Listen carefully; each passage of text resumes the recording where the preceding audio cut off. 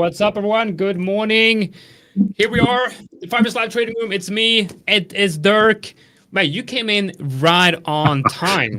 I really just arrived like 3 minutes ago in the office. Like I was super traffic jam. I opened my first trade of the day from the car because I saw something while I was in the traffic jam. Yeah, it has been quite a morning, yeah. Oh, wow. Okay, nice. Also. Well, nothing like a traffic jam in the morning. Luckily, I don't have to experience that because I am working about 10 meters from where I have my breakfast. I normally also not, because I usually take my bicycle to my office. But this morning I had to drive to the airport first. So that was a bit far with bicycle and a bit heavy with luggage. Right. Yeah, that's it. All right, Rafael, good morning. We got Claudio, Benicius, good morning, friends, Stan K. Stanky. No, it's Stan K. Stanky or Stinky? Oh. Not Stinky, Stanky. Stanky, okay. We got Pierre as well. Welcome, everyone. So today, it is Monday. And what do we do on Monday? Well, I think what we want to do on Monday is we kind of want to, prepare, mentally, and also look at the technicals to see if we have any interesting levels that we can, look at to perhaps manage our trades over the week. Labor Day. Is the Labor Day today? In the States, Labor Day today, or what is it? Is it? Huh. No, it's not Labor Day today. It's Labor Day in another, I think it's Labor Day in different parts of Europe at different times throughout this month. We had our Labor Day 1st of May already. So yeah, same here, 1st of May. And I think in Amsterdam, they have it, or Holland, they have it today. When is Labor Day in the US? September the 1st is it? Labor Day, September the 1st. I think somewhere in autumn, if I remember correctly. It is not today. All right, what are we seeing here? We let me see if I can do a quick outlook. I haven't looked at the S&P 500 today, so I want to take a quick look at the S&P 500. Maybe you start with that, and I get ready with my charts here because it's all screwed up. Guys, I want you all in the comments. I want you to let me know. I'm gonna pull up the S&P 500. I want you to guess if the current daily candle is bullish or bearish. You don't get to watch the charts. Just let me know, bullish or bearish. Let's see, bullish or bearish. You know what? Let's do a giveaway today as well, because we recently hit the 65K on the channel. So you know what? Nice. Let's do a giveaway, and I will put a like goal. Okay, so what you have to do is we're gonna put a goal of 200 likes. Okay. When we reach 200 likes on this live stream, I will start setting up the giveaway for you guys, and we'll do an account giveaway because of hitting 65K subscribers on the channel last week. Andre says, I never win. Well, maybe today. Maybe it's going to be your time today. We have someone saying bullish. Let's take a look. S&P 500 daily. Bearish. Get a bearish candle on the S&P 500 with a very bullish candle on Friday. Wow, I didn't check the charts on Friday, but this is a very, very powerful move. Closing almost on the highest, yeah. And we had the most consecutive positive day in the S&P 500 since, what was it, 2004 or something? So all right, an extreme turnaround in sentiment we are seeing. Yeah, I mean, I've been following the S&P 500 here on a daily basis, and my perspective has always been. Remove some things here. I have way many. Okay, let's get rid of that one. So my perspective has always been If we manage to get above that 5,500, which is this area right here, that resistance where we also have the short reload zone, if we manage to get above this level, that would be a significant show of strength with S&P 400, because this is a very important level, because that's where the major breakthrough downside, because of the all the tariffs and everything. I think that was when Trump came out and said, like, we're going to put tariffs on penguins and giraffes and everyone, and it's moved to the downside. And then you saw that was the gap, came up, and then used that level as resistance. And now what we're seeing is we reclaimed that level. We have not yet reclaimed the level, which I believe is fully bull market on 100%, which is that 5,800. If we draw a level from that high to this high right here, we saw that we did get above a nice descending trend line right here. We have kind of reclaimed that level, but really what I see is this whole level right here is important. This level right here, very, very important level, and that is on the higher time frames, the level that it needs to get reclaimed. But right now what we're seeing is regained bullish momentum on the S&P 500. Now, hopefully we can see that continue. Depends on if you want to, if you currently long the S&P 500, you want to see that continue. If you are like me, you probably more in cash, you're looking for a move to the downside, and you want the S&P 400 to move to the downside. But if this happens, I mean,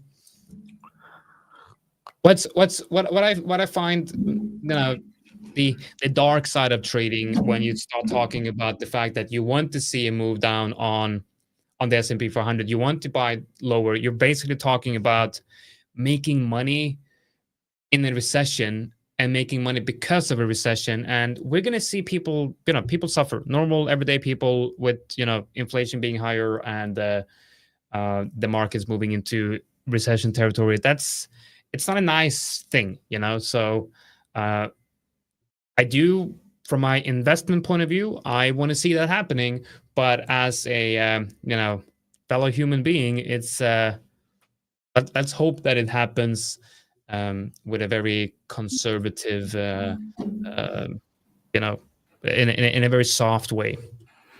Look at gold, by the way. We are breaking above the daily high right now.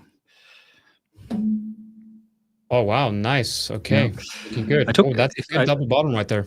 Yeah, let me capture the screen real quickly. Yep. So what I did earlier is so first of all, I saw this morning, shortly before, I'm like, my go-to is always, of course, after I wake up, I turn on my mobile phone or my tablet in this case, want to look at some charts, want to look at some stuff that I missed. And I noticed kind of that gold was consolidating a bit. So I'm talking about kind of this zone we had last night after we slumped down in the early opening. And then while I was driving to the airport and later on back, I saw that actually we were gaining momentum to the upside. So what I wanted to do is, I missed this first one here, this squeeze of the moving averages where we bounced off from.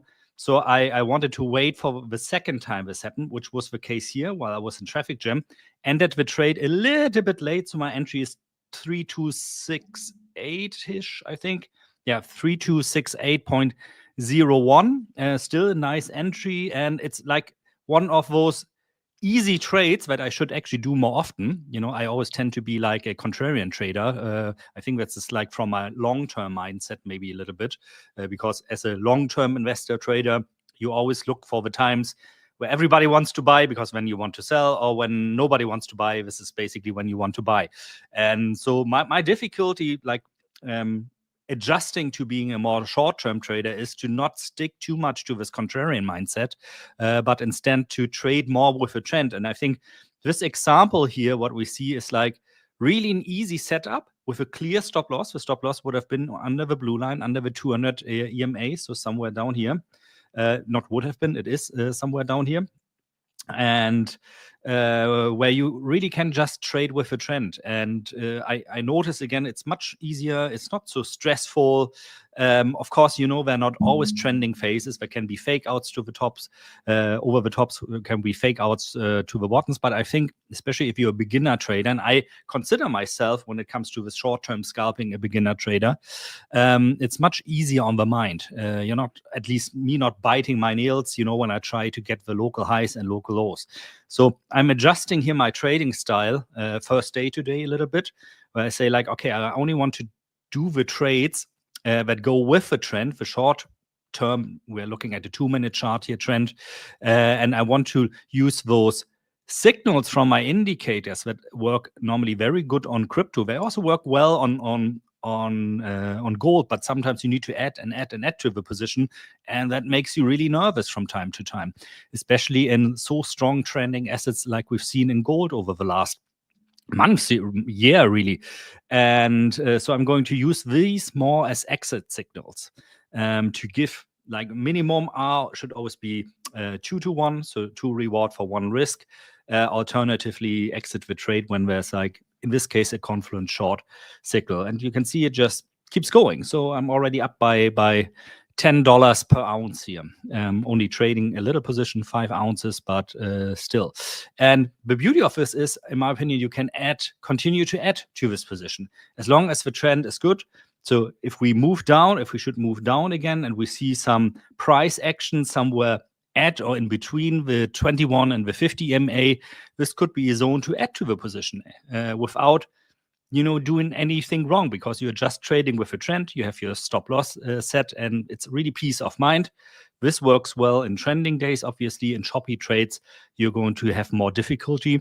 This is why it's so important to really adhere to your risk management there, and not try to go with your head through the wall. I want to be right on this position. I want to be right. I keep adding until you reach like 2, 3, or 4 or 5%, and basically throw your evaluation account out of the window. Another thing, because we were talking about the S&P 500, and it was playing around with some. Sometimes I like to look at what the TradingView community is doing in terms of your analysis. Sometimes they really come up with great indicators, with great scripts that, for example, make your life a little bit easier. And a while ago, I stumbled upon one that is called The Next Pivot by Kiosev Trading, which is basically a tool that backscans your chart. For example, this is a daily S&P 500 charts, and looks for similar patterns. So in this case, I told it, for example, look at the last, 30,000 bars of this daily chart, and look at the last 35 bars or candles of that we currently have align with something that happens for the last 30,000 bars, and then forecast the next 50 days for me for the S&P 500. And I played with this in the past, and it sometimes worked really well. And it's funny what it's forecasting now, because it's forecasting now that by beginning of July, we are about going to attack the all-time highs again. So we're going to see this V-shaped recovery.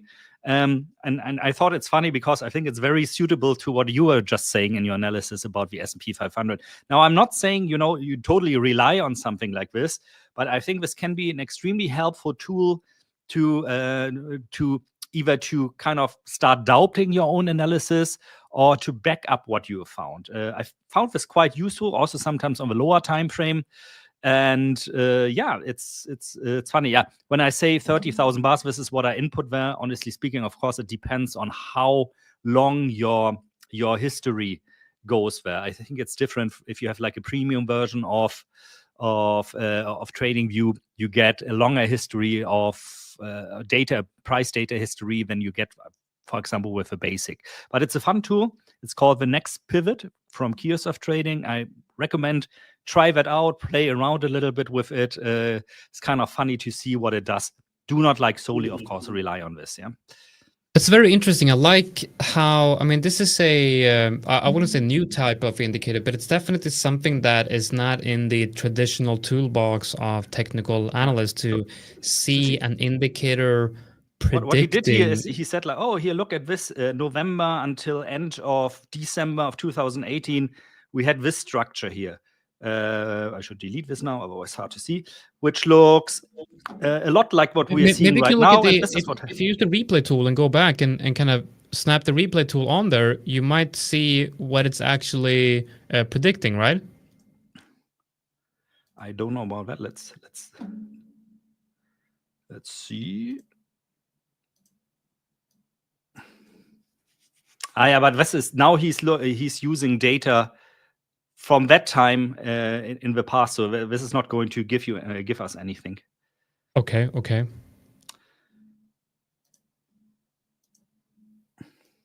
But for me, it's funny, it at least points out, hey, there used to be a structure that looks like the structure we've seen now over the past, I think, 50 days is what my setting is here. And this gray area here, this is what happened after this. So the gray area equals the green line, and this, I don't know if you can see the small dotted line here that is like a little bit more precise by the day, what according to this indicator should happen in the future. I think since we in technical analysis, we always like to look for repeating patterns. Oh, sorry, I gotta take this call really quickly. I'll be back in a second. Right. Yep. No problem. So that is very interesting. Okay. So I'm gonna look at that. I'm gonna look that up and see if. Okay. So you're not muted. Okay. Now you're muted. Okay. So we're gonna look at. We got US 500. That's the S&P 500. Let's go ahead and see if I can actually find that indicator myself. It's called the next pivot. The next pivot right here. So I think you need to add your screen, no? Yeah, sorry. Okay, so the next pivot, if we look at the daily.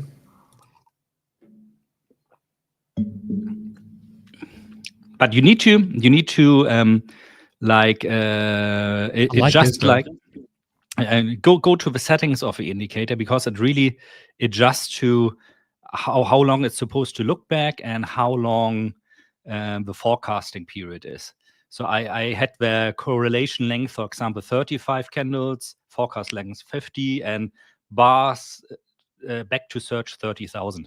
Maybe if you put in the same, let's see if it comes to the same conclusion. Okay, so you put in 35. I have forecasted 50, and then you have 30,000. Yeah. Let's see if it comes to the same conclusions. But I mean, it already looks the same, no? On what you have. Yeah, now it's because you're more zoomed in than I was here. Yeah. Okay, so I mean, this makes a lot of sense. I'm very interested to see what. I'm very interested to see. Is this an open source? Yes, it is an open source. That's the nice thing about it. Yeah. Okay, so this is open source. So what I'm gonna do here is, and this is something that we can do with the help of AI. I will select all of this. Select all of this into ChatGPT and let it analyze what is going on. Exactly. Put it into ChatGPT, and then I will ask ChatGPT to explain this script to me in simple terms. Exactly what it does. By the way, guys, we have gold now at 3,282, so I'm going to adjust my stop loss to break even on that trade. 68 was my entry, going to adjust it to 70, and then see if I actually can add to that position later. But we are up there already by a nice amount of money. When I see something like this, it always, an indicator that is able to potentially predict moves, it gets me very interested.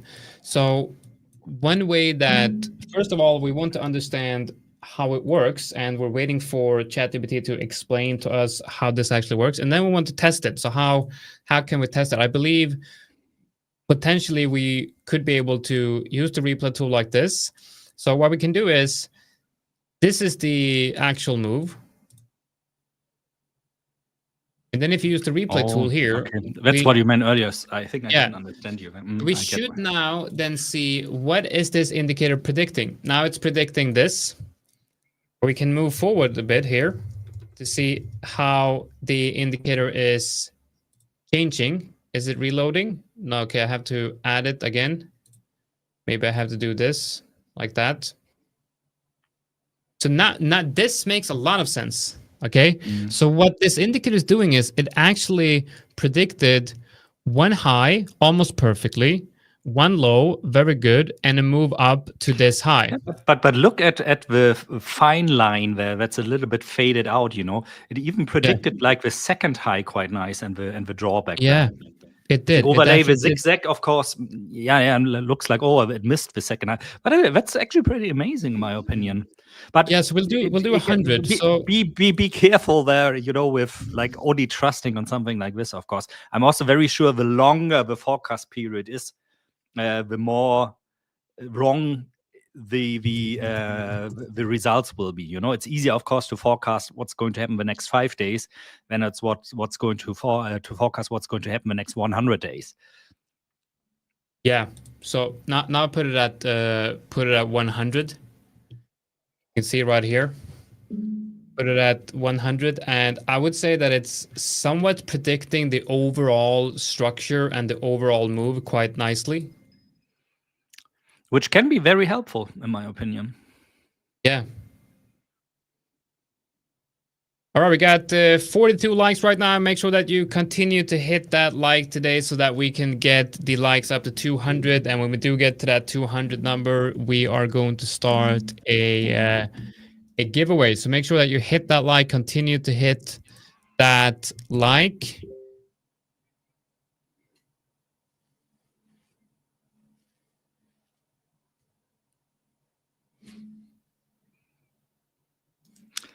Somehow yesterday when I was playing around with this indicator, I knew that you would love it.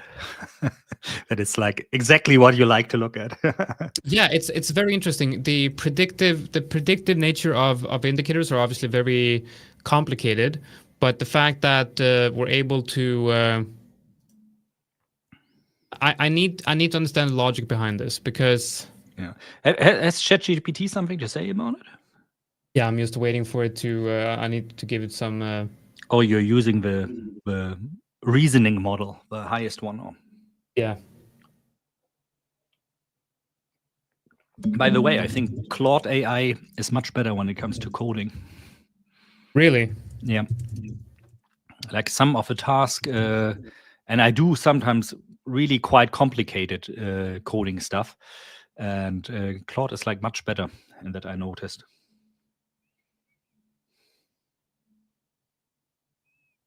Oh man, Sorry, Sad, is just running. That is so nice. This is how I like to start the week, really. You get in a trade and it just takes off from the moment you get into it. Okay, so now let's see what the because ChatGPT says this: the forecasting is based on finding a past price movement that looks similar to the recent price movement and then copying what happened next in that price movement to predict what might happen next. Now, okay. So basically it's like last time the price moved like this, it continued like that. So maybe we'll do the same thing similar again. So it's in a nutshell, it's like really just basic technical analysis pattern. This is what happened in the past. So history is going to repeat itself. This is what is going to happen in the future to some extent, at least. We can actually test this. We can actually test this to see. So now we have. I want to put this on my 2-minute chart for gold. This structure right here is somewhat similar to, let's say, okay, one down move, one up, one down, one up. Okay, so we got here, and then we got that one. Okay, so maybe this somewhere around this area right here. So now let's calculate how far back is this. So we're gonna look at from that candle. Okay, let's go from that candle. To really test the strength of this indicator, we can from that bar to, let's say, this bar. That's 665, 75. So let's do 700. We're going to go back. Okay, that's the bars. Okay, so it's 478 bars. Let's do 500 bars back. Let's see. So we're going to go in here. We're going to go look at 500.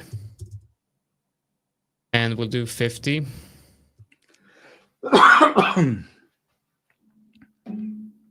So what it's showing now is right. Okay, so here the blue area is similar price action. Yes. And then the gray area is predicting price action. This obviously is quite not the right type of move, obviously, but it's still interesting to see how it's working. It's a very interesting indicator. I think that's how technical analysis work. You look at what happens in the past, and then what happened after that, and then you try to kind of predict it. I just added it to my 2-minute gold chart, for example. Same, like I don't think it goes back by 30,000 bars here on 2-minute data, but also like correlation length 35 and prediction. Did you do 100 now or also 50? Or just now? 50. But anyway, I did 50 now, and then here it says now, oh, this is what is going to happen until what is that? 12:36. So until the end of the stream, actually, today. So I think I should keep this layover, and then by the end of the stream, we see if we can. Oh, by the way, if we close like this in a minute now, I have to exit my long trade. So let's see. Of course, I hope it's going further up, but yeah, right now comes the fun part again. Adding my new screen, Bildschirm. Here we go. This one here. So up $79, $80 right now. And if I would get this confluence signal, then I would close that trade. As you can see, my stop loss 3,270 right now, 3,268. Oh, I didn't add it, no? Sorry. Here we go. So between $70 and $80 in profit right now on this trade. As I said, just a small position, because eventually I would like to add to this position if the trend persists.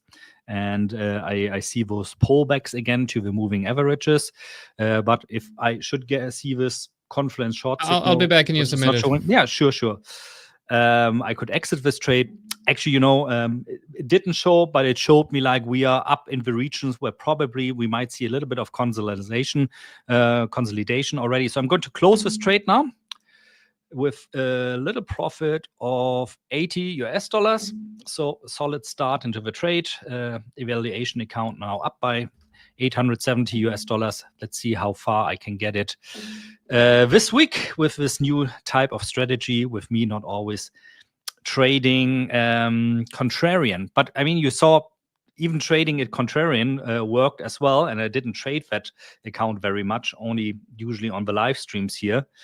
But it should make my life a little bit easier using my strategy there in the way I showed you just now. So what I'm going to do, got this software here we go. Of course it's going higher now, but what we are going to do is we are going to keep the next pivot indicator on screen, and kind of then by the end of the stream, or by the end of my session and Jonatan's session of today's live stream here, going to keep it until 12:30, and then see if what the indicator forecasted on this 2-minute chart is roughly what happened to my uneducated guess, I have to say here, would be actually that this type of indicator probably works better on long-term charts, so on something like a daily chart, maybe even a weekly or monthly chart, when it works on something like a 2-minute chart, for example, which I'm using here for my own trading. But I might be wrong. We're going to see later on what's going to happen. By the way, this week also, I don't know if Jonatan mentioned it already, we of course have on Friday, no, what am I saying, on Wednesday, that is, the Federal Reserve interest rate decision at 8 p.m. Let's see. Probably FedWatch 2, what it's saying here, probably unchanged the expectation. Yeah, it's pretty much set in stone. So 98% of market participants are expecting unchanged interest rates. And which makes sense, because I think the more important event there really is going to be what is Jerome going to tell us in his press conference half hour after the interest rate decision. Maybe you have followed there also the beef between Jerome Powell, so the chairman of the Fed, and Donald Trump a little bit. Donald Trump really attacking Jerome Powell, said he wants him removed. The interest rates need to go down. Whereas, of course, Jerome Powell says, the Fed is independent from the US government. You don't have anything to tell us. Our main concern is price stability. We want to first see inflation stabilizing around 2%, which hasn't reached until then. We are not willing really to lower interest rates. And this is interesting because this is what he has been saying for over a year now. So he's a man of his words, somebody I really, really like, who has like a really solid hand, a quiet hand in buying. And man, look at this. Look at gold shooting up really here. So a little bit early on the trigger. I was there for closing my position, but nonetheless, it was like a quick $20 per ounce within just, what was that? I think the trade was open for 1 hour. So that was a solid trade. If you are thinking now, I want to go long as well, what I would do, or what I'm doing, of course, I cannot tell you what you should do, is I probably would first wait to see how price reacts once it starts pulling back to either the yellow moving average, which is the 21 exponential moving average, or the red moving average, which is the 50 moving average.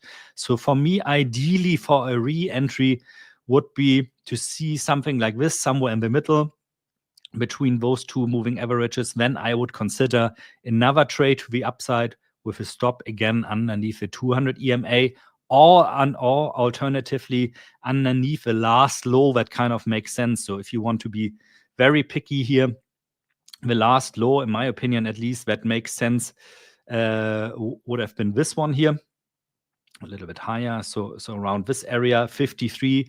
Although you're, of course, a little bit away already from where we are currently. So you might want to adjust your position size then a bit. But as I said, I would like to wait first. If price comes down, there's another sell signal from my market equilibrium indicator in the makings at the moment, but it only counts if on candle close the sell signal is still there. Other than that, it's not a valid signal. So let's see what happens here.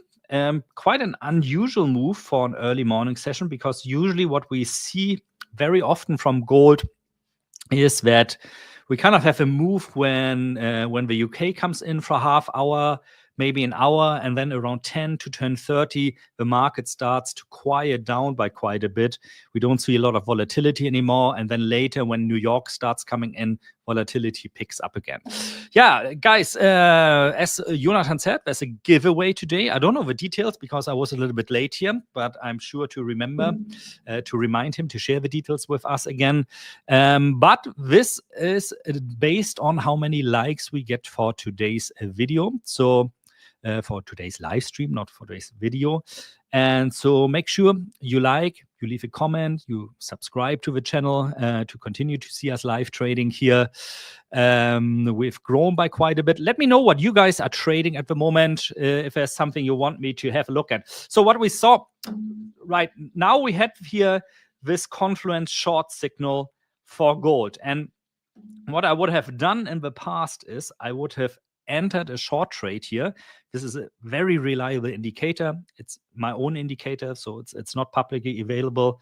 And I would have shorted here with the goal to trade all the way down to the 200 moving average. However, I noticed in gold this can be quite dangerous, because once gold really picks up, it really likes to maintain those moves. So you keep on adding and adding to a position where the market is strongly moving against you. So I kind of experimented in the now over the last really 2 to 3 weeks with how can I adapt to this kind of market behavior. Well, of course, the solution for this that lies on the hand is to concentrate more on moves or to trade with market momentum, so with market trend, have a trend following strategy, and rather use those confluence short and confluence long signals.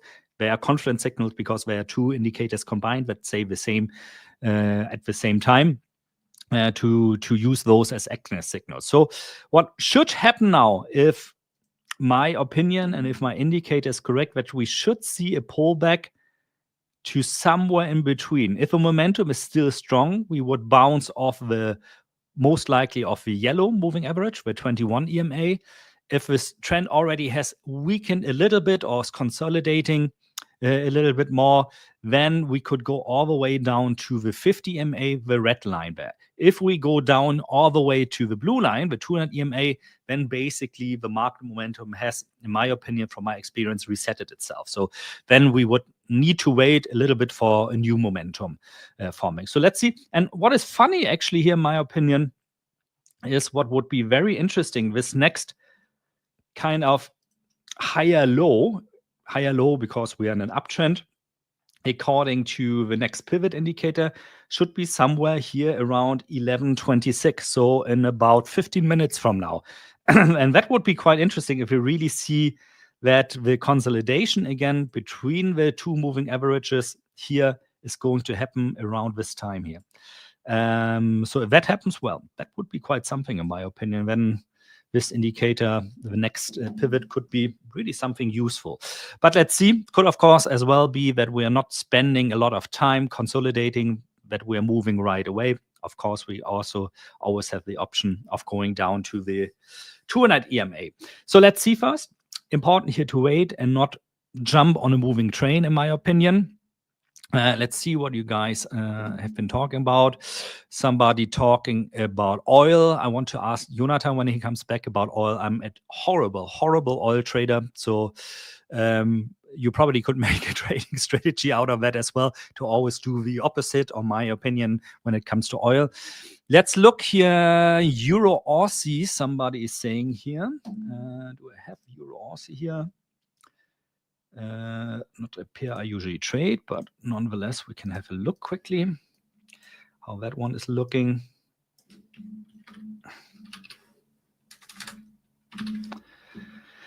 So let's look. Euro Aussie.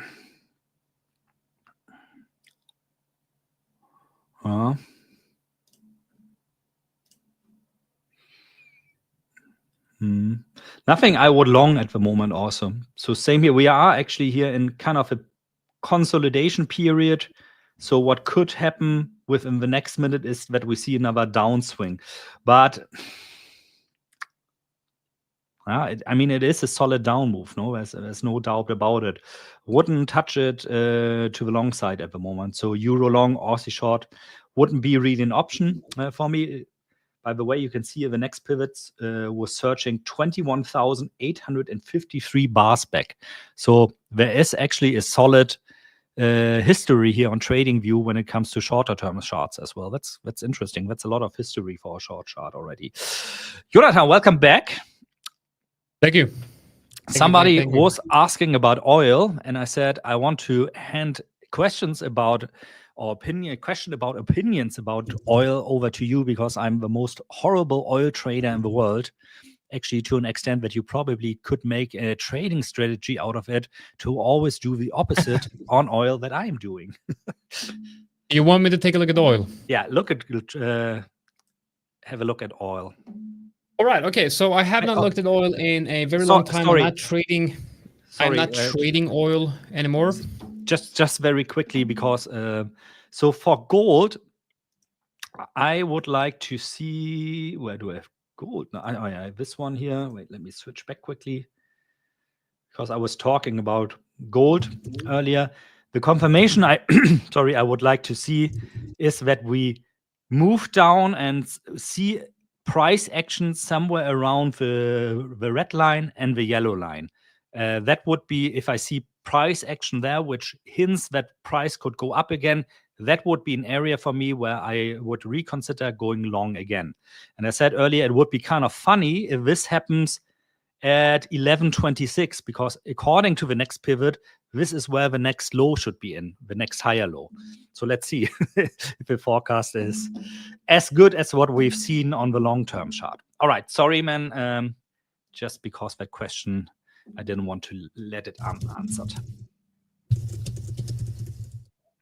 Okay, so oil. What do we have in oil? We're going to look at, I have oil somewhere down here, VTICO USD. It's a weird ticker, but it is what it is. Let's see what we get here on oil. Again, I have not been trading. I like to do analysis on gold as part of my macro analysis. As you guys know, viewers of the live stream know that I am slowly but surely transitioning away from transitioning away more from active trading to more systematic trading in terms of creating EAs algorithms to trade automatically with, and I'm getting a decent result on that. But what I'm also at the same time as I'm transitioning more into algorithmic trading, I'm also transitioning more towards macro analysis in terms of technical analysis, because I want to make sure that the systems that I'm creating, I want to make sure that I understand in which market regime and market cycle are the algorithms performing well, and then set up a macro analysis viewpoint where I can see when we're potentially entering a new market regime and a new cycle.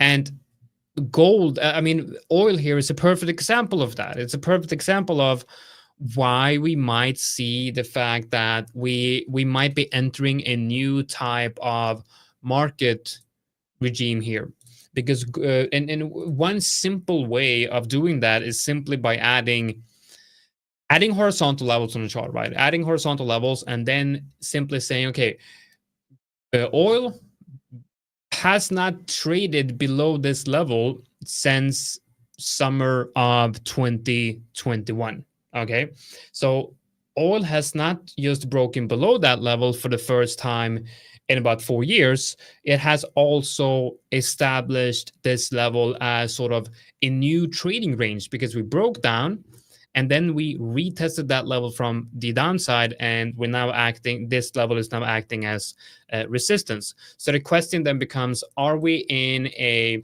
new cycle for oil? Are we in a new market regime for oil? Now, what you want to do is you want to look at this from the perspective of the other currencies and markets as well. So you can, for example, look at the dollar currency index. Where is the dollar currency index trading? It is trading well below this level, and we have not been trading below this general level since April 2022. So the dollar is in an area where we have not traded in many years. But then, of course, if you zoom out, you could also, if you look at the monthly, I remember we looked at this last week, you could also argue that this general area right here on the monthly, it might just be a major high time frame support area that we're testing at this area at this time, and it might just be a potential retest of lost. It might just be another retest of a support area on the dollar. So it's not really in a new cycle, new regime. But with the tariffs and Trump trying to change everything in the global trade, something like this might happen. Now, with that in mind, let's take a look at the oil. Now, the question here on oil, of course, is will we start reclaiming this level once again and enter the range or the market cycle that we were trading in before, and in the beginning of April last month? Yes, April is of obviously last month. For that to happen, we need to reclaim the level at around 64. And we're right now testing the very lows right here. Yes, gold is crazy. It is insane. Orders. Wow. Yeah, it's absolutely insane. I got a couple of orders in. Actually, my EA has triggered orders. Haven't entered any trades, but let me know in the comments if you want me to switch over to gold to take a look at the trade that the EA has triggered. I sadly suffered from premature exactulation.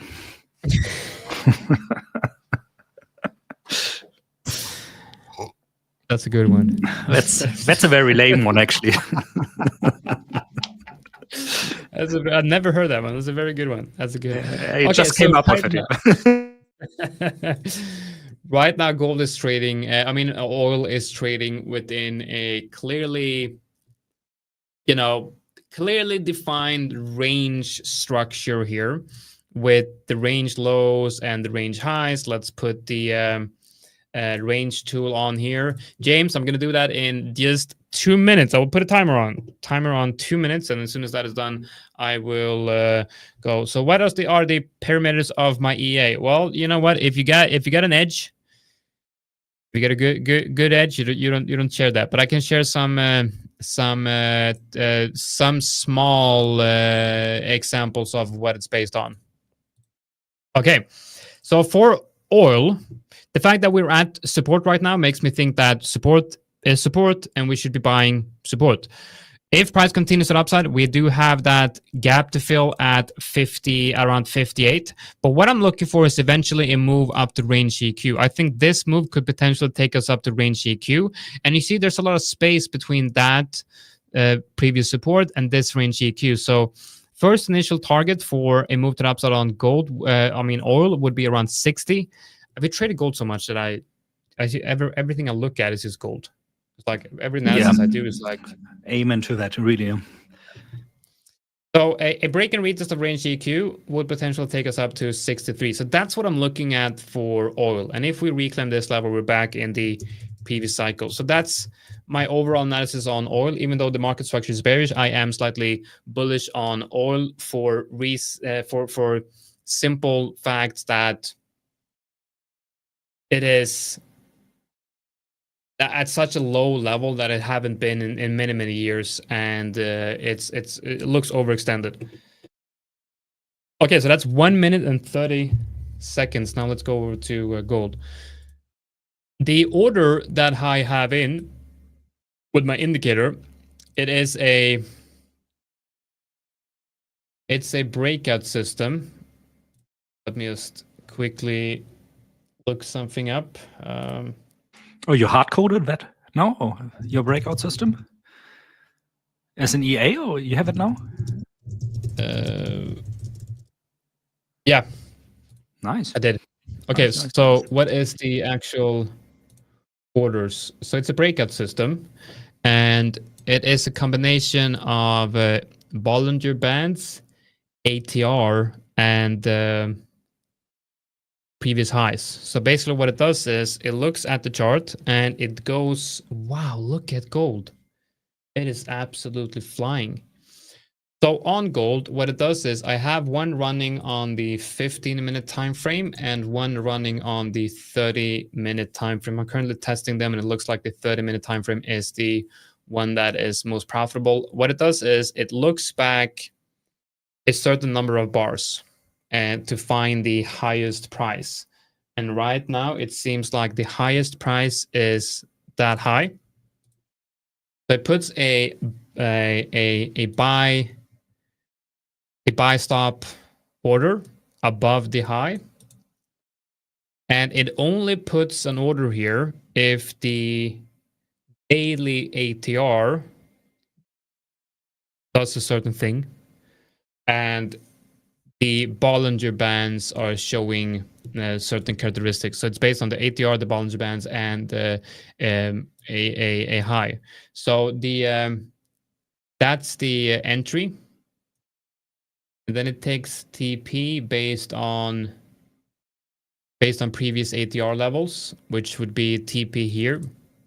And then the stop loss is supposed to go somewhere here. So it's based on,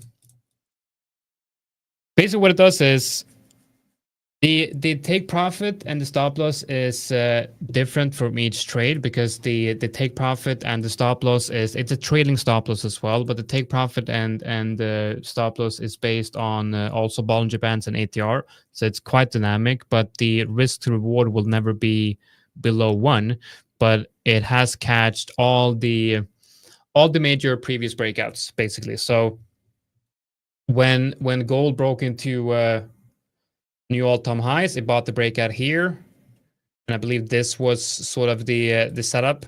So it's a very good system for catching the bigger breakouts on gold. The only problem is that it's not taking a lot of trades, but the trades that it does take works very good in high time frame and medium time frame breakouts when there's volatility on gold, and that's where the ATR is. So this is based on actually a lot of people, they look at ATR as a high reading on ATR, then they want to fade the move. But this one does differently. When it's a high reading on the ATR, the algorithm looks at that as high volatility. So when there's a breakout on a high ATR, it means that there's a lot of volatility, and it actually buys a high ATR reading instead of fading that move. So the Bollinger Band has to be contracting, and the ATR has to be high. So right now, for example, gold is trading, at a fairly high number of divergences from, not divergences, but deviations from the normal average to range on the higher time frames, obviously. But it also shows that it's high volatility, high momentum.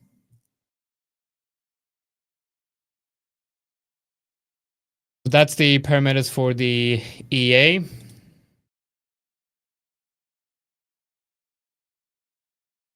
And here's a good example of how when gold has a valid breakout, it continues to run. The difference, the issue here becomes, how do we know what a breakout is? What's a breakout and what's a fake out? I mean, if you had a level right here, I would say that this looks like a good breakout, but then obviously that turns into a fake out, and then this is the true breakout.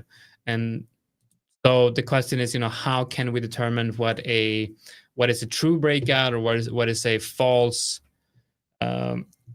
breakout? And sometimes, obviously, when you're trading the breakouts, you're most likely going to be doing so on a slightly lower risk to reward, but your win rate, lower win rate, but your risk to reward will be higher, because you're going to get caught in a lot of fake outs, but the moves that are the real breakouts are usually done with high volatility and high momentum.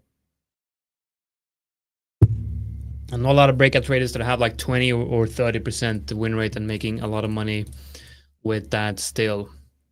Would your EA buy a breakout on a pullback? No, it's only using stop orders, and it's a long only EA.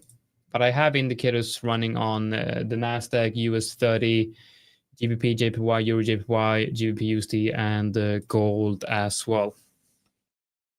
I'm building an algorithmic trading portfolio, and so I'm working on a few products on that.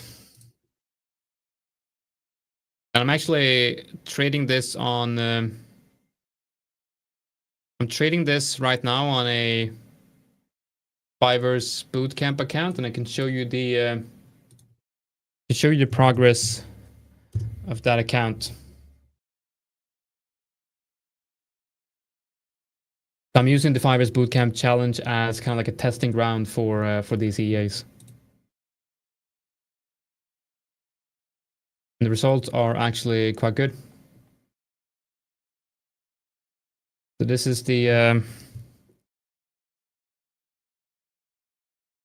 current result. What's interesting about this is the fact that it's actually from this trade right here all the way to this trade, and these ones are just I'm just testing the trade. So I'm having the EA. As soon as it enters the trade, it gets forwarded to my Discord channel, so I can look at the charts, and I can get alerted quickly through Discord whenever it enters a trade. And all of these are just tests, right? So you can see that the equity curve without all of this would be very, very nice. And currently 21 trades, 50% win rate. So looking pretty good. And as you can see here, I'm halfway. I'm halfway to target right here on that bootcamp account, and this is completely automated. This is just running in the background. I'm not touching it. I'm not doing anything. Yes, Fabian, the EA is coded using MQL5. It's not one EA. It's a lot of different. It's different EAs. It's one EA for gold, another one for NAS. The NAS EA is built on a range breakout, opening range breakout, and the US30 is similar to gold, and then GBP, JPY is another one, but similar to gold and US30 as well. But it's been about six months in the making, so it's a lot of work.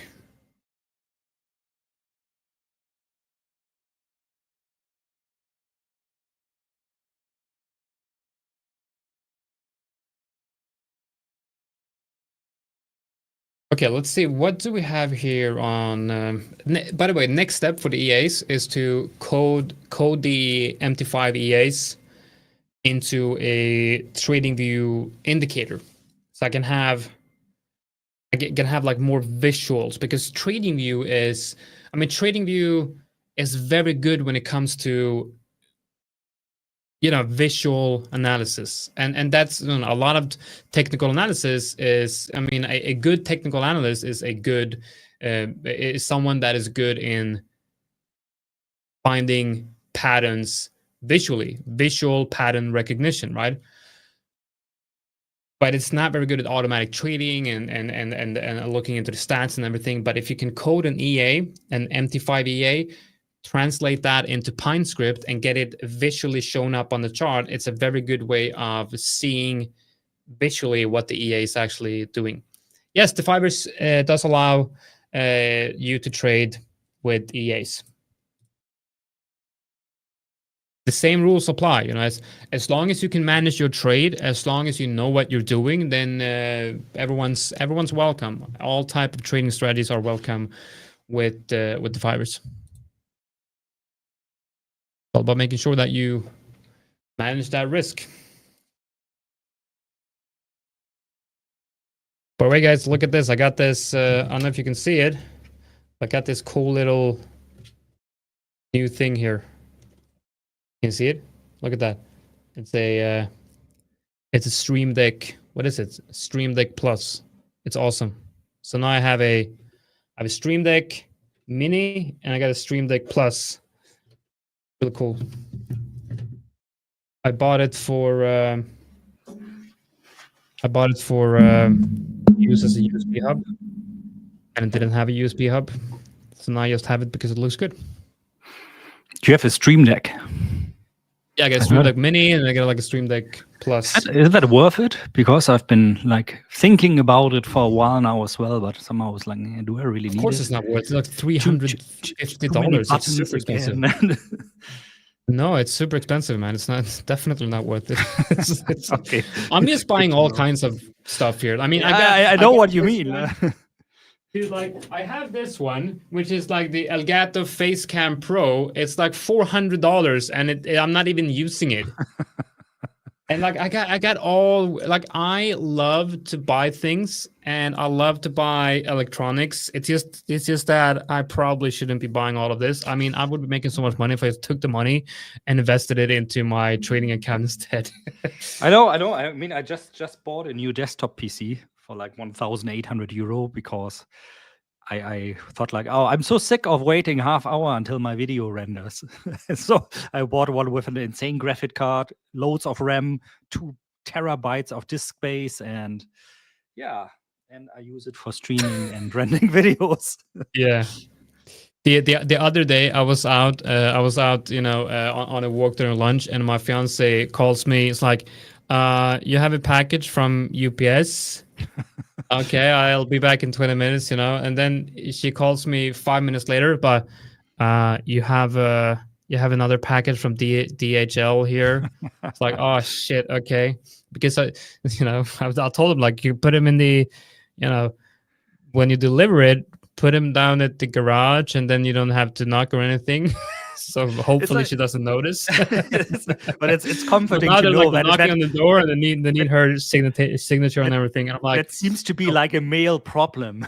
Like, yeah. And she's like, what are all of these things that you're buying? I'm like, it's work, you know, it's work related. But is it important? It's like, of course, it's super important. I wouldn't be able to work without these things. And it's like, she goes down to my office and she's like, oh, is that the camera you bought that you never used?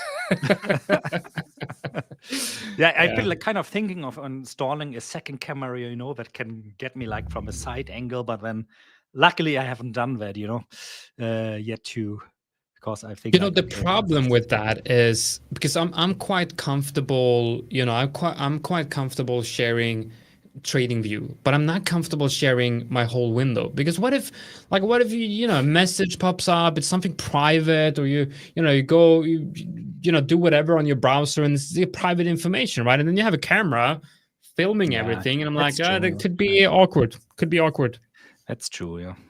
Depends on the messages you receive, of course, if it's awkward or not. Of course, but it's like, the company I totally get what you mean. Work-related things, you gotta, some things you want to keep private. You don't want to be sharing everything. I am one in saying this is exactly the type of things you shouldn't write when I'm on the stream, because I can guarantee I'm going to look into 144 hertz monitors. Although I'm not using my setup here for gaming, of course, but it's exactly the type of things where over the next couple of days, 2 weeks, it will kind of ripen in my subconscious, in my brain, and I will keep thinking about this, and then I'll from time to time open my Amazon app, look at the prices, and then I'll start justifying to myself that it's really worth a couple of hundreds of euros. And by the way, a 4K monitor I have already.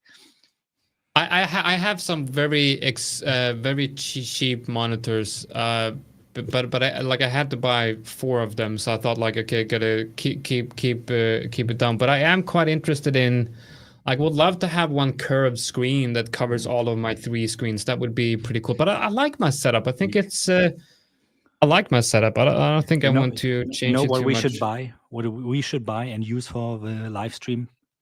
VR, virtual reality glasses. Yes.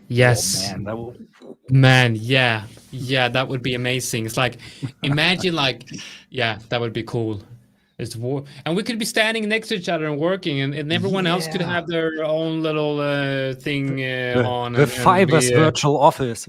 That would be really cool, actually. To have these. Let's stop here, really. No, okay. So, how much does a VR headset cost? VR headset, I think Meta has the cheapest Meta ones. Quest 3, I think, is here around 330 euro. And I know this because I think it's a bit too expensive. Yeah, I still think so too. And I know this because I'm a little bit into sim racing, and that kind of would be like the next step for me to do that one. Yeah, dude, I was at a car show here in Sweden last month. Fabian, that's the thing.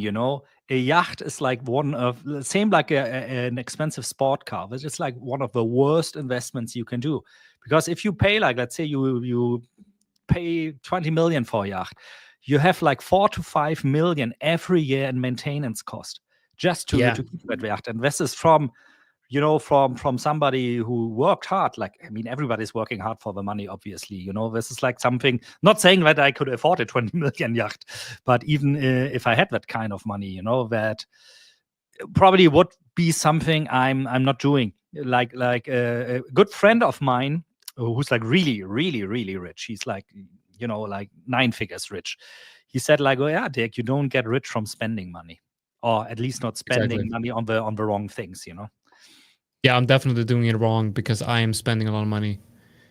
I am definitely that type of person that would like virtual reality glasses. You need that 4K monitor. You need 8 different webcams. Well, the thing is, there's a lot of things that I want to buy. I want to buy a new smartwatch. I got like an old Samsung Galaxy, so I need to buy a new one.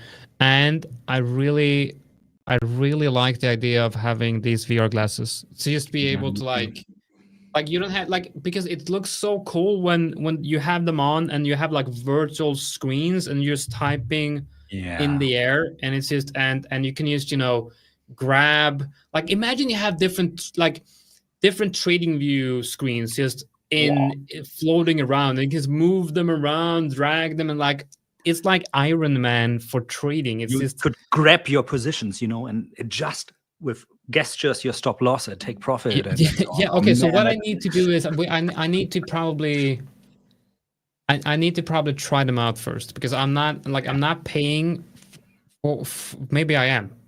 Maybe I am starting to convince myself that it's a good buy. Okay, so Meta Quest 3. Don't go for the Meta Quest 2 because the 3 supposedly has much better lenses. Okay, Meta Quest 3. Okay, look at gold here. See, and like coming back to trading, this is what I said. This is the problem I had with trying to trade gold as a contrarian trader. What I said, it was not a good exit here on the Confluence short.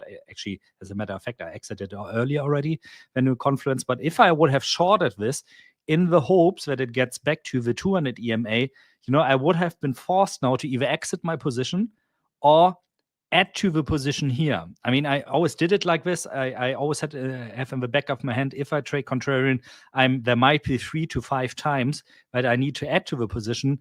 But in strongly trading assets, this still brings you very quickly to into a position where you risk like 2 or 3% of your account balance, which for my personal taste is far too much. I'm usually somewhere risking maybe $100 or $200 on a 100K account. But then I want to repeat this, of course, as often as I can per day, which also is not possible. Another thing interesting at the moment is that what was forecasted here by the next pivot on the 2-minute chart, that is not really very precise, at least in this instance. So I said it earlier when you were away, I think like this type of pattern recognition indicator probably is going to work better on longer time frames. So daily, weekly, maybe even monthly time frames. I think you are going to have a higher success rate, which is very helpful as well. If I know, let's say on a weekly time frame, hey, this could be the picture for the next weeks. Maybe on this date, I could look, there should be a local high. On like 3 weeks after this, there could be a local low. This could also be extremely helpful, at least when you are swing trading. For daily trading activity, okay, you might. I'm still looking for something that is a little bit more reliable in forecasting momentum. Like, when are those breakout moves usually happen? Because what we see today on gold, in my opinion at least, is a little bit unusual. We usually always have the move when UK comes in, when London comes in. So that is like 8:30 our time here, Central European time. And then it moves a little bit for an hour, 1 hour and a half. And at between 10:30, so when we usually start streaming, things slow down a little bit until New York comes in. So what we see today, in my opinion, maybe you see it differently from me, is a bit of an unusual move. Okay, I'm deep into research on what is the best VR headset for work-related tasks right here. Okay, so apparently the Meta Quest Pro is supposed to be good. Pro sounds. I mean, we are pros too, so of course we need the pro headset. Exactly, Meta Quest Pro. Little bit. That's $1,000. What is this? That's a bit too much. Yeah. Little bit asking here. I was risking £500, I think that is, on a 100K account. Is it better to risk less? By the end of it, I think £500 still is okay if you risk that per trade. However, be aware you have this maximum drawdown. I think it's 2% a day, if I'm not mistaken, on the bootcamp account, right? 2%. And so with 4 trades, of course, you would reach this daily limit already. From my experience, I mean, it depends also how much do you trade. Do you have like 1 trade a day or maybe 2 trades a week? Things, of course, look different. Then you can go ahead risking something like 0.5%.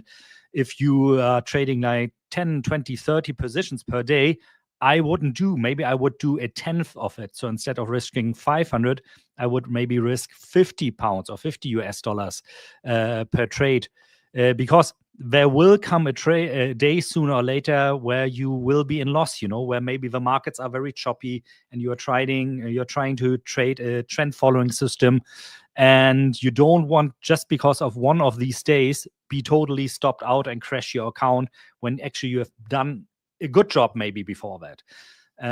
So nothing wrong with having a lower risk. I think what is important, and this is also kind of my learnings over the last couple of weeks and months since I started with gold, is to be able to do a little bit of compounding, meaning when the trend when what you are forecasting, for example, an uptrend on that day is really manifesting itself, when you see the price action that confirms your bias, that you are able to add to the position. I think this is something I see, for example, Victor doing a lot, and he's very successful with it. So you have to double down, so to say, on your opinion then. Still, of course, with a proper risk management. But I think this is really, at least when it comes to very short-term trading, the way to go, and kind of my learning from it. I said it earlier, when it comes, since I'm primarily a long-term investor, that's different. There I always look like, what is the worst economically moment that can be, and this is my time when I want to buy assets because I get them cheap and I bet on, well, sooner or later things are going to turn around again. So the approach there is a little bit different than when you are scalping or day trading. I think also this is what makes day trading so difficult, at least for me. I think also there is one very simple answer to this question. What's your drawdown on your system like? Yeah. What's your max drawdown? And then make sure that you can hit that drawdown and some more without losing the account. That should be your risk limit. You want to make sure that you probably want to use an approach that Victor has talked a lot about, the fractal risk approach, and you'll find videos on that. If you Google The5ers risk management, I believe you should get a video where Victor explains that. And this is, in my opinion, the best way to manage risk on a prompt firm account. It's very, very good. Now to something completely unrelated. Martin Gustafsson, which sounds like he's a fellow Swede as well. Is that a VR headset or is that like a pilot helmet? I don't know. But I want to know everything. That too right now. I think he's demonstrating it. Yeah, I want to know everything you know about VR headsets. Can I use it for like trading analysis? Can I walk around with it? No, I can't, obviously, if I get MetaQuest, but I want to know. I want to know everything you know about this because I am very close at ordering one. Yeah, but you can probably, although there are also devices that are like treadmills, where you can like move on. But yeah, that's cool. That's really cool. I saw someone play like Battlefield or something like that at the same time. I mean, is there anything more I have to say in order to sell it to you? Yeah. But come on, okay, it's okay. I'm gonna leave it. Yeah. It's a bit too expensive. I'm not gonna care. By the way, guys, the Dirk, have you heard about the TEMA, the triple exponential moving average? Yeah, I've heard about it. I've never used it. What I've gotten into a little bit is a step moving average and something called a one moving average. Yeah, it's like a triple. It's like a tripled smoothened EMA basically, and it's the EMA that I'm using with the gold breakout system. So it's like three EAs combined, and then with different weights that add to the actual level of the it's a specific EMA, and then it's just smoothened 3 times with EMAs of that EMA. Okay, interesting. I haven't looked into it, but if you think you're using it already in a live setting, or it's the gold breakout system that the EA is based on a triple exponential moving average. I'll have a look at it. Triple moving average. Let me take a note quickly here, and then I'll answer this question here. Hold on. Okay. I'm new. Do you use the 2-minute time frame to analyze and trade? Yes, at least in this specific case, when it comes to gold, also for my trading in cryptocurrencies, I actually trade on day trade, I have to say. Yeah, we're not talking about long-term or swing trading here on the 2-minute time frame. Why the 2-minute time frame? Because you're always looking a little bit at an edge, and I found out that my set of indicators, that my set of price action or specific chart patterns in combination with moving averages has an edge on 2-minute charts, which probably is because there are not so many people out there, at least that I know of, looking at 2-minute charts. Like people, at least when it comes to scalping, to day trading, you usually have that setup that people are looking maybe at 15-minute charts or 30-minute charts or 1-hour charts for kind of getting the higher time frame bias. Whereas the higher time frame, are we in an uptrend there? Are we in a sideways trend? Are we in a downtrend there? And then they use, for example, the 5 or 1-minute charts to kind of time the entries. In this case, like for example, for gold, I actually rarely look at higher time frames because I'm very much a mixture, or my strategy is a mixture of momentum and trend following. Now, momentum, what do I mean by momentum? Momentum is something like we've seen here, for example. So like a nice swing up, nice breakout. Ideally, what I want to see is that this comes from underneath the 200 EMA. And then what I like to do is I like to trade those swings back to either the yellow line, the 21 moving average, the 50 moving average, combined with a certain set of price action, which I'm not going too much into detail because then we are in the territory of giving away your edge again. But this is what works for me well when it comes to gold. On the other hand, like 95% of my trading, if you want to call it trading, is done on extremely long-term charts. What is a triple exponential? Yeah, that's actually what I was asking myself as well just now, Henry. We gotta ask Jonatan when he comes back. There he is already. Henry is asking, and I've been thinking about this just now as well. A triple exponential moving average, wouldn't that be simple? Actually, in a nutshell, a simple moving average. No, because a exponential moving average they're calculated differently. A simple moving average is just the average price of a specific candles, but a triple exponential moving averages are EMAs of EMAs. It's very different because let me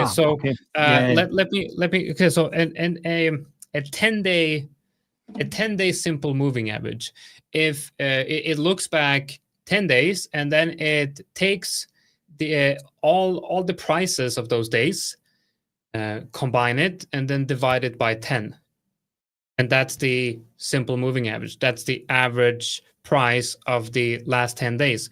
Take all the prices over the last all the prices of each closing price of every 10 day, combine it, multiply those, and then divide it by 10.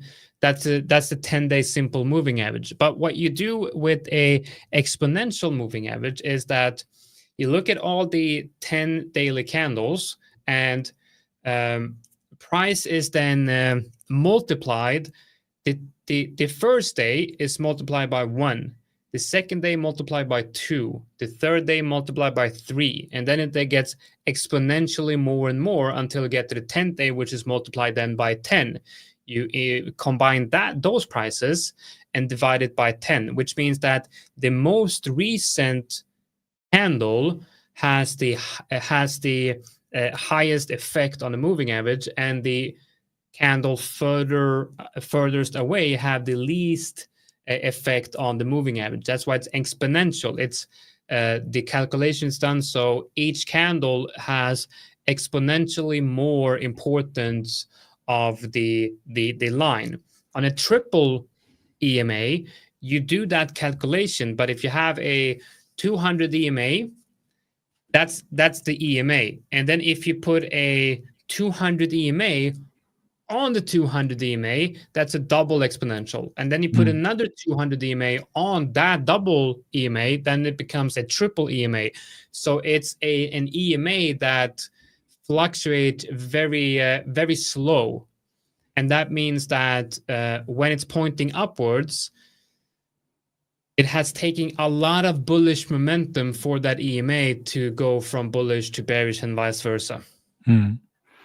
Henry, EMA is for very short time frame because it's very reactive, as Jonatan just explained to us. The latest candles have a higher effect on where the EMA is than candles that are longer time ago, whereas simple moving average is for high time frame.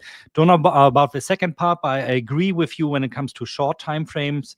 I also like to work with EMAs. As a matter of fact, as I also just said, all of these 3 moving averages are exponential moving average, 21, 50, and the blue one, 200 exponential moving average, because I want to be able to quickly react to changes of momentum. I think the lower time frame really are all about you need to capture momentum as fast as possible.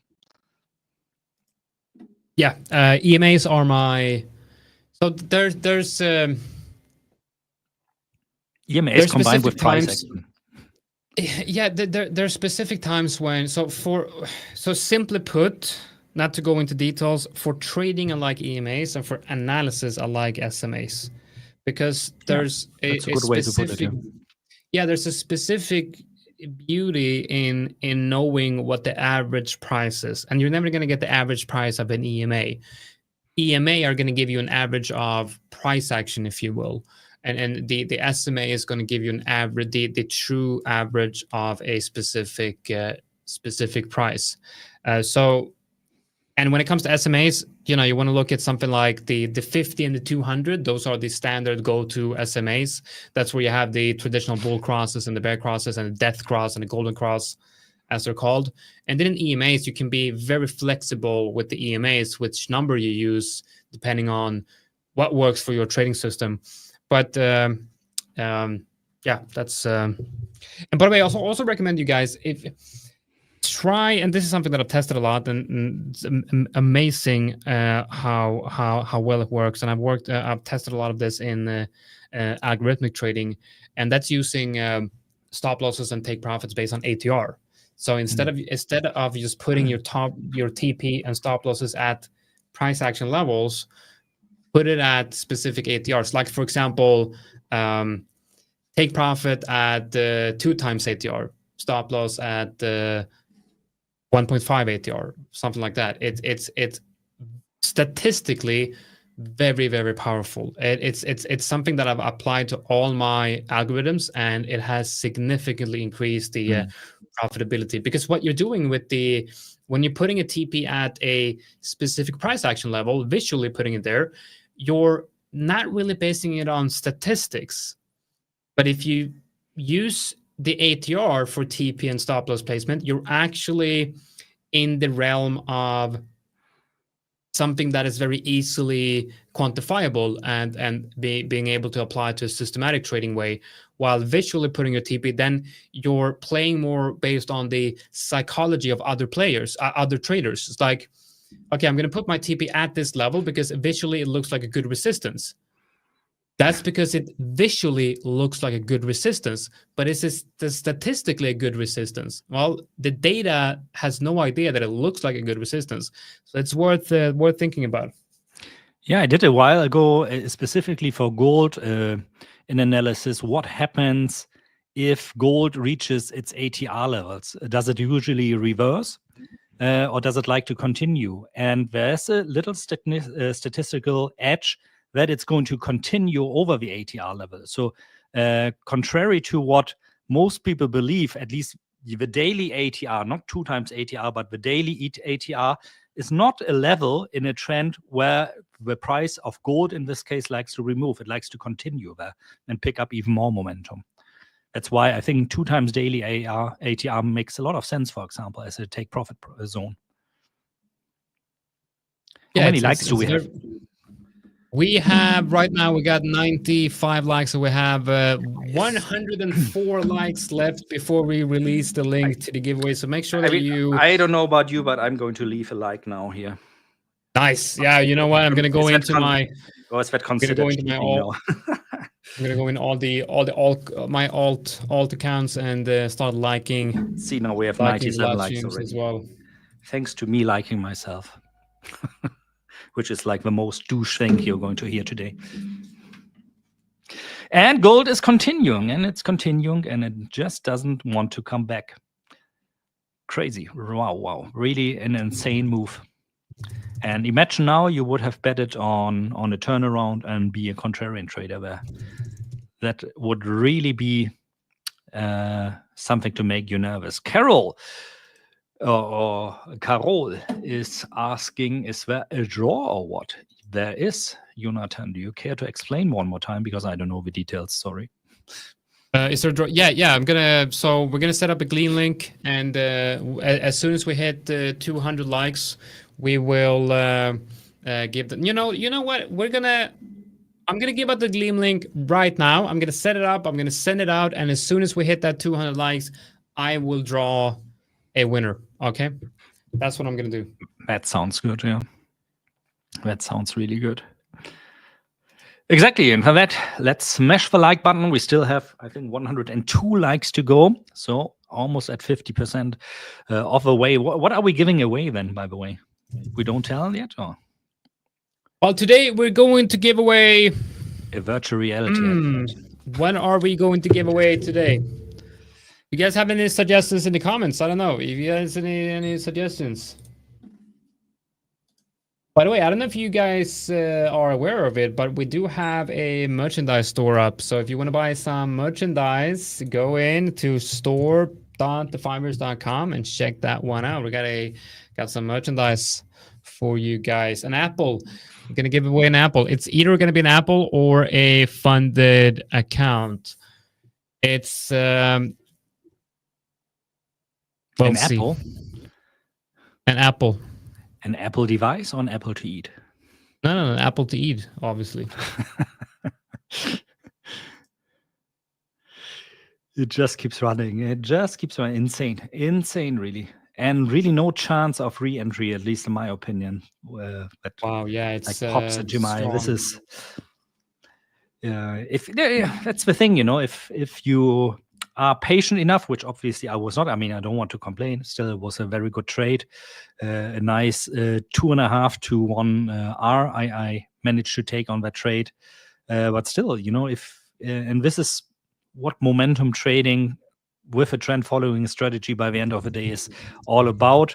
You capture a little bit of a trend 1, 2, 3 times, then you lose, and then you have this one big swing which you manage to ride maybe 75% of the way, and this is what makes your money then within a week, is this 1 or 2 trades. It depends. Sudeep Sharma, should I go to the 1 minute time frame and chase gold move? No, do not chase moves. And if you're new to trading, please do yourself a favor. Do not start with a 1 minute time frame. It's like really the most difficult time frame to start. I'm assuming now you're a beginner. Please, if you are not, then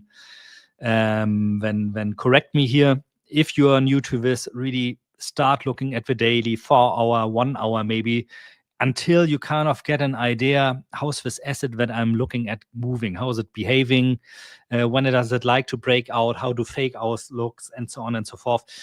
Because, I don't want to discourage you. I just try to keep you a little bit from the pain that myself, and probably you too, Jonatan, went through, because it's very natural as a new trader that you kind of are attracted to the lower time frames, because there's a lot of clickety-click action. And this is like what brings dopamine to the brain. We like that. It's something we are used from TikTok, from Instagram, instant reward, instant action, instant adrenaline.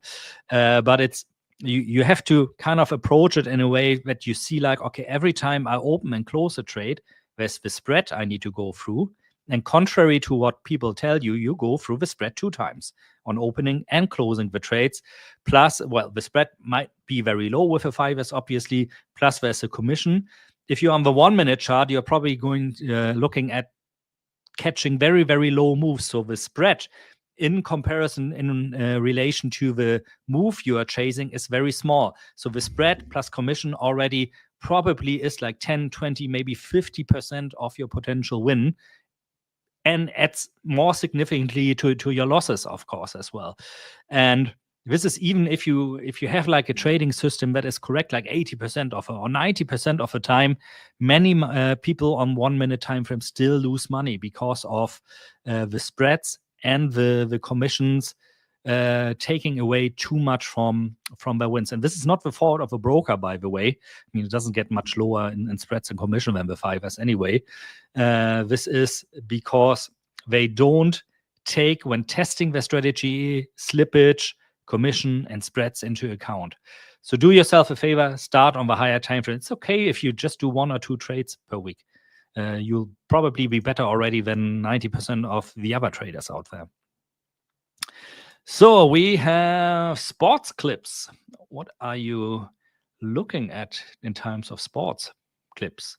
I'm in gold, 3286 for a fourth and final TP at 320. And yeah, we are not far away from there. No, it's like $5.25, and then we are already at 3.20. So another $5, $4.50 now to go, and then you have made a beautiful trade. In my opinion, you have been more patient in staying in the trade than I've been here. Although I entered at 68 to 68, so no 282. Sorry, a little bit earlier, but nice.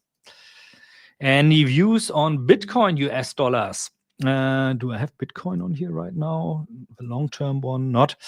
Give me a second to get my Bitcoin chart. Which one is it? Is that this one? You wonder why I'm a bit quiet here? I'm setting up the giveaway here in the background. So for all of you who are waiting for the giveaway, make sure that you hit that like, because I'm gonna send out the link, and when we have 200 likes, I will draw a winner for the giveaway. So, and funny enough, I applied this the next pivot yesterday also to the Bitcoin chart, but leave it at the side at the moment. For me, in a nutshell, is we have had a break of structure. Same in the S&P 500, also in Bitcoin. We had the series since late January of lower highs, which are marked here in green, and lower lows, which are marked in red. And we broke out of the structure as soon as we came over this last lower high. So that was at what is that? 88.5 something. We surpassed that. We also went over the bull market support band, so the red and yellow line here. We went over the 8 weeks moving average, which is the blue line on this chart. So in my opinion, it looks good at the moment, and there's not much that could keep us from a technical point of view to go higher again and start attacking the all-time highs, potentially even moving over the all-time highs. My opinion, that depends a bit on if we really go a little bit down again, to hold on to this zone of support. So if we go down and fall all the way through the bull market support bands and the 8 weeks moving average again, then I'm pretty sure we're going to see a new lower low. Then that was a fake out. This whole structure would have been a fake out here. I don't see that yet. I think the sentiment looks good at the moment, but rest assured, this is, sadly, I have to say, so if the market at the moment would be working free of influence from political figures of this world, I would be pretty sure that we maybe would see something like this, and then attacking the all-time highs again, potentially making new all-time highs. However, the only thing that we need to be aware of is that we have somebody like Donald Trump. We never know what is this guy coming up with. What are his brain farts, pardon my English, and his ideas this week going to be? Because this is what has been causing this extreme volatility. This is what has been causing this crazy moves we also saw on the stock markets, obviously. Ever since he stopped talking about tariffs, we saw this V-shaped recovery, not only in the S&P 500, but of course also in Bitcoin. So as long as he, for whatever reason, doesn't start talking about tariffs or other crazy ideas that we don't know about yet, again, I'm pretty confident that we actually haven't seen the all-time high yet. That maybe we are really going, like I said over and over again, that we are going to see the all-time high maybe somewhere between August and October. If you've been watching me here, if you've been watching my channel, I've been saying all-time high Bitcoin somewhere between late April 2005 and end of October 2005. And we are well in this zone. 2 weeks ago, I said, well, we are running out of time. So maybe that was the all-time high we already saw. But now I'm not so sure, honestly speaking. And the only thing really that makes me a little bit vague or a little bit doubting my own analysis here is really Donald Trump, because I don't know what he's going to come up again. And I mean, we've seen that over and over again. His decisions very often seem to be not founded in what is economically necessary and wise or on a political landscape, but more based on, I don't like you, so I'm going to make your life as difficult as possible. And maybe if he gets the idea again, or I don't like China, I want to up the tariffs again, well, then very quickly we find ourselves like $5,000 or $10,000 lower in Bitcoin. So if you are trading it as a swing trader specifically, you need to be very aware of things like this could happen at any time. And when you suddenly see candles like $3,000 to the upside just to slump down by $8,000 again, it's very difficult from a swing trading perspective at the moment to trade Bitcoin, in my opinion, because of the potential wicks. You could be right, saying like, oh, I think we're going up to $106,000, but you still lose money because there's this one insane wick we see to the downside. We've seen that over and over again. I mean, if I zoom in a little bit, we really had some crazy days. It looks normal because every day was quite volatile, but something like this, where we closed at $84,400, but the low was at $78,000. I mean, that's like a move of 5% within a day. It's something you not see when trading Forex. So be careful. Really, when it comes to Bitcoin. And I don't want to, I mean, we can do that maybe next time again, talk a little bit about the long-term picture of Bitcoin. And because we are in an interesting phase there at the moment, and I think it's slowly time to get out. But of course, like from a day trading perspective, it's probably also not the asset you trade here on the 5ers. You can do that, of course. But when we look at the spreads, it's not something the 5ers as a trading platform is focused on. We are more obviously on Forex, gold, which also counts to Forex, obviously. Or if you want to trade indices, I think especially NASDAQ, the S&P 500, so NQ and ES, very tradable on the 5ers as well, and very interesting also from the perspective of swaps and spreads. Yeah, you can swing trade it, like if long-term positions, no problem. But yeah, trading condition wise, Bitcoin, crypto at the 5ers is not the best. We excel at Forex with almost zero spreads on the major Forex pairs. So yeah, okay. So the giveaway is the giveaway link is out. It's in the pinned comment right here. You can find it in the comment section, the pinned comment in the YouTube comment section. Go in there and follow everything. There's no secret code, nothing like that. You can go in and you can just go in, join the giveaway. At 200 likes, we will draw the winner. And we're currently at 157 likes right now. So we need about 43 likes left, and we got the giveaway. So make sure that you hit that one, and we're off with the giveaway. Tell your brother. We have a lot of tell your sister. A lot of analysis. Tell your mother. Tell your father to like the video. Yes, definitely. And yeah, definitely.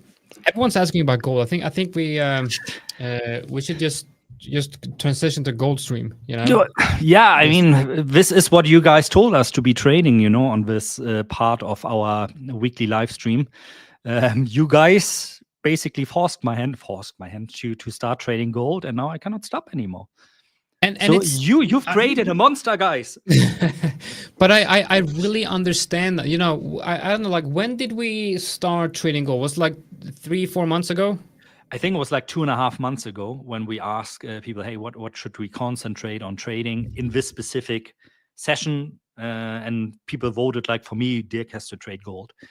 So that's what I really understand people's fascination about gold. The more I look at it, the more I trade it, the more I really like gold. It moves. It's like in that perfect middle ground between crypto and Forex. It has the volatility, but it's not insane. It has the momentum moves. It has the volatility, but it doesn't rug pull you. Yeah, it can rug pull you. I think if you like in between news events, gold tends to have like crazy wicks as well. So it can rug pull you, but thanks to the insane liquidity, daily volume we see in gold, usually it's priced very fair. So you don't see things like, I don't know, you see at like the top 20 cryptocurrency, you're never going to see things like, oh, rug pull, it's going down by 98%. I think we had this with a crypto like from the top 20 recently, it suddenly went down by 98%. Oh no, something like this is in total on the Forex market, at least on major pairs, not going to happen to you because it's the most liquid market in the world. And as traders, especially as day traders, again, I wouldn't at this point still not call myself a day trader. I'm also still in this learning curve there. But at least when it comes to gold, for crypto, for sure, it's different.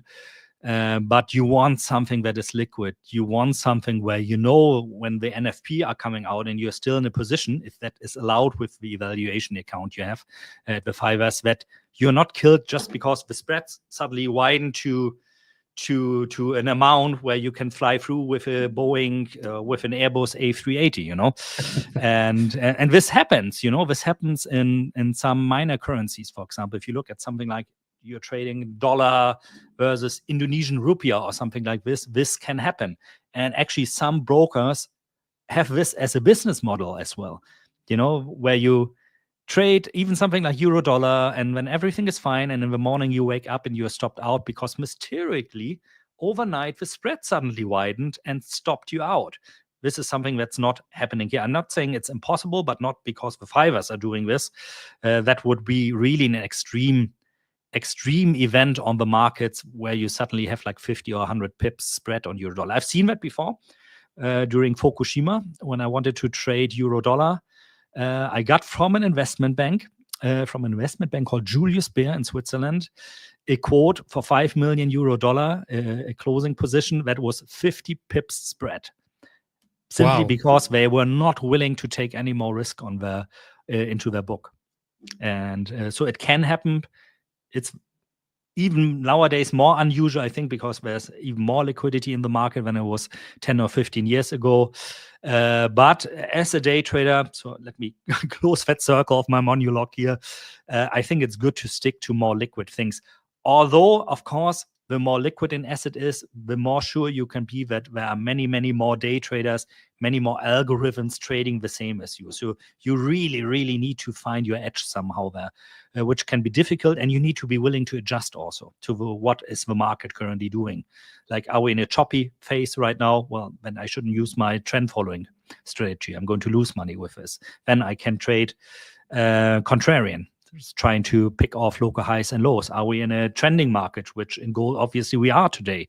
Well, then I shouldn't trade contrarian signals. As you can see, if I just would have simply followed what my indicators are saying, I would be in trouble right now. I probably would have been stopped out already, because I would have gone short here at 289 and then again at 297. So if I just trade like, what is that, half a lot, which is like 50 ounces, I think that's like a lot of money. That's over $1,000 already. I would be losing on a trade.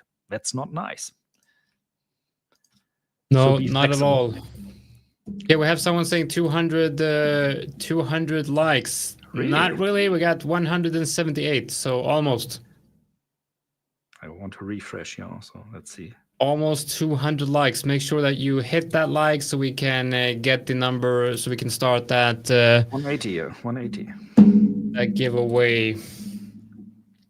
65,300 subscribers we have already. Wow. That has like gone up massively as well. Thank you, guys. Yeah, when we started this project, we had 25,000, I believe. Nice. So yeah, very nice. Getting close, getting very close. The draw is going to happen as soon as 200 likes are reached. Yep. So if we have to stay until tonight, we have to stay until tonight. No, just kidding. Yeah, we'll see what happens. Yeah, so this is exactly, if you want to see something that's a market analogy, Taiwan dollar versus US dollar. Absolutely agree with you. This is like, I'm not sure about the Taiwanese dollar. Is it like freely tradable, or is it like for example, the Korean won, that is also like a artificial product when it comes to trading with other foreign currencies. It's also, I have to say, not a currency I usually look at, but it's a good example. So thank you.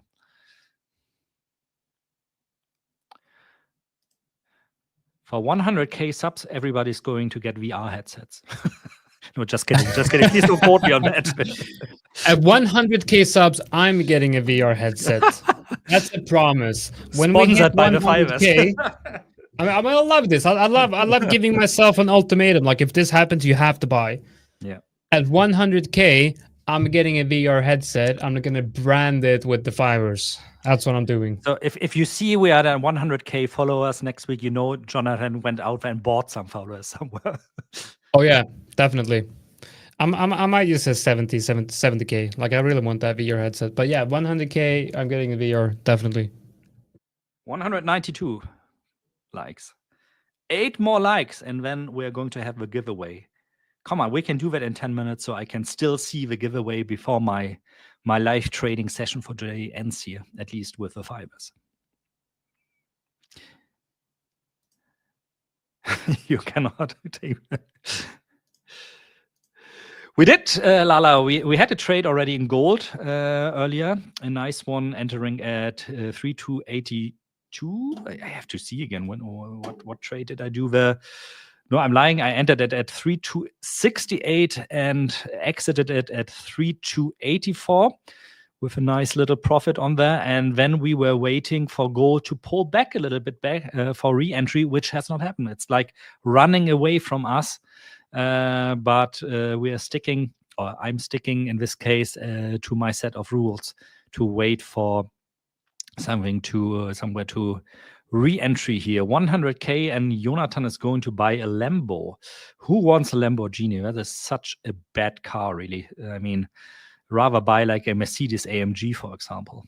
Oh, that's a good one. Oh yeah.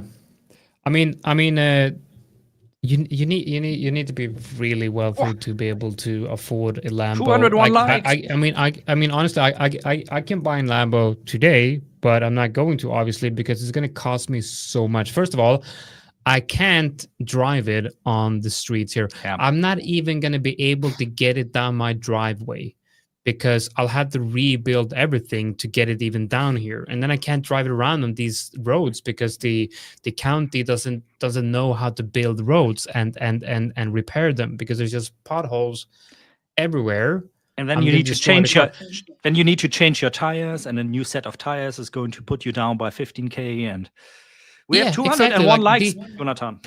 Yeah, I have like the money I need to pay on servicing the vehicle would be the same money as buying a new Volvo, right? So I'd rather buy a new Volvo.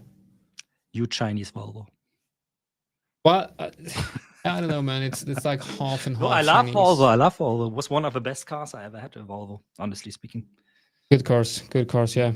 But to be fair, Germany is kind of exporting a lot of their factories now for the automobile sector. I mean, in China, nobody wants to buy German cars anymore, because they say the young generation says the German cars are for boomers, which I agree. Really? If you buy a Chinese car in China, they have so many of the extras that you have to pay extra when you buy a German car, which is, as you know, the basic model already much more expensive than the Chinese car. I can totally understand that. Somebody mentioned here. BYD, like they are like BYD, for example, they are conquering Germany as well at the moment. Right. Okay. Oh, that is also coming in. Jerome Paul is saying Tesla is the best. Oh, wow. Yeah, that is exactly not the case anymore. So the German Automobile Club just did a test on Chinese car. Like 5 to 6 years ago, they would have agreed with you, but the recent test shows that when it comes to manufacturing quality, they've caught up a lot to German cars. I'm not saying like at 100% the standard, but maybe they are at 94 or 95% the standard, but with a huge discount when it comes to price. So yeah. And I say that as a German, you know, of course, I should advocate buy a BMW, buy a Mercedes, buy an Audi or something like this. What about the draw? We are at 200 likes. We surpassed the 200 likes. Are we going to do a draw? Let's go. Let's go. We got the giveaway coming up. You know what I'm going to do? Okay, so we're going to do one giveaway here at 200. After this giveaway, if you can get that number up to 500 likes, we will do another one. Okay? Wow.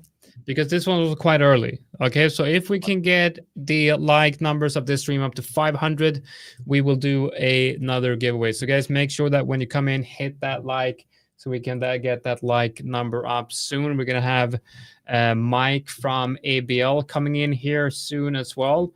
Not sure if he's going to be alone or not. We'll see who's potentially joining him. But now we will do... What are we giving away now for the 200 likes? We're giving away a bootcamp account. Which one are we going to give away? Let's see. Which account. Okay, so we're going to do this. Okay, we're going to do this.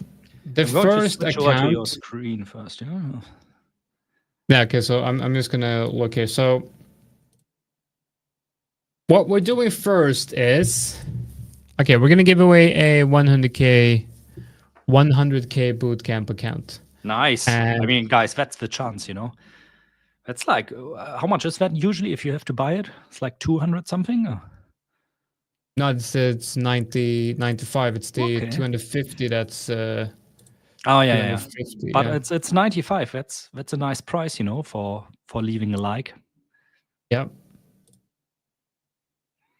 And this could be the start of your training career. I mean, that's the real value in it. Activation fee is included, of course. If you win this account, when you pass everything, you don't have to pay anything. Just email support. Make sure that they know that you're a giveaway winner, and we can confirm everything here on the back end. So if you win an account, you're not going to pay anything. And then if we get the number to 500, we will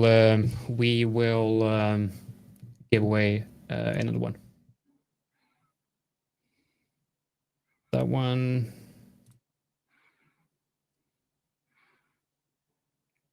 So you going to share your screen, or? Yeah, I'm going to share it. I'm like super excited on who's going to win it. Oh, really? Okay, let me see. I love it. Without giving away any email addresses on a public stream. Yeah, without giving. Yeah, exactly. That's it. All right, guys. A 100K bootcamp challenge account is being given away right now. Good luck, everybody. Let's go. Let's draw the winner right here. Dirk Hartig. Oh. All right, Henry. No way, it's the same Henry. Is it Henry again?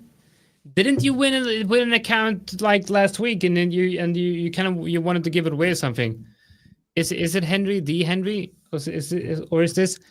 No, is it actually you, Henry? That's amazing. That's amazing. Wow. I was harassed at one last time. Yeah, I was harassed at one. Nice. Well, I'm really happy for you, Henry. You've been in these live streams like all the time. You're always here. Amazing. Congrats, man. Really, very happy for you. You're gonna get an email. That was karma in live action, really. I love when I'm not gonna say the right people kick ban for Henry. I love the fact that the people that actually come in here and support the challenge win an account. That's amazing. Congrats, man.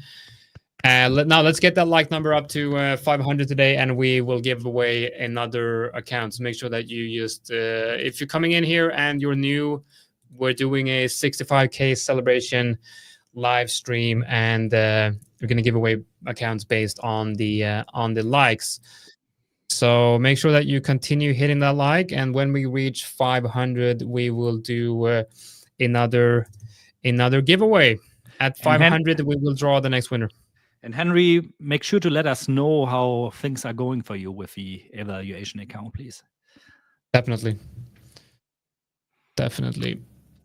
Nice. I love that. That is really that. I'm very happy. That was like one of the people that are really regular participants here in the live streams. Very nice. Yeah.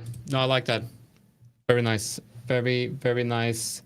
And I'm getting ready for another draw. So as soon as we hit that 500, which I think is very, very doable, we're gonna pull another account. And guys, we have something really cool coming up this Wednesday. I'm gonna see if I have a picture of that. Wait a minute. Let's see if I have it. Okay, it's gonna be really. Okay, this is cool. What is coming now? I also don't know what's coming. Okay, well, this is coming up. This right here is coming up. What? Ah. Ooh. Yeah. That's quite something. It's going to be interesting. So this Wednesday, we're going to have Happy Mickey from Trader Pool and very, very serious Saul from the 5ers. I mean, look at how determined Saul already looks on that picture, right? Who wins? Yeah. The meat eater or the vegan? This is not only a battle of the CEOs. A stock trader who also knows how to trade forex, a forex trader who kind of knows how to trade stocks, but they're also like completely opposite of each other. They're like the two. Well, actually, they're quite similar, but still very interesting trading challenge we have coming up here on Wednesday. Who do you guys think will win? Now, you don't have to write Saul because, he's from the 5ers. We're not going to ban him. Who do you actually think is going to win this? I mean, I really hope it's Saul. Definitely. But Michael is like, he's pretty good as well. So it's going to be... he did well last time, no? In that He did. And I think Michael trades a little bit more actively than Saul, but Saul is very, very good with scalping. So it's gonna be really, really interesting to see. Yeah, very cool to see. Very, very interesting indeed. Yeah, exactly. You look at that image and you're like, yeah, Saul's the winner. We don't even need to do this challenge. I'm going to win anyway. Nice. Yeah. That's definitely that's a winner right there. We're all rooting for Saul. We are. Alrighty. I think it's about time for me to move on to other things today. Yeah. And let's see if I get a chance in catching another gold trade later on.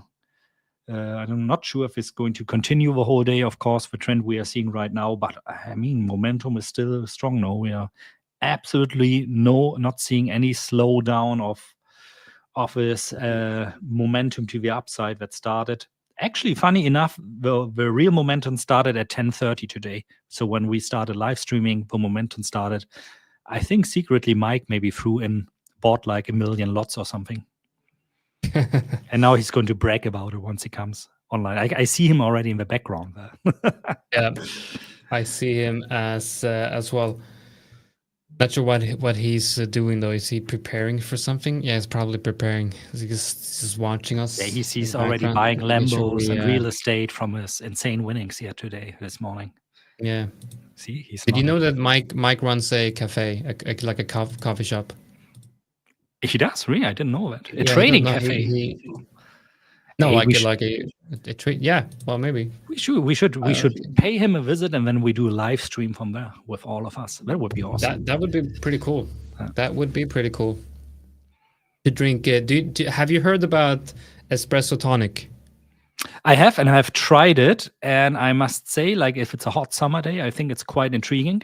It's not something I would like drink every day, but every now and then, it's like so weird that it's kind of nice. Let me put it like this. See, I'm telling you. Yeah, well, I want to, because he posted a picture. It's like, it's like something that looked like coffee, and there were like lemon in it, and I'm like, what are you doing? But then I figured like, so you have espresso, tonic, and like lemon or lime. It's been like I remember like last season it was like the drink of the summer in many cafes here around Berlin. So you're mixing bitter with sour. Yeah. Mm-hmm. Interesting. I'm definitely gonna try it. Right. So Mike, you're alone. I'm alone. You're alone. LJ might join me. LJ might be joining me. Oh, that would be nice. My new partner in crime. Good stuff. Good stuff. Since Alex deserted me. So fat traitor. So yeah. I know. Yeah. I know. Disgraceful. Alex Disgraceful. But it does mean I get to play my new intro for ABL because we kicked Alex out. Alex is gone. He's old news now. So I've got a new intro. You have a new intro without Alex. At least he's old news and not fake news. So. Yeah. Nice. Well, exactly. Okay, Mike. So just so you know, before we take over here, we have a giveaway going on right now. So we had the first giveaway. We did one draw for 200 likes, and then now if we get 500 likes, we will do the next draw. So at 500, we'll do the next one. So make sure that you're all subscribed and liked and all of that. Gotcha. I'll be keeping an eye on those likes, guys. Alrighty. All right. Thanks for your attention, everybody. See you later, gentlemen. See you again, I would say somewhere this week when I drop in to share some of my insanely profitable gold trades. Nice. All right, see you guys. I'm in a sell right now, so we'll have to wait and see, Dirk. Yeah. I'm waiting for the pullback, and that pullback could be when you are selling your 1 trillion ounces of gold that you long this morning. All right, everybody. Take care. Bye-bye. Cheers, guys. Bye.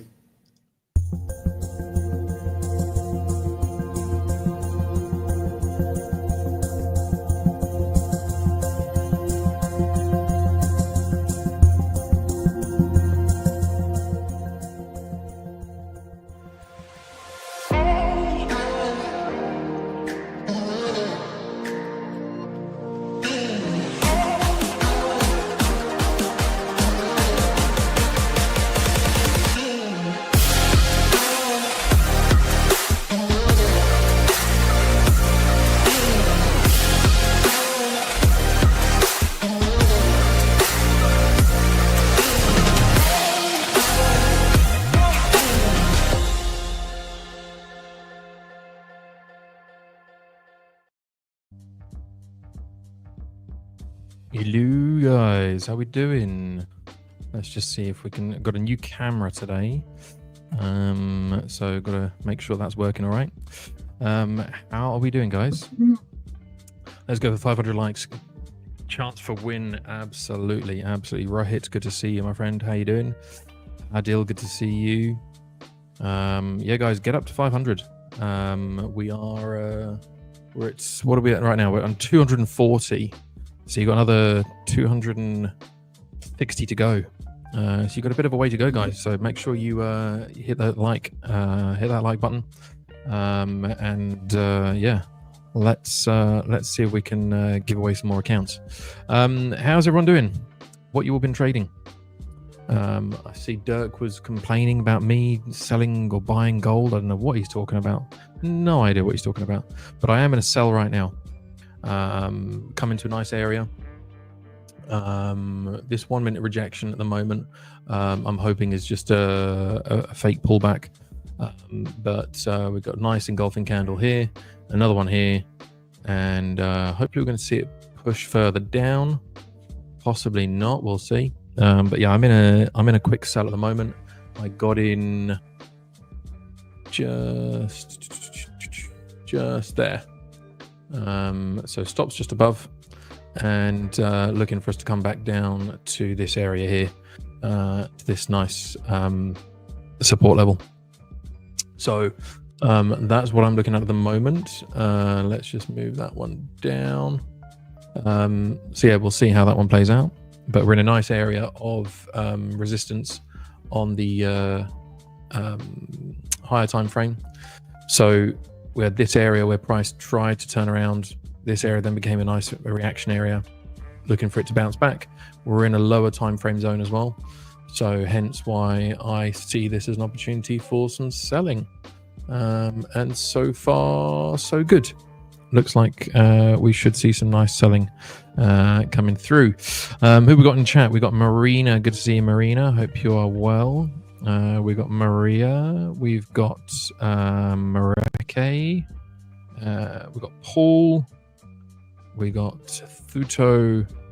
Great to see all of you guys. We got Mastery as well, or Mystery, should I say? Fabian's in as well. Soul, not that Soul, but the other Soul, who's trying to confuse us all with his name, is in with us as well. So so that's my gold trade at the moment. Let's see how that one plays out. LJ will be joining me very, very shortly. If you don't know LJ, he is my new partner in crime. He is the new Alex to my Mike, let's say. So he's the guy, that comes in, and I'm going to make him look really good. But he is top draw. Been a trader for 12 years. Based over in sunny Brisbane, and yeah, this guy knows his stuff. This guy really knows his stuff. So if you don't know LJ, you're about to find out. So he's going to be joining us any second now. Here he is. Here's the man himself. How you doing, matey? Speak of the devil. And he Speak of the devil. Speak of the devil, and he shall arrive. How you doing, mate? Good. I was just trying to order some dinner because I realized all the shops are closed early because of holiday. And came back from the gym. I was like, oh, I'll duck in. I was like, oh, they're closed. What holiday have you got now? You got another holiday in Australia. What have you got the holiday for? Labor Day for us today. Okay. Yeah, this year they've all clustered all at once. So there's a lot of people here. Friends have all booked all their time and days off work, all to line up with this, and then get one long extended holiday. Everyone's companies are hating it because everyone's trying to do it at once. So yeah. Yeah, I don't blame him. How are we doing, guys? Exactly. Good to see everyone. Yeah, LJ is in fairness, Fabian, I'm the degenerate. LJ is the guy who genuinely, who stopped me from making stupid mistakes. But yeah, this is our first proper official 5ers live stream as the new ABL duo. How are you feeling about about joining Team ABL? Good, doing well, loving it. Building up a big community here, so more and more people, more of you guys joining every single day, getting a lot of good stuff going on, a lot of good contributions, all that sort of thing. So love to see it. It's great. Absolutely. If you don't know what we're talking about, if you have no idea, if you've been hiding under a rock for the last few months and you are thinking to yourself, what are they talking about, ABL? Well, it's our shortened version for the AlphaBeta Lab. The AlphaBeta Lab is the community that you need to be joining. Okay, number one, totally for free, right? It is a free community by traders for traders. So if you are not sure where to go and where to try and find encouragement and support, this is the place to come. We do not care what broker, what prop firm, or anything else that you use. Come and join us at the AlphaBeta Lab, and we'd love to see you guys join us. We've got lots of content. We are streaming on a daily basis. So yeah, definitely make sure you come and check us out.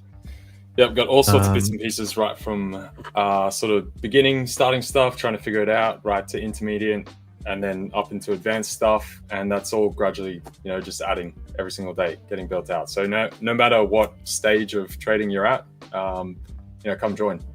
If you got something to offer, throw it in there, meet the community, you'll pick up some friends, that kind of thing as well. People you can chat to every single day. So yeah. Come check it out. Absolutely. Rohit, you have been under a rock. Man. This is, the best place to join. 100% meet us. 100%. Go to that URL and the one that's on the screen right now and come and join us.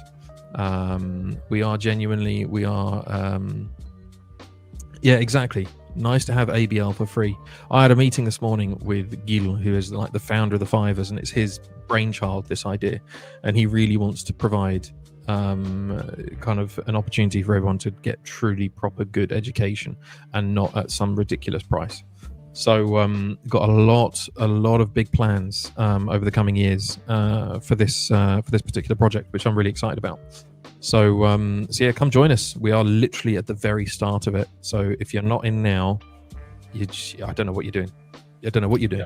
But anyway, LJ, we had a brief chat this morning about the markets and all the crazy madness that we thought was going to happen over the weekend. And I mean, the biggest news was the fact that Labour had a landslide win in Australia. That was the big news of the weekend. Now, Indeed. no disrespect to Australian politics, but we were expecting a little bit more than that, weren't we? In what way? In what way? What do you mean? What does that? I don't even know what that means. There's just like, you know, Australian politics. Okay, it's important, but you know, we were expecting something like more explosive, something more. Okay, I don't want to say explosive, but you know what I mean. I thought we were all kind of thinking, right, NFP on Friday, right? Okay, something's going to happen over the weekend. It's going to rock the markets. There's going to be big gaps on Monday morning. Bit of chaos, you mean? Yeah, it was a bit of a damp squid. Like Trump was not his typical Trump. Yeah. What happened? I think I guess Congress is out for a bit, right? So I think Trump's working in the background trying to get all these deals done in the meantime, whilst they've got a bit of time on their hands and trying to figure out the tax planning stuff. So, and I think they got the market to calm down. I feel like those around him have said like, hey, just cool it for a bit, okay? So, we may see some apparently Prime Minister here, so Australian PM and Trump are supposed to speak sometime this week. They had a congratulations call or something yesterday, I think. But so there might be some kind of deal, some sort of things worked out there. Going forward, we'll see what that entails. But okay. Nothing too big, nothing too wild from over in America at the minute. So to be fair, it's been nice. You know, not as much ping-ponging around everywhere. So. Yeah, well, exactly. As Henry says, it would have been chaos if Dutton got elected. Labour continuing is calming the Aussie economy. Yes, that is true. Actually, if he did, I think that would have thrown everything out. The main reason would be as far as relations between China and everyone else, because then now we've got a stable, sensible, we're just doing our own thing type government. Otherwise, it would have been a huge guessing game with everything. So it's overall for Australia, it's a good outcome, really. So that seems to be the general consensus, which is good news. But anyway, let's go and have a look at the markets. I'm in this gold sell right now, so we're going to wait and see how this one plays out. But in terms of economic news, for some reason my FX book keeps sending me notifications to say that the news is coming out every hour, this PMI news, but it is coming out in 2 hours and 45 minutes and then 3 hours and then 3 hours and 15 minutes. So we have got some CAD and some US dollar news coming out in PMI fashion. So let's just keep an eye on that. But in terms of the strength scores, if we look at it right now, Asia pairs are looking strong. The yen, the New Zealand dollar, the Aussie dollar are all showing a lot of strength. US dollar looking rather weak today, not showing much strength at all.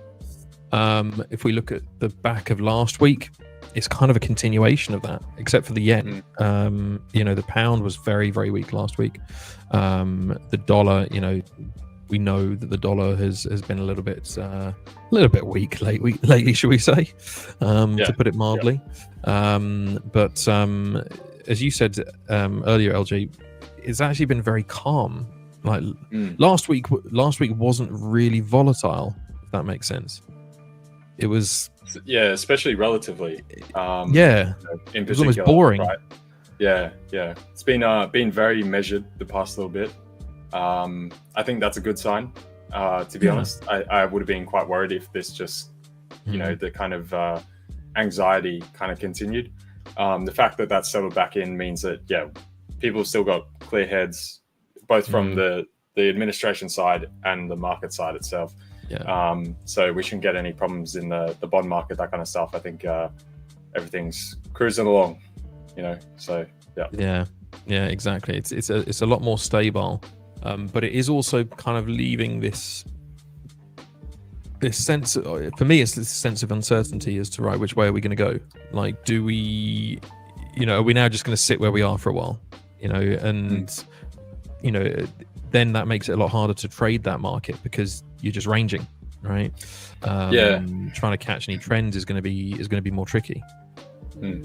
Yeah, I agree. I think that is going to be, you go one way, and then because you've gone that way, you start going back the other way, right? So once you do get calm, people now start looking out for, what's the thing that's going to bite them. So I think we will get a bit of that, because I don't think as well that anyone really wants to move and try and front run that. because there's equal a chance that we do stay in this kind of measured kind of pace. Things do get better, and then you don't want to miss out on things, correcting, going back to normal as well. So I think, across markets, I think we will be in a bit of a range. We've got kind of defined levels, though, at least from this chaos, kind of marked out. So I guess if you just play the range point to point, that's also not a bad way to go about it. So there you go. Just you just got to switch up the trading style again. That's kind of how it's going a bit at the minute. Exactly. Manage your trades properly and carefully, and try not to go too crazy one way or the other. Don't necessarily sit on your hands entirely, but also don't go throwing everything in the kitchen sink at it as well, which can be tempting, at least for me anyway. Andy's got a question: will ABL have its own Discord channel, or aim to keep all on the website? So Andy, in short, no, we will not have a Discord server. The main reason for that is because we primarily want to provide an education platform, and we want to make sure that there's content that's evergreen. So in Discord, things just tend to get lost. Somebody posts something, and then an hour later it's gone. That's it. It's finished. So there will be no plans to have a Discord. Obviously the 5ers have got their Discord, and there's loads of Discords out there. We're trying to do something different. We really want to disrupt the education piece and disrupt the education market. So there will be a different approach, I would say. In terms of ABL, I mean, I know people want us to look at the markets, but I'll quickly pull it up, just those of you who aren't familiar with it. So ABL looks a little bit like this. So you won't see all of these parts, because some of these are channels that I would myself and LJ would have access to. But you do have the community chats. So we have the lab lounge, and we have the day traders desk as well, where people talk about their trade ideas and what they're looking at. So for example, you got Jitender, who was in an EU sell this morning. So looking at particular live trades in terms of that Discord discussion. But then we also have the community contributions. So where you go in, and this is more like not quite a forum, but this is where you post specifics about what you've learned or what you're seeing, what you understand. So we've got the 101 basics, body and mind, reading library, sharing your journey, strategy bank, so on. So you got all of that. We've got the workshops. Those workshops are going to be becoming more and more frequent. LJ is going to be doing some workshops with Dirk about macro economics and fundamentals. But then we're also going to have the courses as well. So at the moment, you've got 3 courses available. You've got the gold trading system with Daniel. You've got the foundation into fundamentals with Dirk, and then you've also got the foundation of controlling the monkey mind with Louise Bedford as well. So those 3 are already there and active and available to use. We've already had a 25% completion rate on these, which is amazing. Normally you only see about a 5% completion rate on these. So really, really great completion rate on the courses already so far. And there's a little bit of a teaser. So we've got some intraday trading course that we're working on. Alex may have left us, but he will leave his legacy behind with a course that we're building out for him. And also we've got it's more technical analysis than swing trading, but we've got a technical analysis course with Jonatan, which is something that we're working on at the moment, and loads more besides. So when I tell you that this is just scratching the surface, it really is just scratching the surface. So so come and join us. We are going to be really, really kind of hot on content and quality of content. We don't just want anyone just posting for the sake of posting. We really want good quality, thought out content. So yeah, hopefully you guys come to join us. And yeah, I mean, thank you, Andy. The conversation I had with Gil this morning was very much, we want to raise the standard, and we want to really provide top notch quality courses and content. So that will be through podcasts, it will be through courses and workshops and all sorts of different things. So really, really big plans for this. I can't underestimate, kind of underplay that enough. And if you want to see the kind of thing that we're working on at the moment, we have just launched last week, and we started properly this week, our new stream kind of layout, if you like, where we'll have lots more feed, lots more news, and we'll be bringing stuff like that to the 5ers as well. So tons of stuff coming that we're really, really excited about. So yeah, make sure you come and join us. That's enough about ABL for a minute, although I should be talking about it all the time. Gold trade is trying to chop me up a little bit, and it's trying to scare me out of my position. I'm not sure if I like it right now. I'm not sure if I like it. I know Dirk was waiting for pullbacks to try and get into longs. I feel like when we've had that much of a push up on gold, we've got to have a bit of a pullback. I mean, it just hasn't stopped since this morning. And as we get closer to New York, we've got to have a pullback. It just can't keep running like that. So I'm hoping to see this as our break of this structure here, and then push further down. But we will see.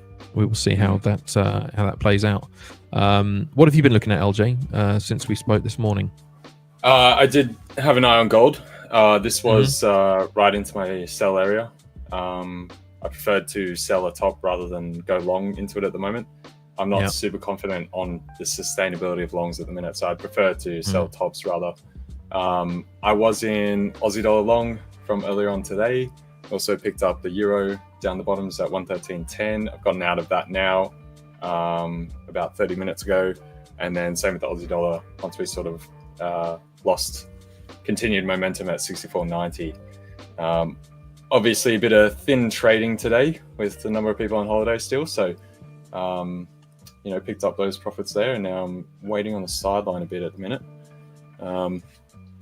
We did get, we spoke about an ABL earlier about the direction of the dollar index. So Dixie has ended up running down. That was definitely my lean this morning. The question is, how far do we get? I think there's a bit more in it for today for the session, it appears. But I wouldn't expect us to sort of break any new ground today. So I think it would just be a tight range. Probably be looking for sells at some point. And therefore concentrate on everything else against the dollar. So therefore buying up the dollar once we've completed that move. But at the moment, we're just sort of muddling around. Gold's really the only thing that's actually moving heavy today, as it often does. Gold never takes a day off. So gold never rests. That way. Yeah. Gold is always on the move. And I mean, at the moment, it's frustratingly taking a bit of a breath. Whereas I'd like to see it sell off. I do think we're in a nice area for sells because we've run up so much this morning that we do need to see a bit of a pullback. So I'm hoping to see that pullback playing nicely. So we'll see if we can break these new lows, then I think we'll be good. Guys, we are at currently 258 likes for the stream today. Now, I don't know if you know, but the 5ers hit 65,000 subscribers. So Jonatan has gone wild and has decided to give away accounts and evaluation accounts for bootcamp. So if you guys want another giveaway, if you want another bootcamp account to be given away, you need to get on to that like and get us up to 500. We're at 259, 261. There we go. Let's start pumping up those likes. Otherwise, not much more I can do to convince you guys, right? But make sure you like, and we'll be giving away more accounts once we hit 500. Excellent stuff, Khem. Excellent stuff. There we go. There's a nice breakdown on the 1 minute. Let's see if we can see a push further down. Looks like it may do. We'll wait and see. I may even jump in short on gold here myself, I think. It does look like a nice structure that's forming at the moment, especially with just the way that we've pumped so hard. I mean, I was looking, if I take it out to the 1 hour, just look at how that's pumped in the last 2 hours. That's been really, really strong. And it's basically come into this area here, and it hasn't broken this wick. Now, that's not to say that it will or it won't, but it has tapped into this reaction zone on the 4 hour as well. It hasn't taken this high, so it does feel like, okay, we might come back for a bit of a breather. I'm still bearish on gold, because I still feel like we've got more bearish momentum. We've gone higher than I was anticipating. As you can see, my original idea was that we would come up to this area. We have broken those levels, and now it's just a question to wait and see how it wants to play itself out over the course of the next period. The only thing that slightly worries me, to target around where you have, around 3K there, 3,300. Sorry, just looks like a nice level. We've smashed through it. It's a nice big round number. A little pickup. So, dollar yen is looking interesting. That was the other thing I was looking at, considering my euro long and Aussie dollar long. It looks like we do seem to be starting to form a base there, at least for today, and possibly picking up. Especially when you check the 30-minute, 1 hour type time frame.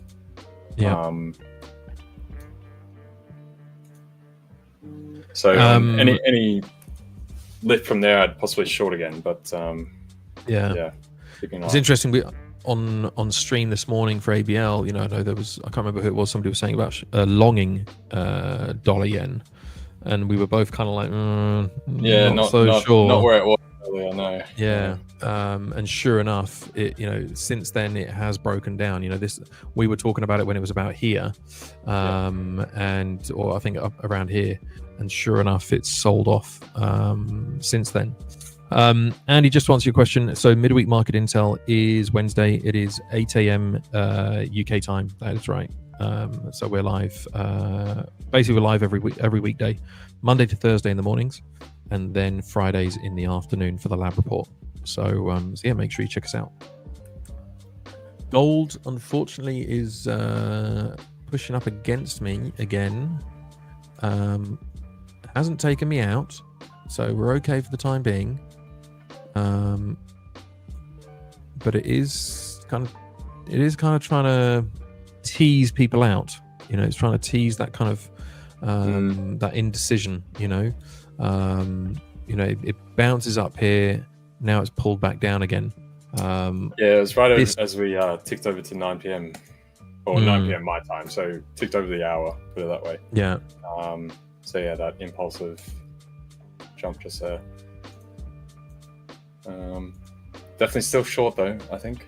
For sure. Yeah, absolutely. I think Aussie does have scope higher into the 65s. Depending when that comes. There are a bunch of options today a bit higher between 65 and 65.50 as well. So if it does manage to get a bit of momentum and manage to attack that 65, we could actually run through it. It's going to depend on dollar yen continuing lower and euro holding up as well, euro and the pound, which at the moment they are. I think dollar yen might have another 15 points or something come back up before dropping off again though. So just in a little bit of consolidation here. So it's broken that new high. I mean, I would suspect we'll probably get a little bit more of a pullback because we've broken this previous structure. So we might see something like this kind of area here, kind of the 64.7, 64.8 maybe. Although I say that, it's now on the 5-minute forming a very, very strong bullish engulfing candle right now. So it may not come that low. It may just go as it is.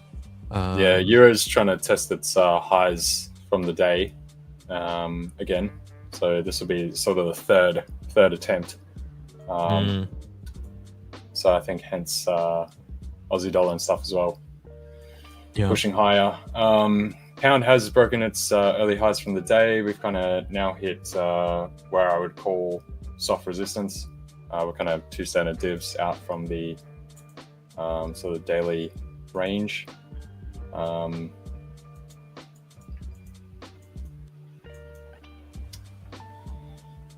Euro still seems to have a bit of a ways to go. Given that, what's Euro Pound doing then? Is there something Euro there? Pound, let's have a look. It's doing absolutely nothing. So. Euro Pound is possibly one of the ugliest charts that you could see right now. That's terrible. That's just that is not going to win any beauty pageants anytime soon. No. So yeah.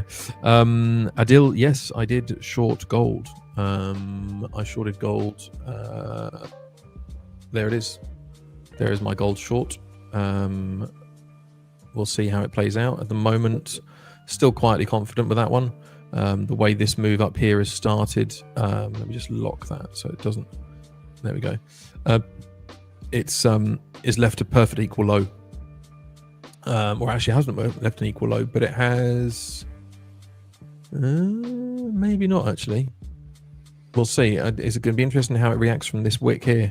So I thought it was a perfect equal low, but it's not actually when you look into the actual numbers of it. So we'll wait and see. It's gold is doing what it usually does, which is chop people up, chop people down, scare everyone into thinking one way or the other, and then it'll make its move. So yeah. And no, I haven't stopped using the EMAs. I just got tired of all the spaghetti chart comments that I kept getting, so I have them here. I have them hidden in here. So where is it? There's LJs on the simple moving averages, The SMAs. and then the SMAs, and The superior then moving averages. I don't know if Alex is watching this or not, so we'll have to wait and see. We've got the superior moving averages, as LJ likes to call them, or we've got the EMAs, as Alex likes to use them. So he'd probably call them the exceptional moving averages. So yes, but no, I do still use them. But for streaming and stuff, I find that they are they just make things just a little bit less messy. So yeah, but gold at the moment is showing some strength again. And yeah, it's often about, not quite. Yeah, I really want to see a wick rejection there. Otherwise, I'm less confident in this trade. That's better. Not ideal, but better. It hasn't taken the high of this one, so yeah, not really what I wanted to see, if I'm honest. Would have preferred to see a stronger wick rejection, if I'm honest. But let's see. We could. I mean, theoretically, we could come all the way up here, but I'd be very surprised if we did that. I'd expect us to really be pushing down from where we are. That's again not really what I want to see. Yeah, not ideal at all. So let's see. Has it broken that one? It's created a perfect equal high. Don't know if you guys can see that, where it's the exact same high as that previous engulfing candle. That doesn't mean that it's now going to come for it, but it does mean that that's going to be major liquidity to be targeted. So, so yeah, it may be that price is going to. You might do another good old snatch and grab, where you come up having a little run like that. People are like, oh no, we're not dipping, and then just takes a little peak. Exactly. Then, comes off, exactly. So. I'm still liking the potential dollar yen shorts. I think Sol was saying as well. I got looking at similar spot. We're saying target at 143.50. I'm looking about there as well, about 143.35 to 40. I just want to see it sort of maybe pop up a little before entering. So about 144.05, 144.10. Clearance for the trade. I'd like to see it come up to this area. Yeah, for sure. Could potentially just get up to 44, like you say, 44.10, maybe even not that high. Just kind of the 44.08, something like that. So yeah, but that gold one looks like it might get invalidated. It's very impulsive at the moment on the 1 minute, so we'll wait and see what we get on there, but not liking the look of it right now. But we'll see. We're still in a nice area of potential reaction, so we'll see how we get on. Guys, we're at 275 likes. You're taking your time with this one today. Usually you guys are all over the likes when there's a giveaway going on. So yeah, make sure you get those likes up. We're at 275. Once we get to 500, there will be another giveaway for another bootcamp account. So you really shouldn't need much more motivation than that, surely. We have hit 65,000 subscribers on the 5ers YouTube channel. So we are celebrating. Today, Jonatan is going all out with the celebrations. So yeah, make sure you like. There we go, up to 280. That's more like it. Keep going, guys. Let's get another account given away for when Jonatan gets back in a little while. He'll be back in about 50 minutes. Come on, guys. So yeah, let's get those likes pumped, guys. Every time we hit a milestone, Jonathan's going to be giving away accounts. He's very, very generous like that.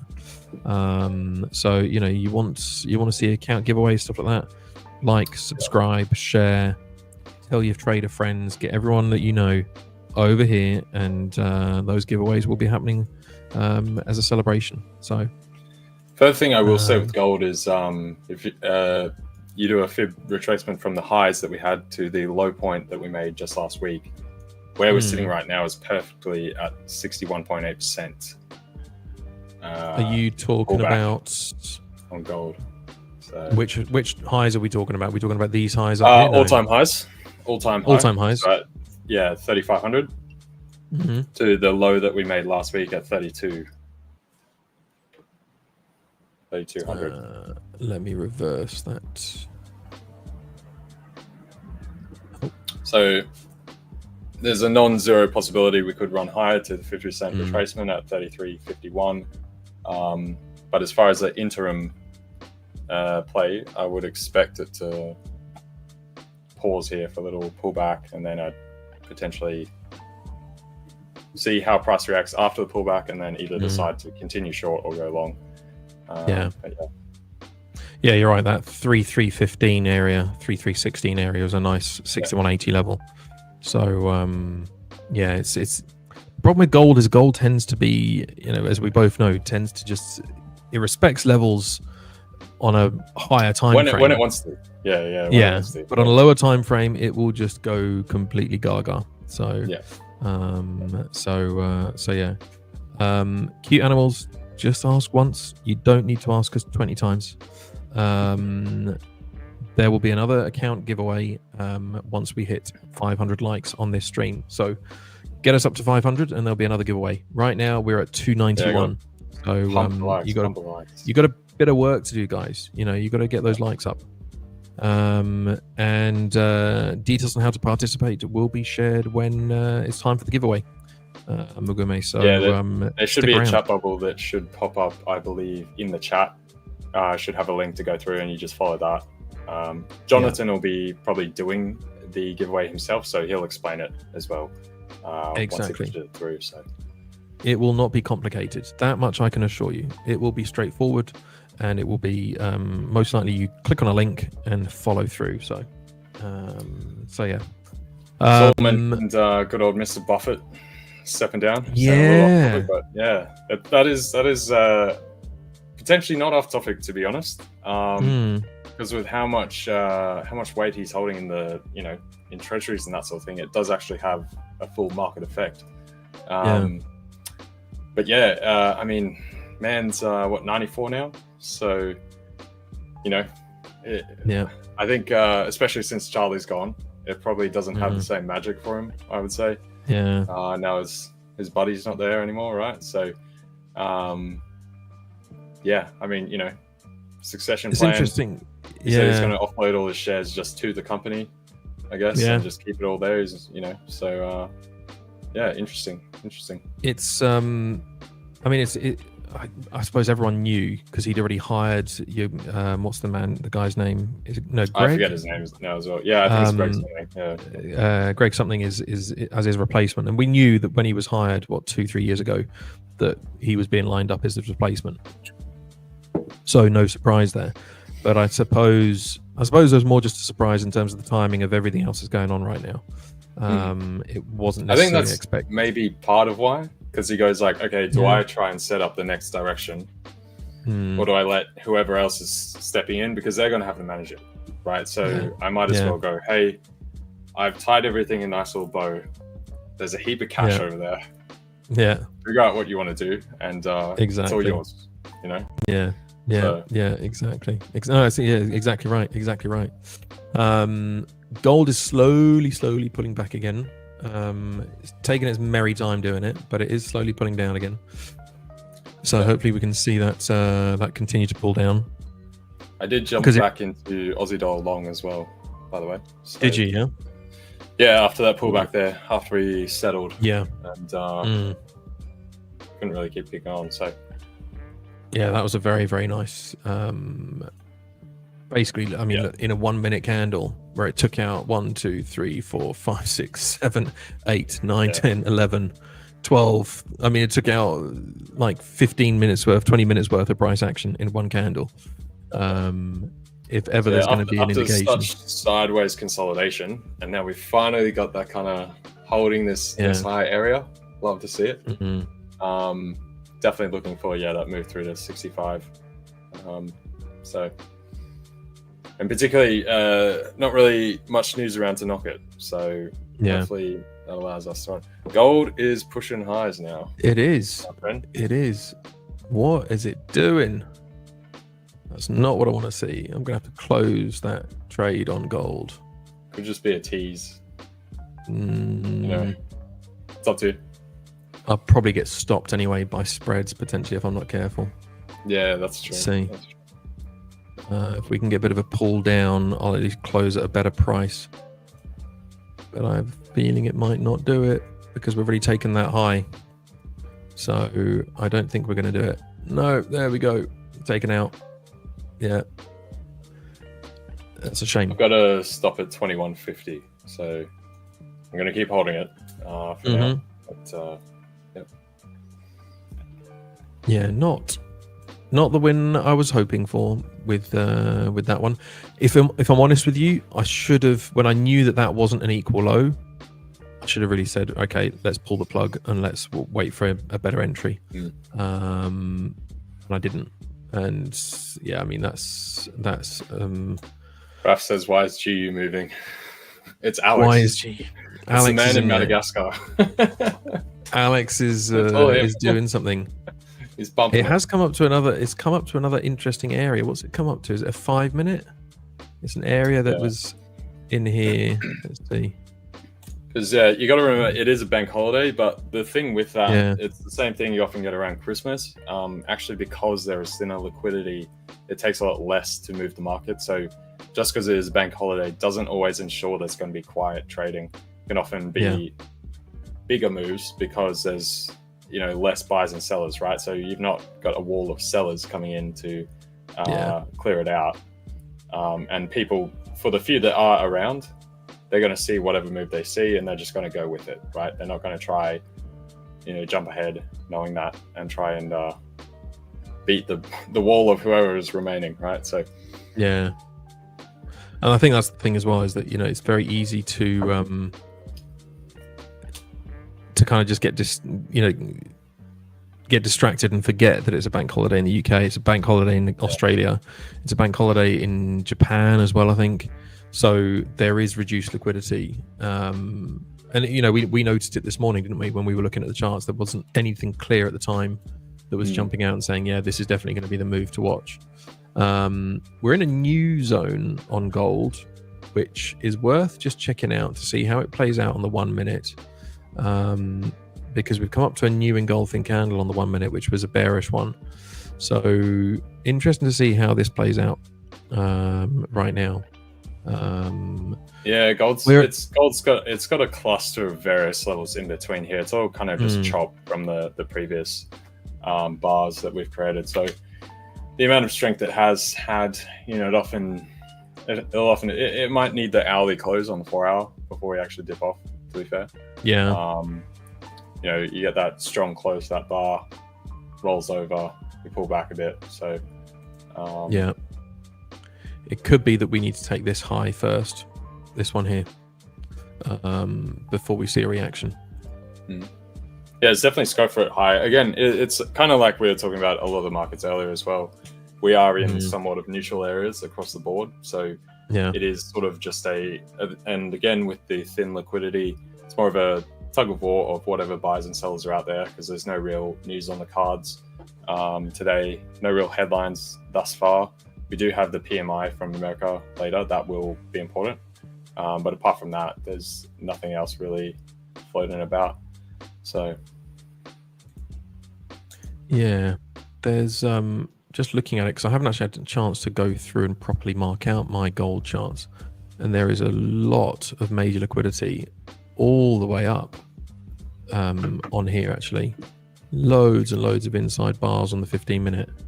So we could see actually quite a significant pump up, even up to this 50 level that you were talking about, LJ, about that fib. I could see us coming up to even test these areas here around the 350 before we start seeing sellers come back in, because it's not looking too clever. Let's see. It's rejected off there, which looks very interesting, but then it hasn't done it with equal highs.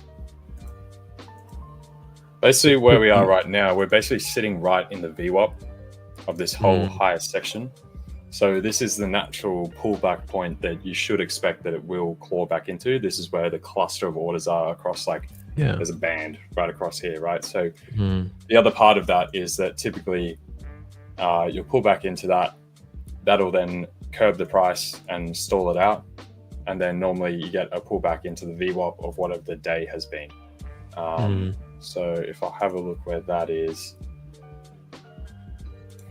today's trading VWAP is approximately down at 3,272. That might be a little bit low to reach today. If you then, let's have a look at the consolidation through this period that we've had.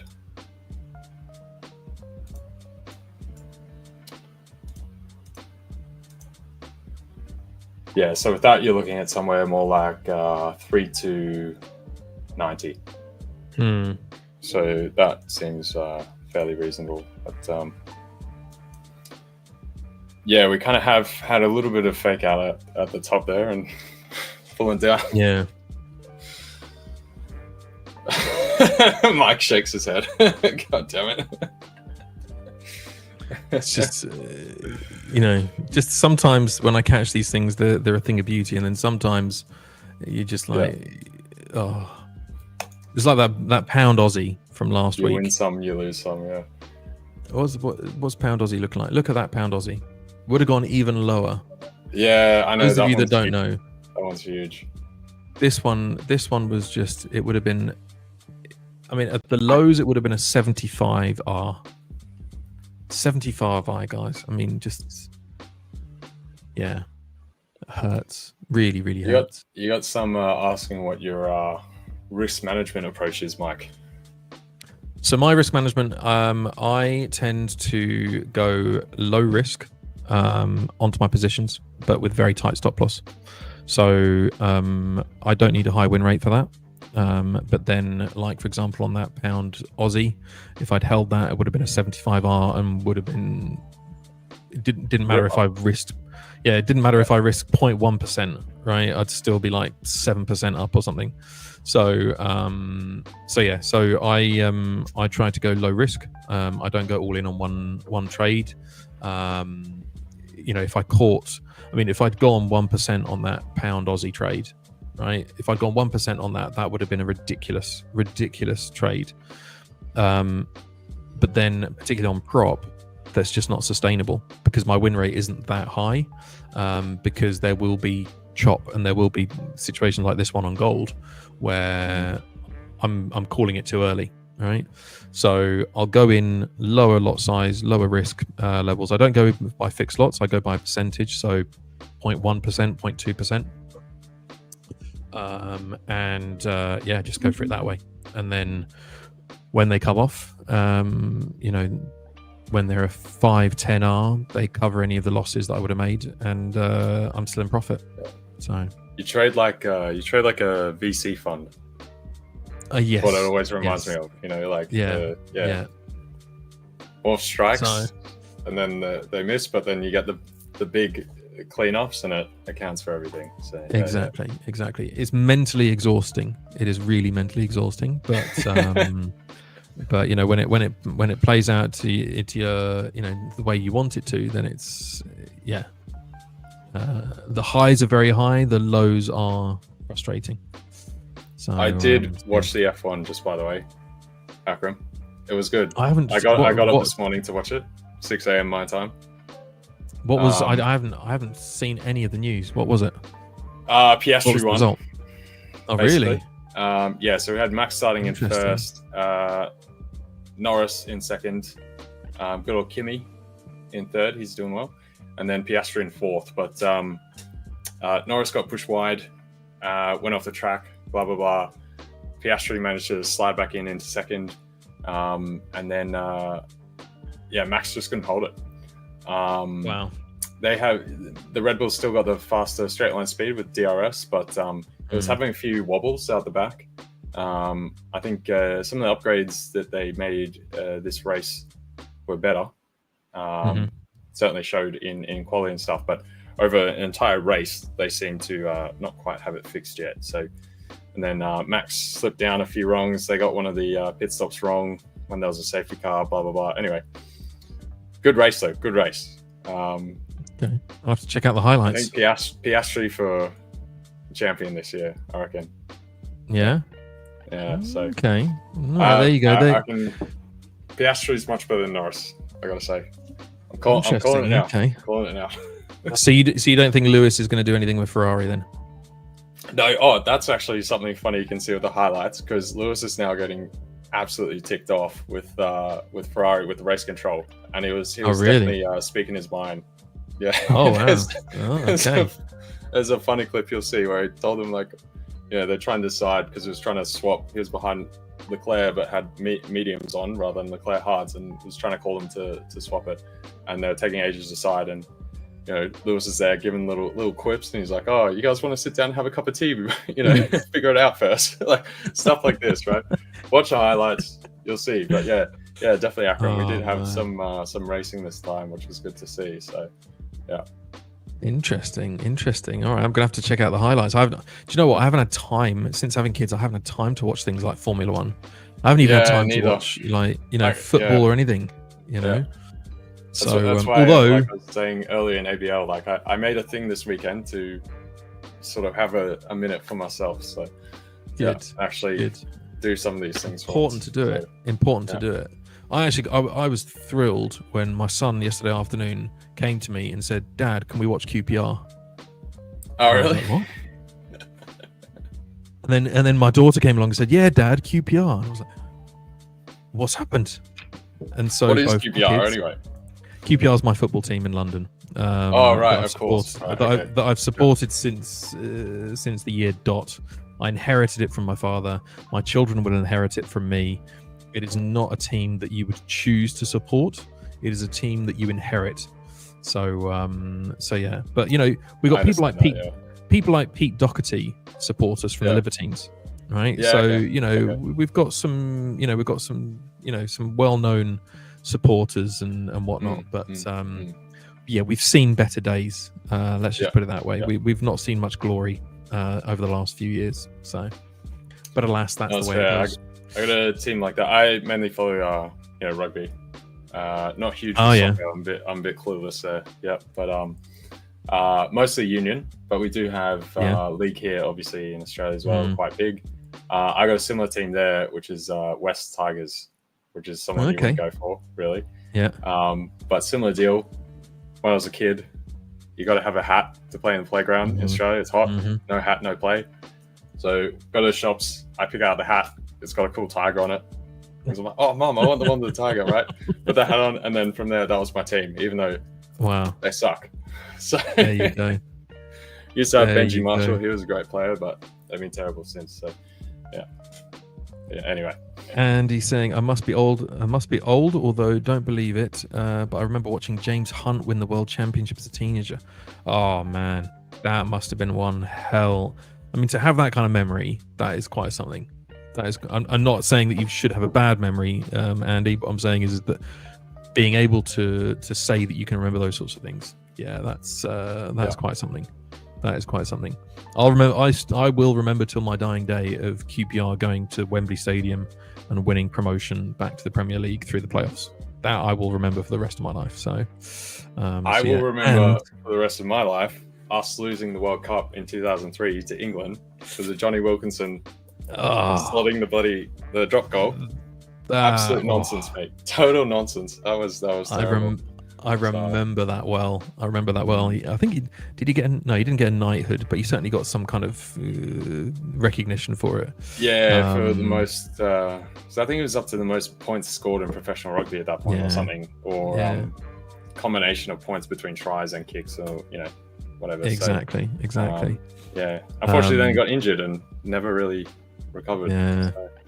But Andy, 76 just so happens to also be the same time when QPR had the best team to not win the top division, or what is now the Premier League in football. The best team to not win the league. Go and check them out. They were superb. 1976 QPR. Oh, Stan Bowles. It was something else. Those were the days. Themba says, I remember in my life hosting FIFA World Cup in South Africa. Yeah. That's fair. Yeah, that was very big. That was cool. Yeah, for sure. Exactly. Yeah, and, exactly. Exactly that, Andy. Stan Bowles. Sorry, yes.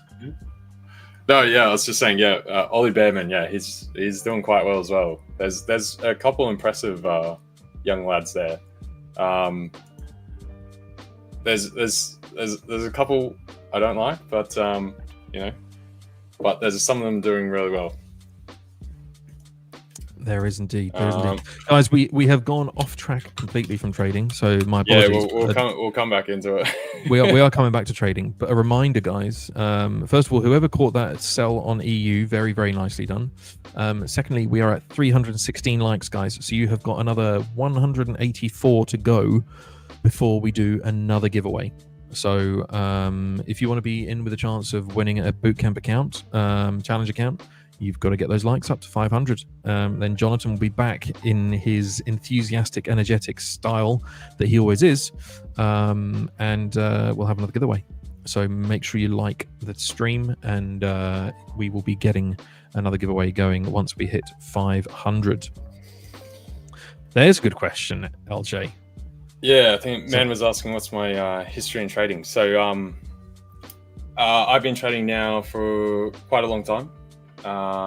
Back started in 2013. Basically, at the time I was at uni, studying physics, math related stuff, that kind of thing. Was deciding what I wanted to do with uni. Figured I might take a gap year, and then I had a couple of dollars that I had saved up. From various things. I used to do a bit of competitive gaming back then as well. So was looking at what should I do with my money. Long story short, figured I should invest it. That's what people do, at least put it to work rather than just sitting there. Got into this stuff, started learning. Figured I'd sort of just jump into trading as well. Originally started learning about like investing, options, stocks, all that whole kind of world.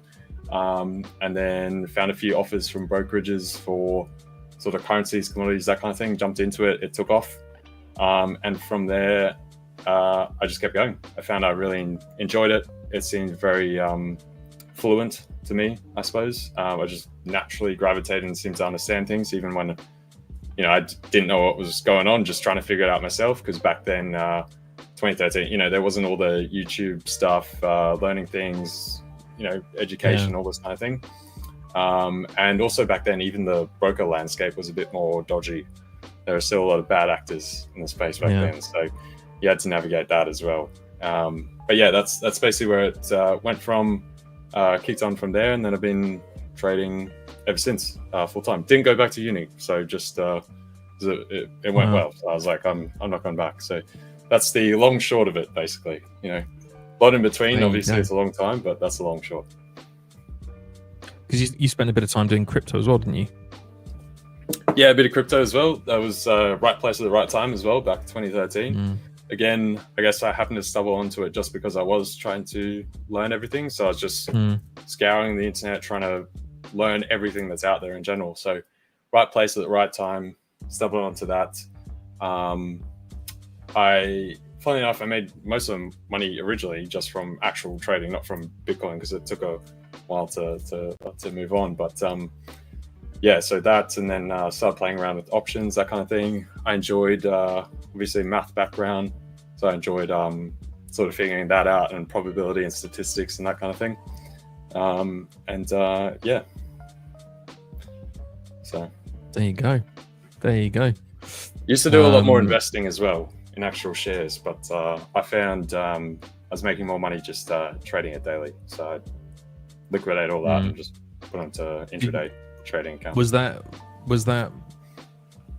okay? Money wise, yeah, you could make more money more quickly. Let's say. Yeah, just the compounding rate. Like there were some things back around that time because the Aussie dollar was so strong as well. Like I made a few macro plays and adjustments. I think I bought what at the time CBA, Amcor, Brambles, CSL, James Hardy as well. A few of them just because they're good plays. CSL, market darling. I picked up that at $48 at the time.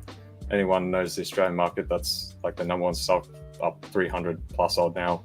Combank quite low, a few others, a couple of the others as well. The idea was all of their earnings were, majority of their trade was US dollars, so they'd be picking up a big paycheck from that. And then once Aussie dollar comes off, because long-term average is 66 cents, the big windfall for profits. So hence stock right up. Played all that out, but that was cool. But it was months and months and months, you know, till you're done. And I just found like, I'm making money much faster doing intraday kind of stuff. So just shuffled out of it. Yeah. Oh, fair enough. Milad, just want to call this out. Congratulations, my friend, on getting passed through your challenge and getting funded. If you've just passed, give it a few days for the guys just to process it, and then you'll get your account activated. But step away and enjoy the moment, because then the real fun starts. That's when psychology really starts to get to you. And Mugume, I mean, I've been trading for 2.5 years now, and I have gone through every emotion imaginable during that time. And I can look at this right now and I can say, yeah, okay, it's going against me. But it is what it is. You know, you call some and you get them right. Sometimes you call them and you don't. It's just the way that the market works, you know. You know, it's right now is a really good opportunity to get in on a sell. You've got this nice setup on the 1 minute. Depending on how the 1 minute candle currently closes, that's potentially going to be a good opportunity to sell, but we'll wait and see how it closes. 1, 2, 3 wicks down, so it could be a nice sell opportunity. Looks decent for sells right now. So actually, I think I might sell again. Let's sell again. Why not? Do a sell from market order. I've just got in there. My strategy is like I say, tight stops and then sell it down. And if I get that, that's a very, very nice nice trade. So we'll see how that one plays out. But yeah, managing your emotions, like you gotta take the wins, the losses. Yeah. Good with the bad, absolutely. smile with the sad. It's life. So yeah, and I think the other thing is as well is that if you take the highs too strongly or the lows too strongly, that it just eats you up. But also trading live is hard. It's really hard because you're distracted, things, all that kind of stuff. Like I don't, obviously with my 5ers account, I don't trade on TradingView, but I'm sharing my TradingView. I've then got my MT5 on my other screen. I've then got other chat channels coming through from Discord and Slack and everything else, and then I've got the stream. So you're then looking other side. Right, we've got 326 likes. Right, guys, get those likes up. Want to give another account away. There's so many different things to try and manage. It makes it really, really challenging. So you kind of just. The other thing I would say as well is, as far as sorry, Mike, to managing your emotions thing. Like if you are getting heavily emotional about something, good or bad, chances are you're probably too heavy in whatever that position or multiple positions are. So generally, you're probably getting elated from a very big win, right? If you had a small win, it's probably like whatever. And you're probably feeling pretty poor from a big loss. So typically, if you're feeling that, chances are you're a bit too overweighted. So probably reduce size. It's not a sprint. It's a very long distance journey. It's like you're getting in a rocket ship and you're flying to another solar system. It's not even like a marathon. It's just a gradual cruising along, and you'll get there. And that's what you want to do. You want to need to get yourself funded, get through those stages. Now that you're funded, you've reached atmosphere, right? And you get out into space, and then you just want to hit terminal velocity, and you just cruise the whole way, right? So get your trading down pat, get your sizing right. Say, don't go overhanded, okay? If anything, stay under. If you're not sure, stay under. Reduce size, reduce risk, take some chips off the board. Maybe you enter a position a little bit too big and you're just kind of like, oh, this is making me feel a bit odd. Just cut 30%, cut 40% of the position. Yeah. You can keep some of it on the board. Just take a portion off and you'll probably feel much better. You'll have clarity. You'll be able to manage it better. There's nothing worse than going too heavy-handed, doing something silly, and then looking at it after with clarity and you go like, why did I even do that? That was ridiculous. It's completely, off bar for me. So that would be my recommendation there.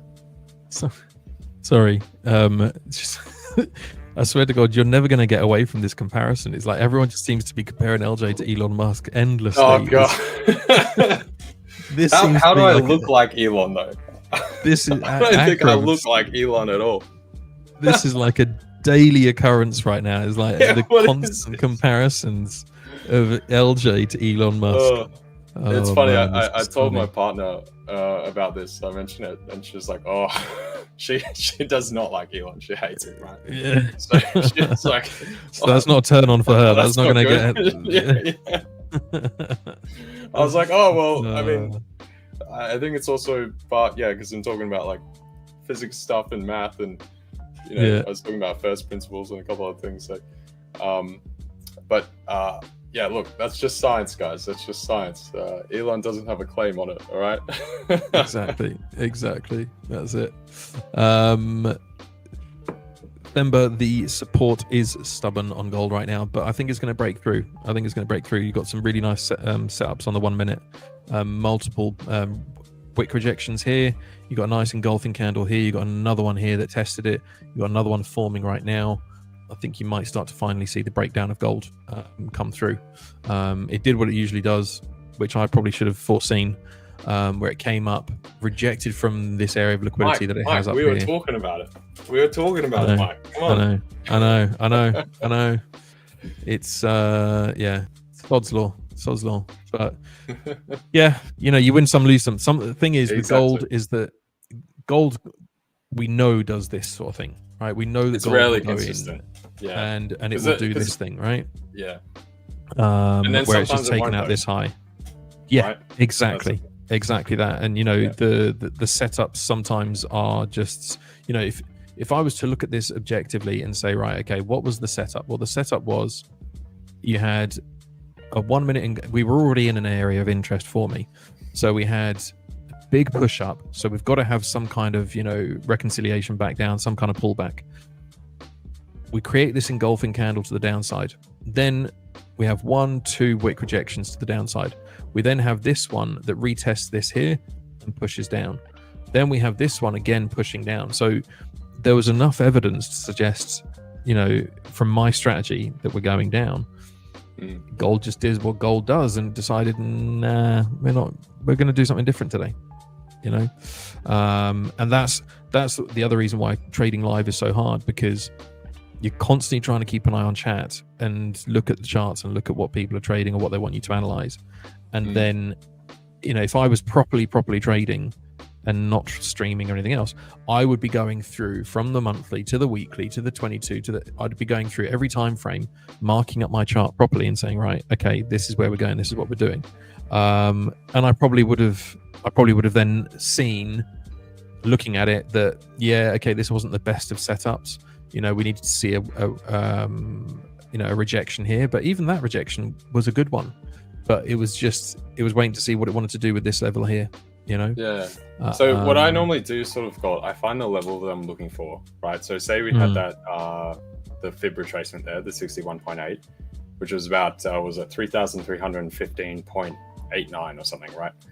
I normally take that and then I'll put like 0.15% above that as the area for flux, right? Put it that way on gold. So at the current price, I normally do it as a percentage rather than a fixed like number, because obviously as it goes up, that moves around more. But that puts it out to about $5 to $6 on gold, right? So hence at about the 21, I normally find that roughly covers any flux around the kind of target levels you have. That's kind of how I tend to do it. Because anything more than that, and you're like, okay, fair shot, we're probably running further, right? So that's normally in validation or validation points I use. So if anyone wants to try that as well, give it a shot. Tell me how you go. So yeah, I mean, it looks like this second attempt looks like it could be a good one.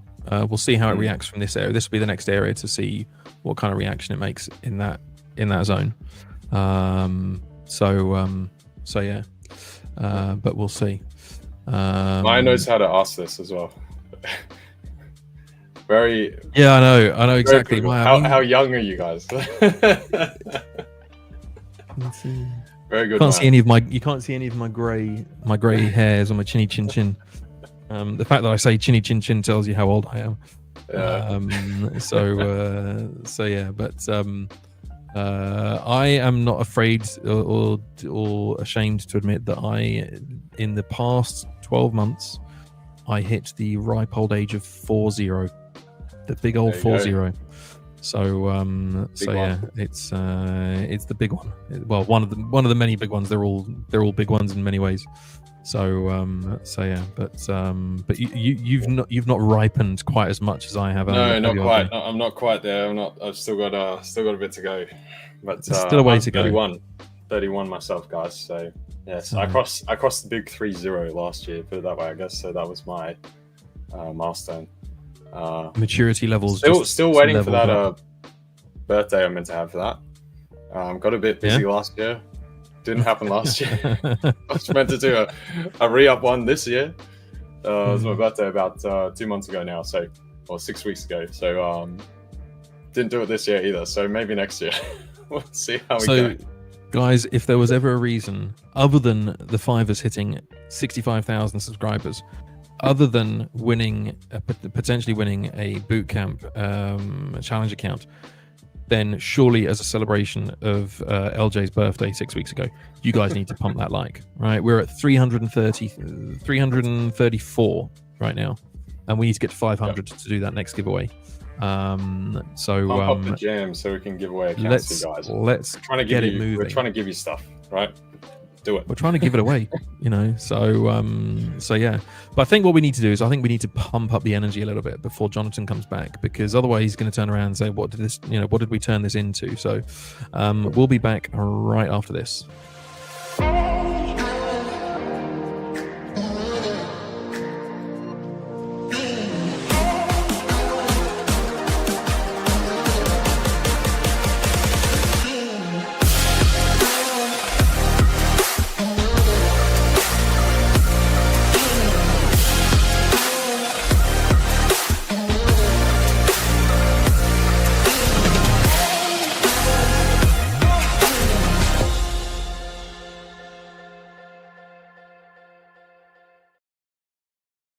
Now, come on, guys. That should really get you pumped up. That should really get you energized.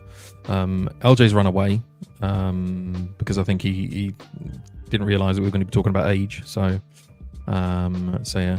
Happy birthday it's in the past, Haresh. So not quite sure how this one works. So yeah. 200k won this time. I'm afraid not, Sports Clips. I don't think that's possible. Can't just make up random account sizes, as far as I know. So sorry. So yeah. No worries at all. Yeah. Did your food arrive? No, my cat was pushing stuff off the table over there because I'm not giving her attention. It's being needy, so I had to tell her to stop. She just cracked a wine glass. I was like, oh gosh. Guys, this is the cat, right? This is the cat that has literally cost LJ thousands and thousands and thousands of dollars, right? Look at this. She just smashed it. She just knocked it off. She was not happy and just destroyed it. I was like, oh, no. What was that? So. Oh man. You know, and this is I was just saying to the guys, you know, the fact that cat is still alive is a miracle. I mean, I know. That cat has used up some significant cat lives. So I'd say I'd skin her, but maybe I need to sell her to try and recoup some of my recoup some of the losses. No, I wouldn't do that. The thing is, it's not even my cat. We've adopted it. For everyone that doesn't know, so yeah, I've got this random cat that's been thrown on us, and it's caused me a lot of trouble. But that's an understatement. That is an understatement. She's not the smartest cat either. She's seems a bit off with the fairies. Put it that way. So. Oh dear, yeah. Dear. Never mind. Let's have a look. See what else is happening in chat. Get rid of the cat and get a dog. Yeah. Yeah. Maybe. Yeah. It's probably not a bad idea. Hey. Not a bad decision. What webcam are you using? I realised it's tracking you left to right when you move. Yeah, do you like it? Mine? Is this the new one, Mike? This is my new webcam. Yeah. It is. Okay. So nice. There you go, guys. This is the it arrived today, and it's called the you probably won't see it. The Insta 360 Link 2. So that's good. Yeah. So it's got a lot more features. So for ABL, you know, we've got to raise the level, we've got to raise the bar. So yeah. So yeah. We've got to order mine after this. So new camera, new mic. This mic's not really good enough. It's a bit tinny. So what's wrong with me? Why are you going to get rid of me? No, me.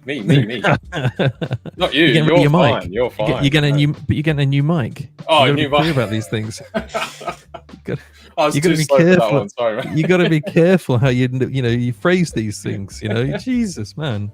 You know, I know Alex left, but it doesn't mean you need to get rid of me. Oh, Alex goodness. will come back with a banana hat or something, and he'll be a new person. Exactly. He was trolling us in our ABL this morning. So yeah. Hang on, where's the chat gone? Does it provide a 4K resolution, Henry? It does provide 4K resolution, and it even has DSLR capabilities as well, but I think my computer isn't powerful enough to do it. I need to check the settings because it literally arrived about half an hour before coming on here, so I haven't had a chance to properly test it out. Just literally plug and play. So yeah. Aiden says, I'm stuck in a gold cell at 3298. Any hope to reach that level?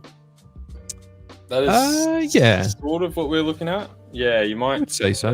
Yeah. I don't know if it'll go. So I don't know if it'll go beyond that. Profit. Yeah, exactly. You might want to look to close out flat if you can get there. There's a possibility that we do run a bit lower. It's about 32. Call it this 32, area here looks good. 90.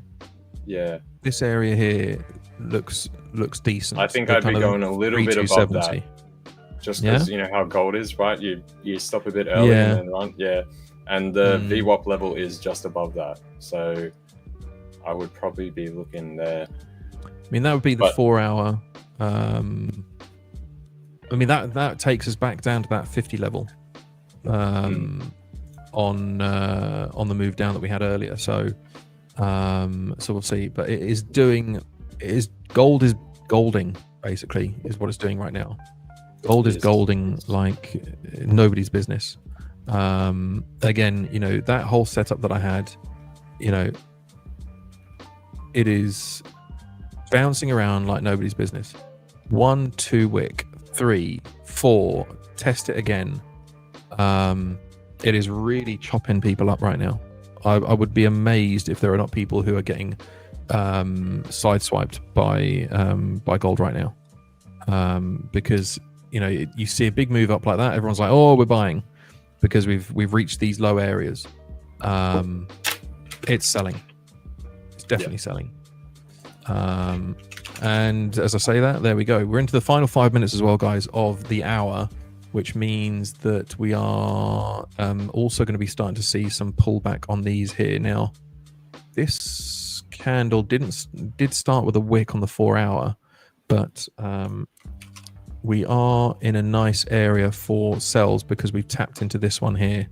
So I think sells will be all right. Aiden, I don't know for how far we'll go, but it's just a question of just having to monitor it and see how it plays out. DMA, do we use the Dixie on gold? I use the Dixie generally. Sometimes, yeah, it's a contextual thing.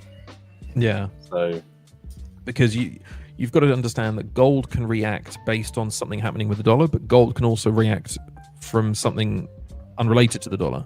So, you know, gold isn't, for example, a strong dollar doesn't necessarily mean that the gold is going to weaken. You know, and vice versa, right? Gold can just be separately impacted by risk on or risk off events. So yes, I do use the Dixie generally for my trading. Do I use it specifically for gold? No, I don't. Yeah. So when it comes to gold, I would say particularly when you've not got the kind of geopolitical drivers that we have at the moment, then the Dixie plays a bigger. So if you look at it as there's a number of components that will move whatever instrument you're looking at, right? And at different times, certain components become more prevalent, right, versus others. Just the same way that the dollar itself, sometimes we're talking about Fed moves, and that's the domineering factor. Other times it's purely, you know, the Fed has said we're just looking at data. So then we go back to the data, and the data is the domineering thing, right?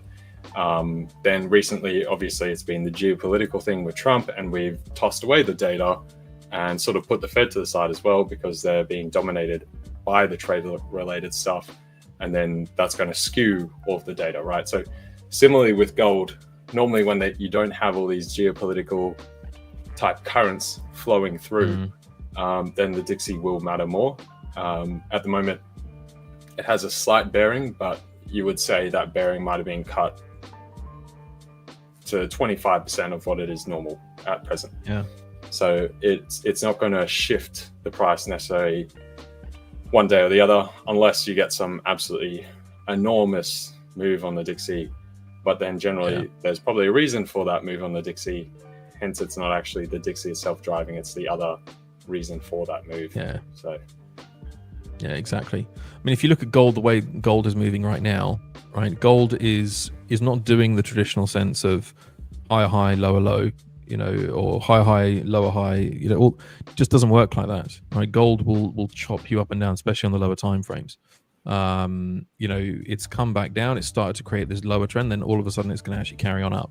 Then it starts to pull down again, pull down again, pull down again. Now it's created a higher low instead of a lower low. So gold is notorious for just catching people out on the wrong side of things, which is another reason why, particularly on gold, I don't risk high amounts and I go for those tight stops. You know, and it can be a death by 1,000 cuts, or it can be wealth from 1,000 cuts. You just don't know. So yeah, but we'll see. We have got Jonatan due to come back, guys, and I mean, what I'm going to tell him, we're going to tell him that we got you guys, we're at 341 likes. Pump the likes up a little bit, and you get another offering there. So come on, guys. You know, I mean, what do we need to do to kind of, you know, get you in, you know, excited? Well, let me see. What can we do? Let's get some bullish action. Let's get some bullish action on the likes, guys. You know, we're at 341. You know, we want to have a slam dunk, you know, of giving a trade away. I'm going to use as many puns and analogies as I possibly can. You know, if you don't want to do it for us, do it for Trump. You know, do it for whoever you need to. Right? Do you want to go over that Aussie dollar quickly from a little bit asked a little earlier? Yeah, absolutely. I am still long on that, my friend. So currently, I'll tell you where I've got my stop sitting. So stop's currently at 64.75. And I've got a top side interim target at about 65.25. The reason for that is there's some just sort of the pivot level general extension of the move. We're already up 0.7% today. My topside full target is looking somewhere closer to 65.50. But the question is if we can get the full move to that today, or we falter slightly early, just because there is a bit of thin trading, thin liquidity. But I am still positioned for that. So if we get a move higher, I'm going to see whether we can actually test that 65 area and get a handle on that. If we don't, then I'll look to close the trade early. Same if we get another run up to 64, 94, 95, the recent highs we had before. If it starts to sort of run out of steam again, probably exit the trade and then look for a return lower and look to buy in again. However, the full move won't play out till tomorrow then, if that's the case. But yeah, there we go. Absolutely. Very nice trade. Very, very nice trade. And looks like it's going to carry on nicely from where it is right now, actually. Yeah, I'm long from 64.83, so it's only a 8-point stop, so it's not a huge area. Big upside, fair trade. I think we've still got momentum. We are, like I was saying, we are 0.7% today on thin liquidity, so it may run out of steam for today's movement. Might have to wait till tomorrow to continue. Yeah. Gold continues to do goldy things, much to my frustration. But well, what can you do? You know, it's coming back into this area, retesting it again. Not to my liking, but it is what it is. We'll see how this one plays out. I'm still confident that it will push down, but it is certainly testing my patience. M76, how have you never seen 500 viewers? we've got 349 likes right now. We've got 376 of you watching on YouTube, but we then have another 675 people watching on Twitter. So, on Twitter, yeah. So we got 1,050 total. Yeah. Guys, if you want to see the giveaway, get yourselves, if you're on Twitter, get yourself over to the YouTube stream, like that, like the stream, and we'll be there in no time. That's fair, actually. I think Jonatan is running the likes off the YouTube likes, isn't he? Yeah. So get on it. If you're on Twitter, shuffle over to YouTube and exactly punch a like there. Exactly that. I think it would give us third touch on a resistance before breaking down. It could do. It's quite possible. It is quite possible. And Sol says he's watching on all three, so it doesn't count as three people. There we go. Now at 3:55. We're getting there. We're getting there, guys. Slowly but surely, we're getting there. We're getting there. But yeah, make sure you like the stream if you want to see another giveaway celebrating 65,000 subscribers for the 5ers YouTube channel. What better reason to celebrate than that? I don't know. Guys, that is it for the ABL takeover. We have got Deanna waiting in the wings. So we will bid farewell to LJ. LJ, I look forward to seeing you in our ABL live stream tomorrow. Absolutely. And hang around, guys, for a couple more minutes, and I'll be back with Deanna for the next segment. Alrighty, guys, appreciate it. Have a great trading session. Final comments on gold. I will say, just before I leave, it seems the 4-hour here may need to close like we were talking about before we actually get a capitulation. So keep an eye on that. Happy trading, and see you guys in ABL. Come join us. Ciao. Cheers, mate.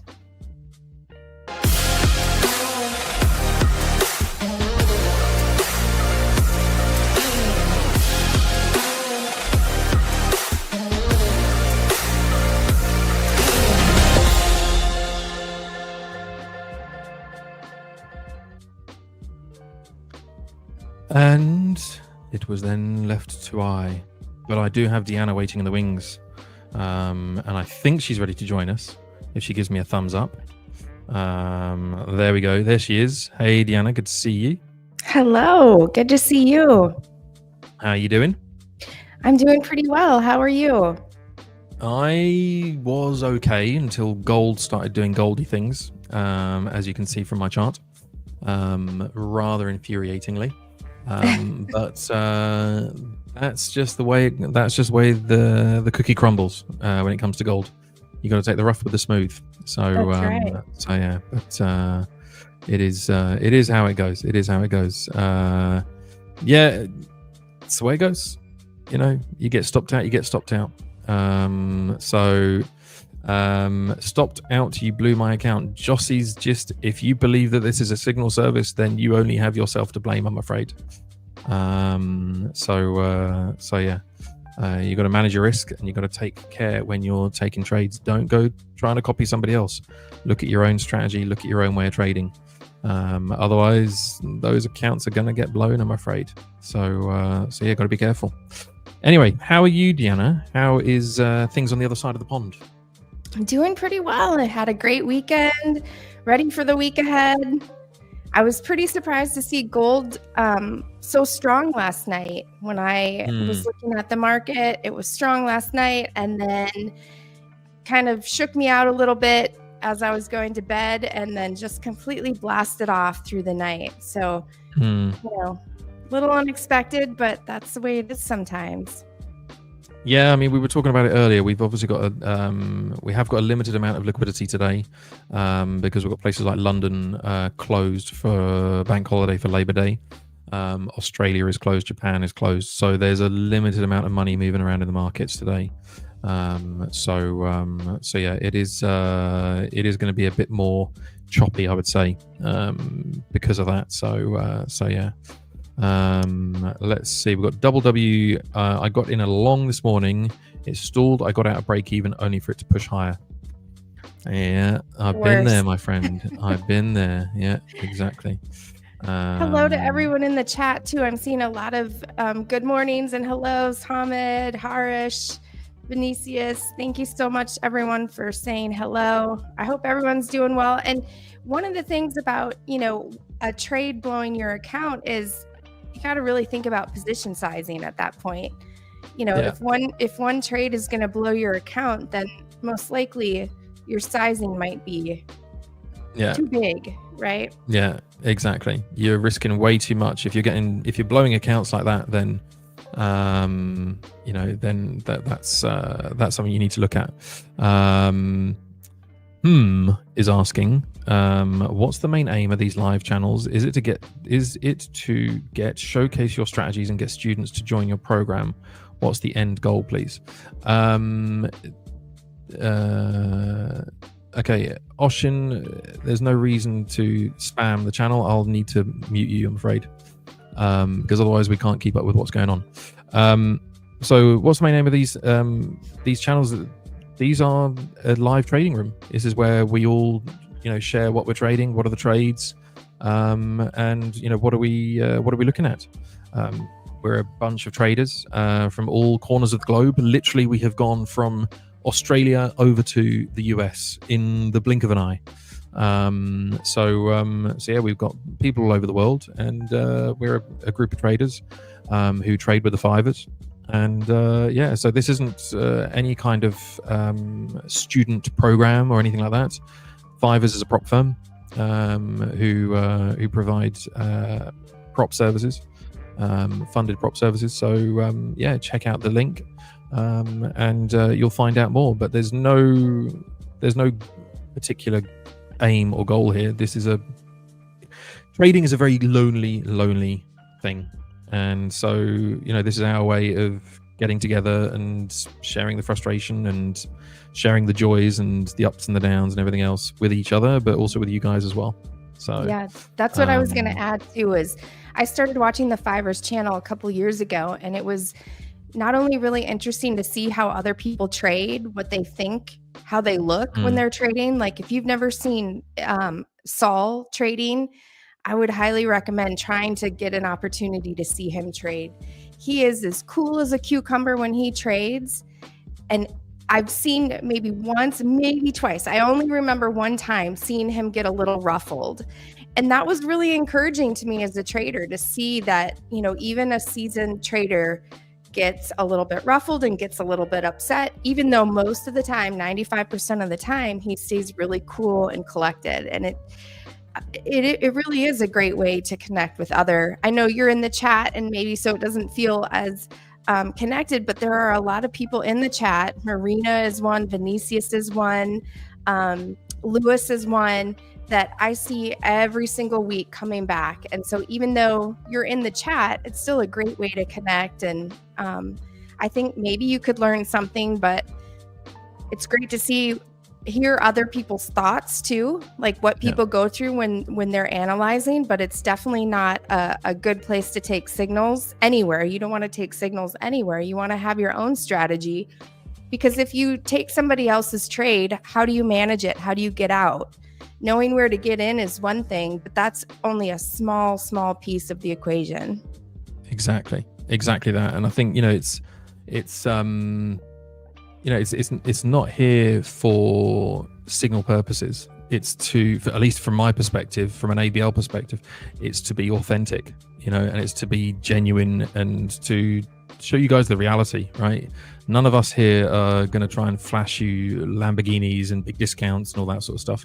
That's not what this is about, right? This is about genuine, proper trading, the real way, the proper way, hopefully the profitable way. If you can find your edge and your kind of way of trading the markets. If you're coming here for signals, just save yourself the time and the money and the energy. And look elsewhere. We're not going to be selling you signals. We're not going to be trying to give you signals. We're just going to tell you as it is. I could have, if this was any other if this was any other channel, right? Maybe not any other channel, because ABL we wouldn't do this either, but how many other channels would this particular trade have been deleted, right? This trade closed 5-10 minutes ago. okay, and it closed in a loss. I've left it open. I haven't tried to hide it. I haven't tried to say, oh, that went against me. It went against me. Okay, that's the way the market moves, and that's my strategy. Those of you around long enough will know that I'm not looking for a 100% win rate. I'm not even looking for a 50% win rate, because my trades are like a 5R, so I don't need to win every time. Other people will have a 1 to 1R, and that's okay as well. But then you need to have a higher win rate. So the biggest thing we can give you guys is to go and find your way of analyzing the market, the time that you have available to yourself, the money you have available to yourself, all these things, and use that to help you find your edge and your way of trading the markets. Yeah, exactly, Maria. That's the whole point, right? Is that we're authentic and we're honest. And that's just the way it goes. Henry, maybe it was, maybe it wasn't. It depends on your system. Everybody's system is different. Yeah, exactly. My system was, as I marked out, wick down, engulfing to the downside, and so on. I talked you guys through it as it was happening. It depends on your own strategy. Did it work out for me on this occasion? No, it didn't. Do I seem bothered? No. Because I've been doing this now for 2.5 years, and I've had much worse situations, and the worst situations taught me to manage my risk, to be more careful, and so on. Doesn't mean I'm not going to try and take entries when I see them, but it just means that I have to accept how it plays out. That's right. And different traders can have a different strategy.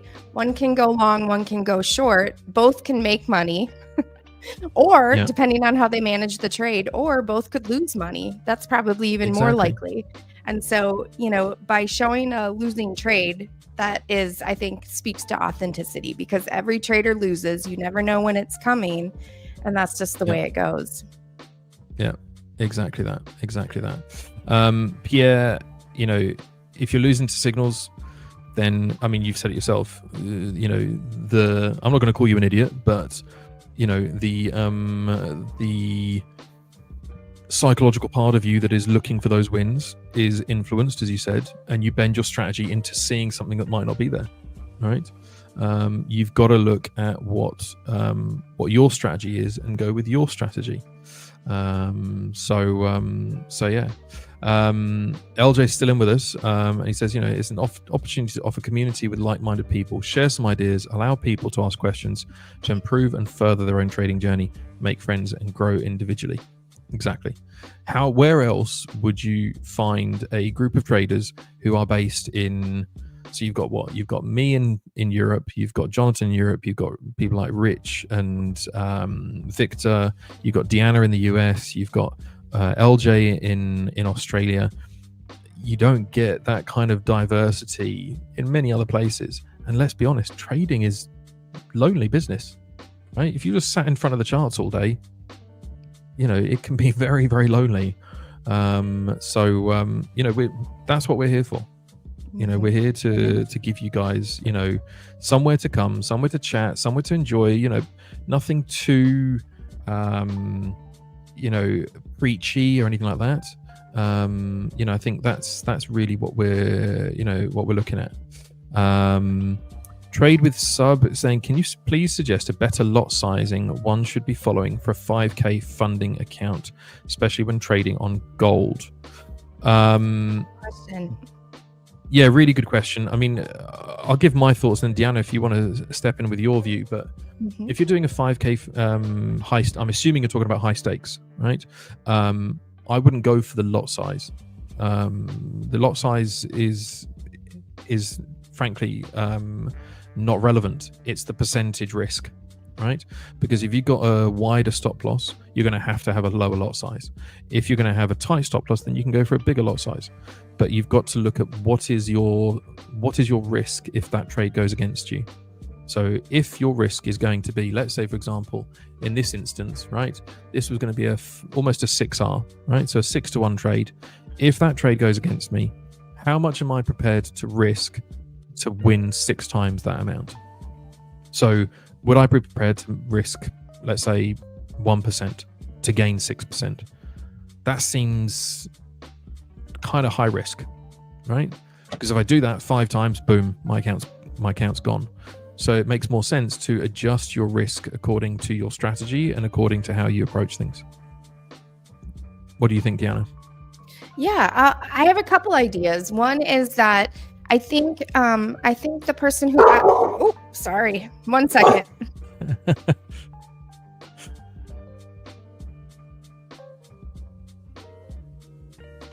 Sorry, this is the time my kids leave for school, so it's a little bit busy in our house right now. Sorry about that. I hope I didn't blow anybody's ears out with that bark. No worries. Couple ideas. One is, I think the person who asked the question also mentioned that they use 0.01 lot size. And that, that's a really small lot size, but if you're not sure, that's a great way to get started to kind of find where you're comfortable. So one thing, this is just an idea. This is something that I have tried, is to divide it in 2 parts. So instead of doing 0.01, maybe you do 0.02 and take half off at 3R and then leave the other half to go to 10R, something like that. If it hits 3R, move to break even if you want, and then really let it ride. And what's really nice about that, especially in a small account, is that you have the opportunity to take a really, really high R trade. So if it went all the way to profit, which most of the time it won't hit both of those, at least in my experience, although gold is a good one for that because gold does tend to trend. A lot of times with the indices, there's a lot of back and forth, and gold tends to be a little bit more trending either up or down. And so that can work really well. Another option is, since you're trading on MT5, I don't think I can show it right now, but there is a free EA, so expert advisor from, I think it's, what is it, from Position Sizer. I'm blanking on the name of it. This one here. Earn Forex Position Sizer. Is that the one you have? This is the one that we recommend in the 5ers Discord for MT5. Okay, so I've been using this EA for years and I absolutely love it because there's so much you can do to really be risk first. So focused on your risk first, whether that is trading a specific amount, trading a specific lot size or percentage, and you can continuously see how much is at risk. So on the little risk tab, I actually have a video on this on my YouTube channel if someone's interested in kind of seeing the insides of how it works. But you can get really specific with your risk and continuously monitor it, even as you're changing your stop loss or whatever. And so if you have $500 in your account, and let's say that you need at least 10 trades, you could risk $50 per trade. And that would be 10 trades as long as you don't hit 10 losers in a row and the count would stay intact. So that's another way to do it as well. Hopefully one of those helps. Everybody in the chat, let us know what you do and if you use any of those methods. If you use looks like someone said, Saul said Earn Forex is great. Yeah. Andy says it always does percentage risk. Percentage risk is just enables you to adjust your approach, right? So if you see an opportunity on a higher time frame, then you might go for a lower lot size, but you're still going for the same risk amount. You just got to make sure that you're comfortable with that position. If you're starting to get sweaty palms and you're starting to get nervous by the amount of money that you're risking, it's probably a sign that you need to change the way you're approaching it. So yeah, but I can see Jonathan's about to jump in, and before he does, guys, he's too late. He's like a jack in the box. That guy. I was about to say we're almost at 400 likes, but alas, we didn't make it. We're at 386 likes, guys. So all of you guys who are watching on YouTube, on Twitter, get yourselves over to YouTube and hit that like button if you want to see the giveaway. You got to get our likes up. Otherwise, it's not going to happen. You know, Jonatan is ready and raring to go to do another giveaway, but he's not doing it until he gets to 500. So yeah, that's right. 500 likes to yeah. do another giveaway. Well, thank you for well, I'm not thank you. I was about to say I'm sorry for letting you wait, Mike, but I picked up another package. Very important thing. Is this another package of something that you need but don't need? No, actually, I think this might be something that I do need. It's like something that I attach to the desk to rest my arms on. So like I'm resting my arms on. That one.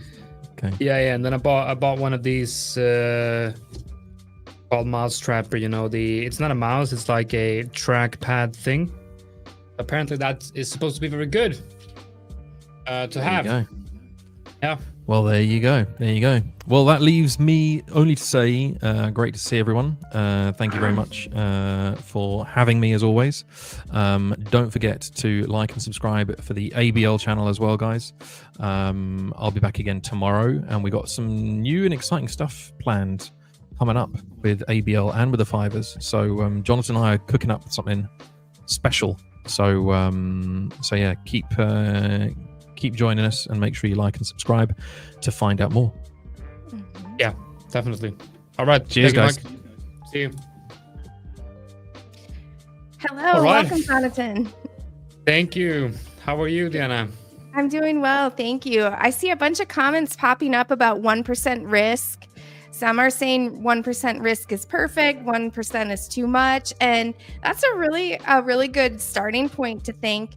And one thing that you can do is if you're looking at, let's say it's a $100,000 account. So if you were to take 1% risk of that, that is actually quite high, especially because your drawdown is only 10%. So you might feel comfortable with that, and that might suit you. But another option would be to take 1% of your drawdown. And in that case, if you're saying I have 10% drawdown, maybe 1% is too low, so you bump it up to 3%. But you can, in that EA that we were talking about, you can actually go in and change it to, be the percent of drawdown. You can manually change it. But I like to think, especially when doing funding challenges, I like to think it in terms of how many losses in a row would I take in order to blow the account. So for me, 10 is pretty good. 20 is kind of more than I typically, I want to make progress in the account. So for me, 20 is too many, but somewhere around 10 can be good. But it just depends on what you're comfortable with. Maybe you're really aggressive and you think, hey, I have a pretty high win rate. I only need 5. So then you could divide your drawdown by 5 and risk that amount. So there's lots of ways to do it. I think 1% is it's way too much. I mean, can easily do the easily do, 1% way too much, because if you have on the hypergrowth account, I believe that's 6% stop out level, 6 trades in a row and you're out.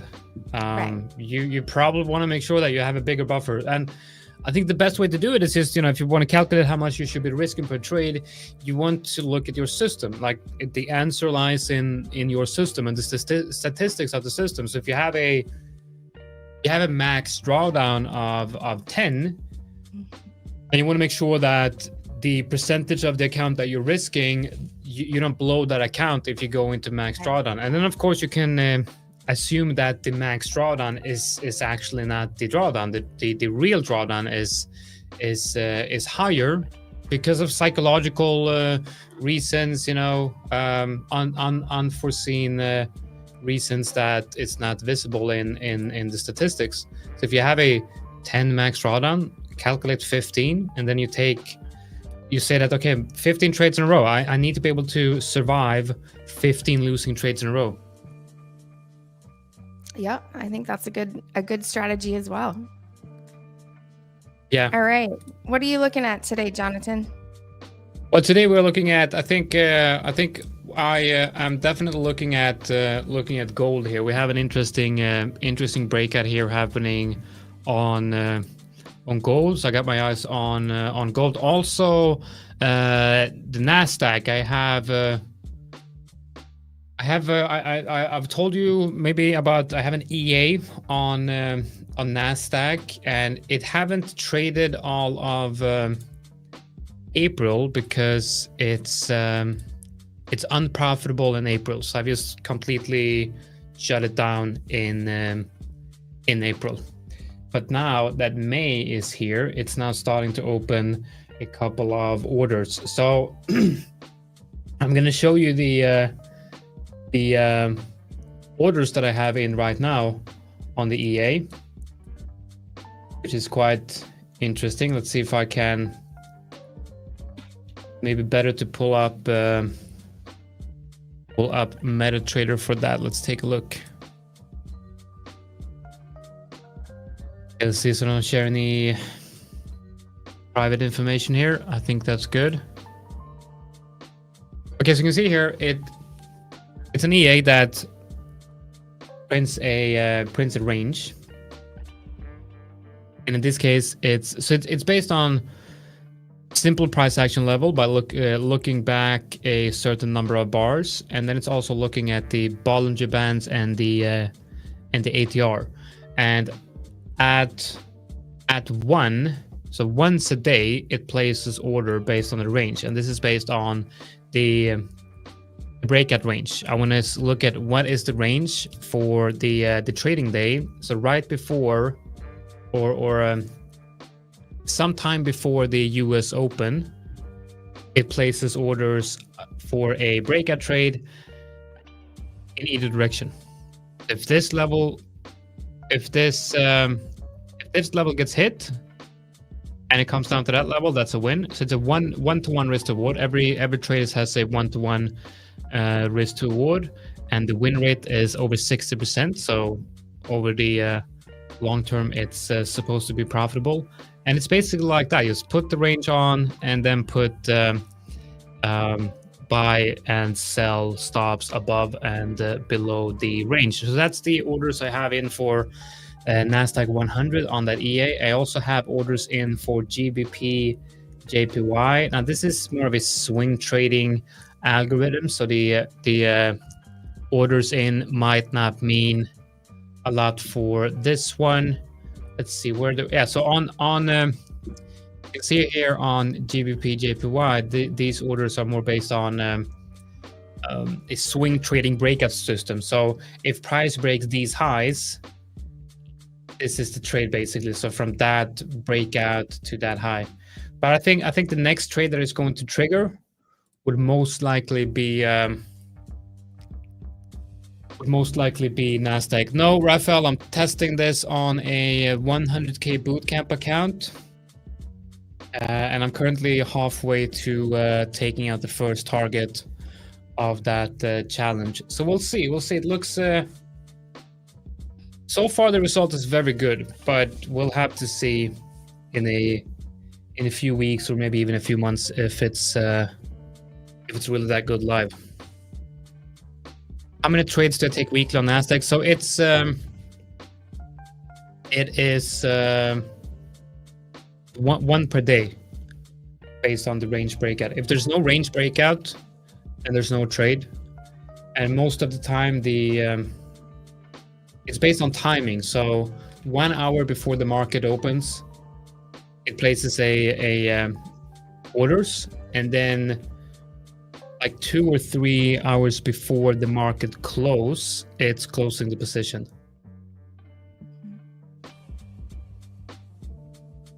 I saw a couple. Oh, sorry.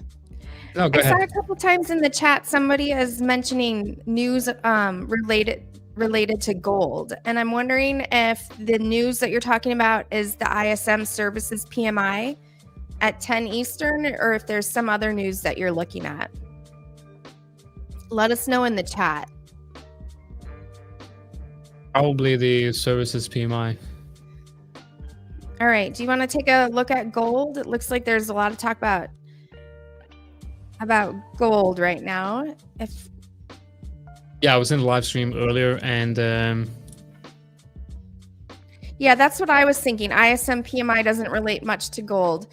That's what I was wondering. Somebody keeps mentioning news, but when I'm looking at the news on my end, that's the only high impact news item that I see. And it's because high it's impact. Sorry? It's because it's trading against the US dollar, right? So every news event with the US dollar is going to show up on gold. But I think you're absolutely right. ISM services PMI doesn't really affect gold much. It's more like the three big ones, which is I think it's the NFP, CPI, and what's the third one? FOMC. FOMC, yeah, that's correct. Yeah. So I think those are the three ones that really affect price. I consider those. You know what? Maybe you want to look at gold, because I am going to see if I can install this one. Look at this. It says, it's. Can you see what it says? No, it's mirrored. Whatever. Maybe you can take a look at gold, and I will unpack this bad boy that I got right here. Can you put my chart up? Yep. All right. So I like to look at the, let me just make sure I have this right.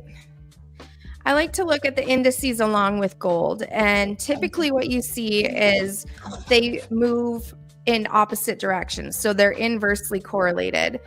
That has not been the case all the time, especially I think it was last week. We were seeing a lot of times the indices were moving along with gold. So let's take a look at gold first, and then actually, you know what? Let's do the indices first, because I think gold is kind of the more interesting one right now. So this is the S&P. This is the daily time frame. So you can see price is kind of pushed strongly higher. We've been in a downtrend since, early December or so.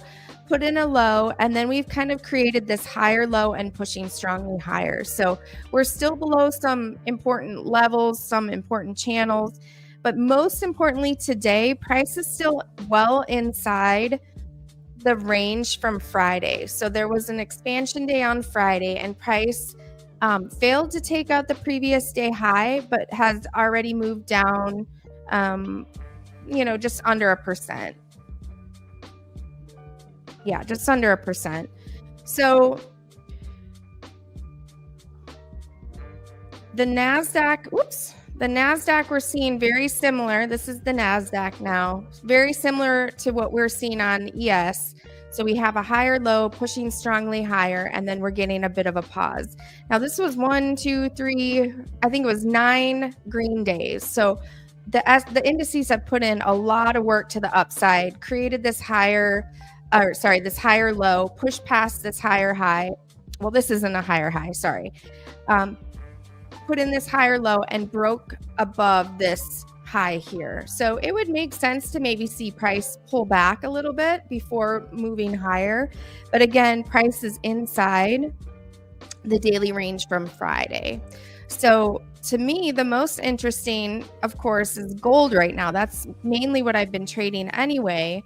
But last week we had this huge run up on gold, has been going up, looked like it was never going to stop. And then we got a big gap down and kind of a consolidation. So price created this kind of like megaphone flag looking thing, and then broke below it.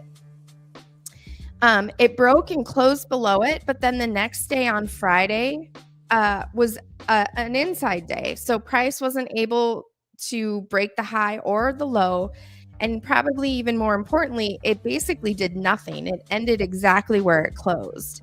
And so overnight there was a little bit of let's see if I can show you here. There was a little tiny gap in gold. I mean, barely anything. This was last week's gap in gold.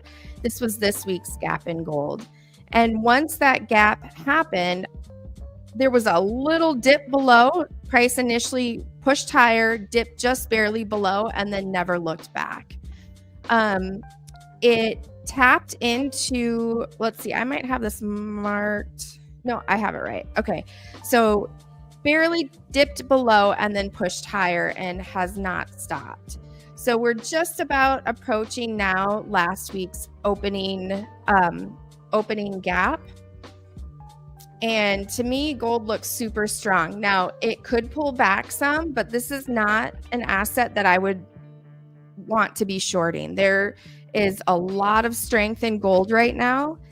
And I don't see any indication that, at some point maybe, but right now this is just a rocket ship blasting higher. That doesn't mean it's necessarily a time to buy, but it's definitely not something that I'd want to be shorting right now, especially because the indices also, they are moving lower. They haven't moved much lower, but they are moving lower. So if we look back at the 30-minute, these little markings here, this is a projection of ATR. And so you can see price is currently at 100% ATR. So the daily ATR price is already at the top of that level. So, it's a little bit questionable if we're going to see gold continue, but for me, this is definitely not a short. And here is the opening range I have marked out on the 1 minute.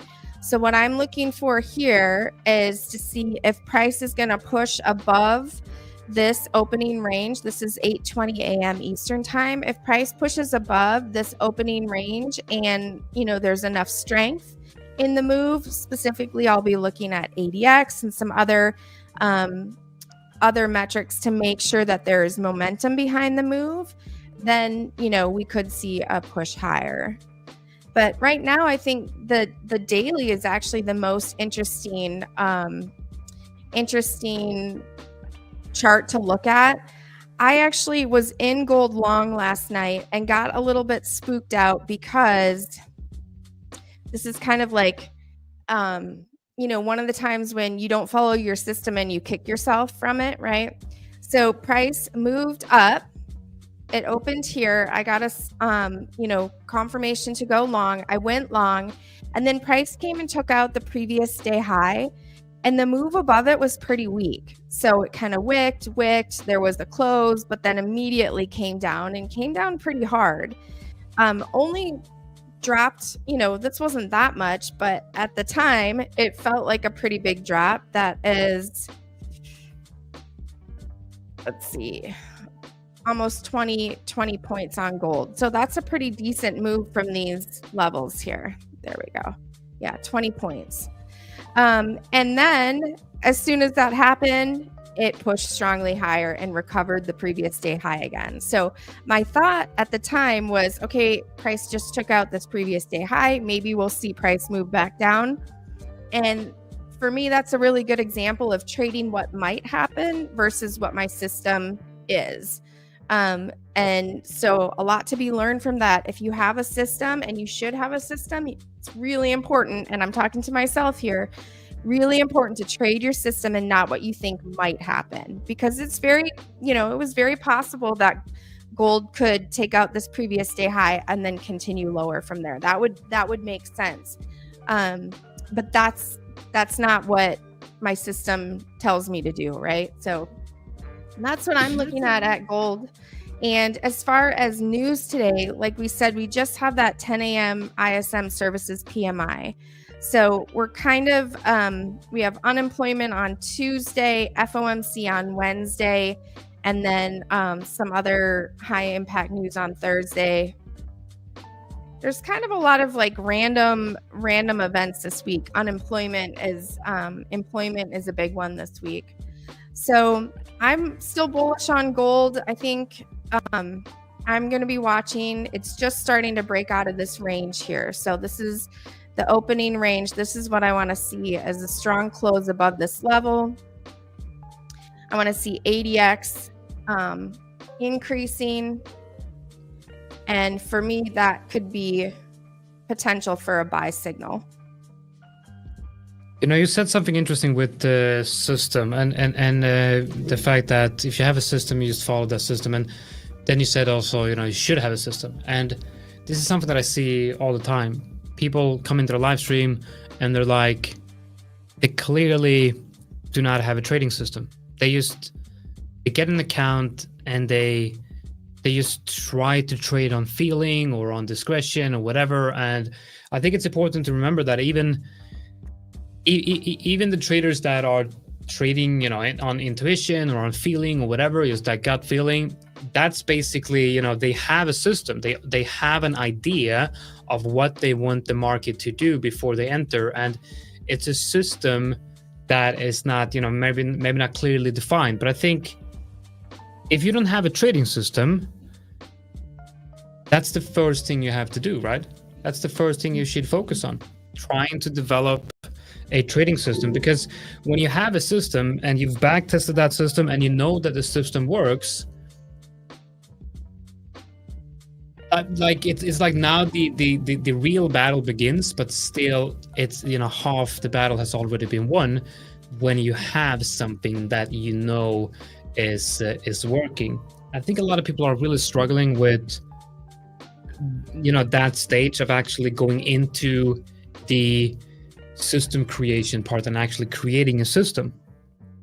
That was, for me, I think I could safely say, a huge hurdle for me. And I think it is for most traders. Even though it's not the most important aspect of your trading, it is a really hard obstacle to overcome, right? Because what it is you're accepting that sometimes you will lose and sometimes you will win. And you're basically choosing when those will be. No system is always going to win, but as traders, I think we tend to harbor a lot of fear of losing, right? Because we're trying to learn how to do it right. And a lot of traders will talk about, well, the way you do X, Y, and Z is this. You know, they have their system, so they're talking about trading as if there's a right and a wrong. And that really does a lot of damage for traders, because there is no right or wrong. You will always be wrong sometimes. You will always be right sometimes. And you have to pick your poison. So do you want a system that wins a ton? If that's the case, you're not going to have very high R's, and that's fine. That could be a profitable system. Do you not care so much about that, and you're okay with having like maybe a 50% win rate? Okay, well then you get to take higher R's from time to time. I mean, those two things are inversely correlated. You cannot have super high R's and super high win rate. That doesn't happen. Despite what you might see on social media, that's not real. And so, you know, it's just a matter in the beginning of picking what is going to work for you. And I think for me anyway, there was a strong desire to want to do things correctly, to want to do things right. And not realizing that just because so-and-so says this is how you do it, that's how they do it, right? There is no right or wrong way. There's tons of options of what you could do. And then number two is just realizing that, you know, you will be wrong sometimes and you will be right sometimes. And sometimes your system's going to allow you to participate in this beautiful move in gold, and sometimes it won't. And that's just the way it is. There is a question in the chat if I check correlation with silver. I don't. I only I trade gold primarily these days, and I am only looking at the correlation or the inverse correlation with these two indices. And again, that's not to say that's the right way to do it. It's just I'm kind of a shiny object person. If I look at too many things, then I get distracted or get interested in maybe trading something else. So for me, it's best to keep it as simple as possible.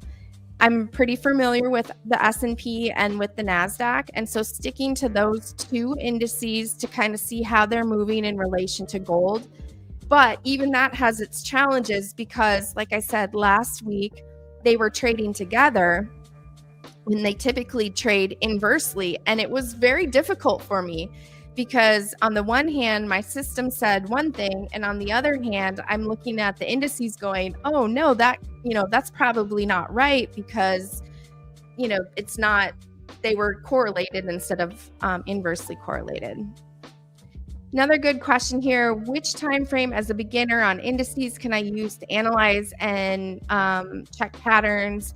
That's a great question as well. So in my opinion, you hear people say this all the time and it's hard to understand, but time frames are fractal. So it's if you think about taking a picture, right? You can take a picture and you can zoom in and you see that same image, but you see it differently because you're zoomed in.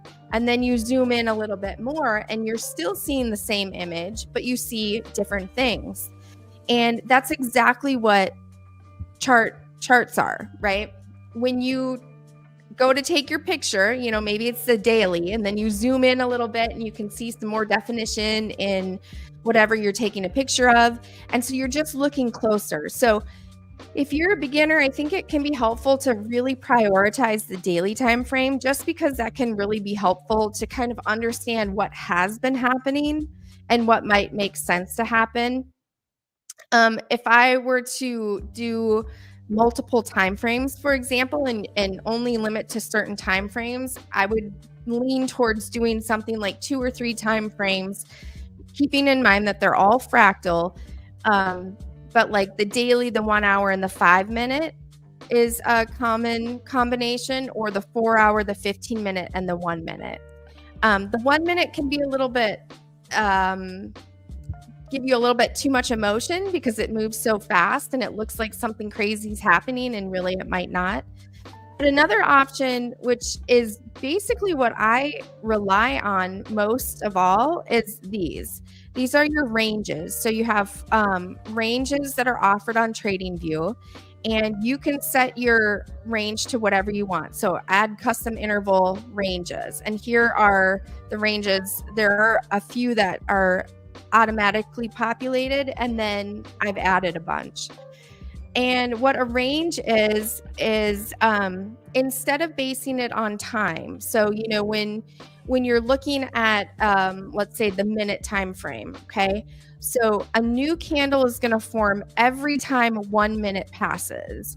But a minute is arbitrary. It's not arbitrary. It is irrelevant to trading, right? If it's 1 minute or the next minute or the next minute is irrelevant. A range can be really helpful to show you how much an asset is moving at a given time. So if it's making progress, let me see if I can show you what that looks like here.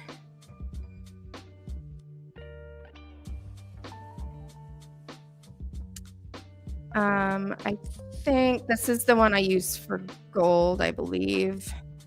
Yeah, so here's the one I use for gold.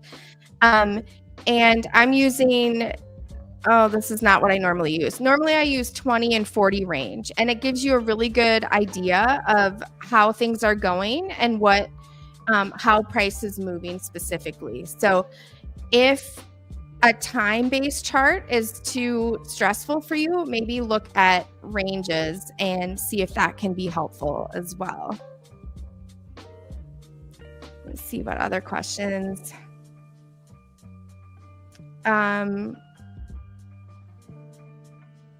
Gold already made daily low swing point. Are we going higher at least 3 more days? I mean, who knows? To be perfectly honest, when I started the week, I was actually thinking that we might see continuation even lower, because, you know, this is like a flag, and then it dipped below these lows, and it makes sense that it would push higher. But because there had been so much weakness, you know, I was kind of thinking it would make sense to maybe see continuation higher in the indices. And I certainly did not expect to see this much strength in gold. So for me, it really doesn't make sense to, oops, I didn't realize I'm not, put it back here so you can see what I was looking at. This is what I was saying. This flag here, kind of where it's a strong push up, made a little consolidation here, dipped below, and now, you know, it's looking quite bullish. So I think it's better to have a dynamic understanding of what is going on for me instead of predicting where price is going to go, because I have no idea. And obviously my guesses aren't very good. But if you're responding to price and how it's reacting, I think that works a lot better. Hasn't gold reached its ADR? Is that average daily range? Must be ATR, right? Well, I'm thinking they might be saying a ADR average daily range, and that is what I have marked out here. ATR. This is ATR daily. So yes, that's correct. It's 100% from the open here. It's moved 100% of its typical average daily range. So absolutely. And again, for me, I'm just going to be reacting to what price is doing, even though, it would make sense that we would see a slowdown at 100% of the daily range. Gold can do whatever gold wants to do. So better to respond than try and predict. I agree, Jake. I love trading gold. I'm kind of new to it. I had kind of always traded it as like a side gig, mainly focusing on the indices. But I'm loving gold too. It's, in my opinion, a lot easier to trade. Yes, White. Thank you for the nugget. Trade my system. I got off gold buy last night because I wasn't following my system. That's a bummer, but also a win for you as well, because you recognize that you were making a mistake by not doing what you were supposed to do. And I see that as a win, even though I'm sure you're totally devastated this morning, or wherever you are, devastated to see that it's going on without you. But I think that's better. We are here to trade, not get married. Yeah, if you're talking about like getting married to what's happening with the price, I agree. Like we don't need to know exactly what's going to happen. We just have to trade what's going on. I think actually what he's referring to is if you were asking if you're married, and then someone responded with saying, we're here to trade, not get married. Oh, I missed that one. Okay, yeah. But Agreed. yeah, We're not it's right. a good point. We shouldn't marry our positions either. Totally missed that comment. All right, I'm just reading through the comments because these are great. You guys I really appreciate you being so active in the chat. It makes it way more fun when you all are so busy in the chat. Everything it you really need is, and they're especially active when you're on. I think that's because you're always very good with answering the questions and being actually reading the comments and everything as well. That's very I wanted to ask you something, because we talked about systems trading and all of that, but I think what people are really wanting to know is creating a system is a big thing. So I'm not going to ask you how to create a system, but maybe you could walk us through just what happened at the beginning when you first started working on your system and your approach. When did you start to kind of put the pieces together for your system? When I finally made the system my own has actually been fairly recently. Probably in the last 6 months or so. And the reason is, before that, I was trading other things that I thought made sense. Like if other people have watched my channel on YouTube, I was trying to make sense of ICT. And I know that there's people who love ICT and people who hate ICT. And, for me, ICT's concepts, right? I'm not attributing them to ICT, but those concepts are real market principles. However, and they do work, right? You can be profitable with these types of smart money concepts. However, for me, I found it really hard to kind of like systematize what I was doing. So I always felt this sort of uncertainty about, am I doing it right? Okay, I felt good about that. But then when things started to go poorly, I was never sure if I was still doing things consistently, or if the market had changed or something had crept in and I was tweaking something a little bit, and I never really knew. And so for me, I just decided I really need to just buckle down and agree that some trades I'm going to lose and some trades I'm going to win, and I'm just going to stick to the system. Now, I just said last night I didn't fully stick to my system. So I'm not trying to say it's perfect, perfect adherence, but it does help a lot to know when you take a trade, you have no idea no one does if the trade is going to win or lose, but you can know 100% you followed your trade, your system, or 100% you didn't. Just like White mentioned earlier, not following the system and getting out because it didn't follow the system.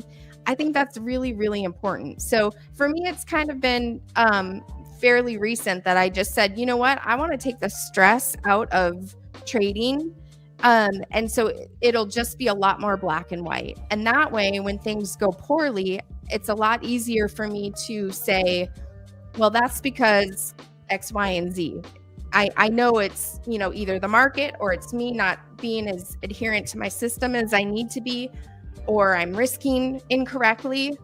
And you can kind of just like be a little bit more scientific about it. Yeah, I think that's super important. You know, doing the testing and the getting statistics on what works and what doesn't, and also just, you know, going out in the market and actually trying your ideas, seeing what sticks, and that's what it's all about. I mean, it's difficult to be difficult to be consistent when you don't have any rules, so you don't have any guidelines to follow.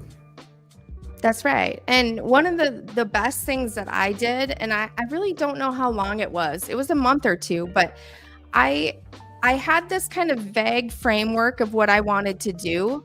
And I decided that I was just going to go ahead and just, you know, a lot of times you'll hear people talk about don't push the button too much, don't take too many trades, you know, sit on your hands. And there absolutely is a time and a place for that.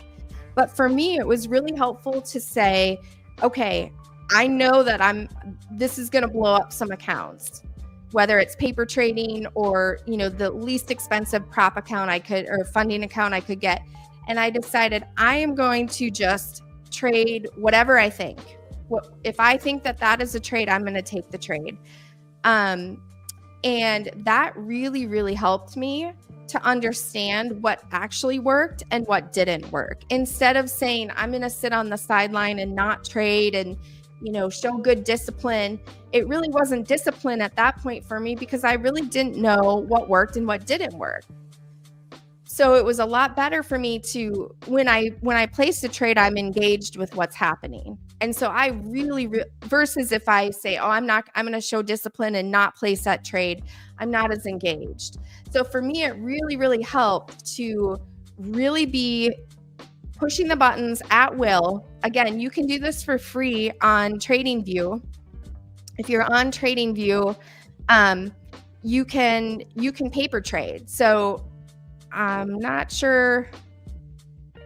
I don't think I'm not sure if I'm logged in or not, so I better not show it. But you can do a paper account in TradingView. If you have a TradingView account, you can have their cheapest plan and you can do it for free and just spend a month or two just with the vague concept, push as many buttons as you can and really learn what works and what doesn't work. I think that's really, really helpful. Yeah, and I mean, you don't have to have it with TradingView. You can also just connect if you have Oanda or any other broker that is available on TradingView. A lot of times they have demo accounts as well, and you can connect the demo accounts to TradingView, and then you can connect that account to a trade journal like Edgewonk or TradeSella, which has automated imports, so you can actually look at your results and actually get the statistics. And then if you trade for maybe a month, you can see that, you know, you're never profitable on Fridays, and that might make you think, okay, I'm going to stop trading on Fridays. And then you'll see, okay, I'm much more profitable when I only take long trades. So you start only taking long trades. You remove Friday, you take only long trades. And then you can see like what pairs am I more profitable trading? Am I better trading gold, Forex, or indices? Like there's a lot of, you can actually, and I mean, we talk a lot about creating a system, but what you can do also is just start trading almost randomly on a demo account. And then you will start to see in the data, if you have enough trades in that data, you might actually find the system. So you can do it, you know, you can start with a system or you can start with random trading and then create a system from that trading. Yeah, absolutely. Well, it's time for me to pop off, but I just saw that William had a really good comment that I would love to talk about. I'll be back tomorrow at 8 a.m. Eastern time, and I would love to talk about this. He said, wouldn't it also be of importance that you need to have the knowledge to create a good plan? Because sometimes I think I don't have that. To me, that was a huge hurdle to get across, and I would love to talk about that tomorrow and maybe even show, kind of a framework of what you might use and how you could set up a trading plan, and you could start trading it and just see if that's something that you can figure out and make work for you. Because again, there isn't one system that works. There isn't one way to do it. There are lots of ways to do it. But I totally understand what you're talking about, that sometimes you feel like you're not really sure if, like, even where to get started or if it's enough. So let's talk about that tomorrow. And thanks everyone for participating in the chat. This was super fun, and I will see you all tomorrow.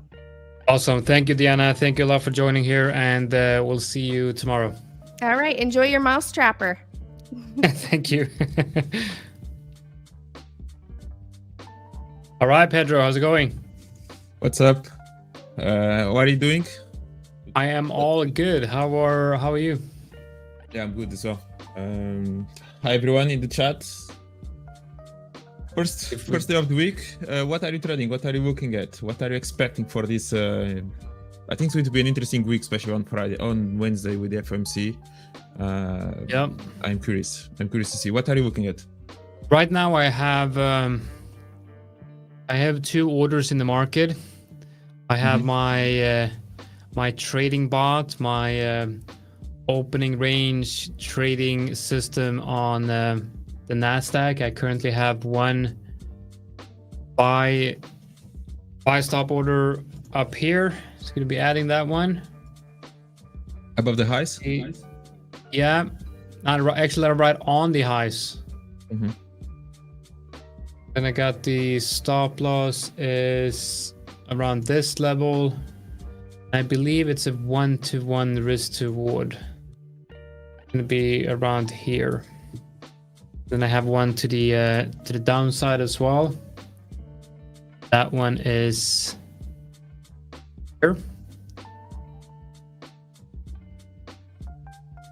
Opposite to the downside. Yeah. So this is the apparently it's marking out this as the range. And it's going to take a trade. Going to take a long trade to the upside and a short trade to the downside. So let's see how that plays out. It's a fairly big range. It might not even happen today, because we've been trading within this range for the last 4 or 5 days. So yeah, we might not see the breakout today, but maybe we'll see a breakout on perhaps the services PMI. Do we have anything else this week? We have FOMC. We got the interest rate decision. Well, is it FOMC? Is it? Why does it say Fed press conference? Isn't the press conference the FOMC? No. Yeah, it is. It's going to be the same thing. Okay. Yeah, FOMC meeting that went into the Fed. Yeah. Yeah, I think TradingView used to write FOMC, but now it just says, I don't know. Maybe not. Are you looking at anything in particular today?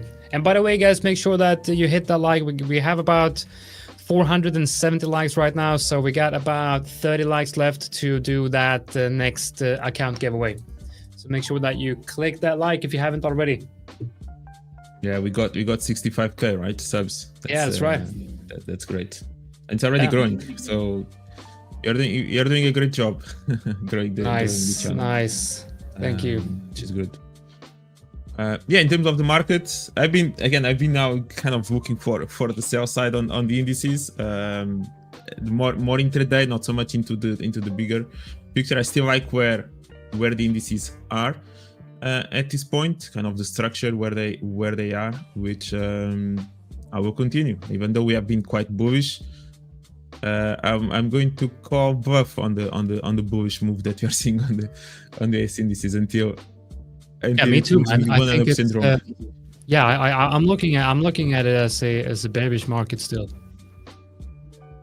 Yeah, I think we are literally at the key level because we are in the point where we had that big, massive move to downside when Trump announced the tariffs. So around that price action on the S&P, NASDAQ, we are still close to the high as well.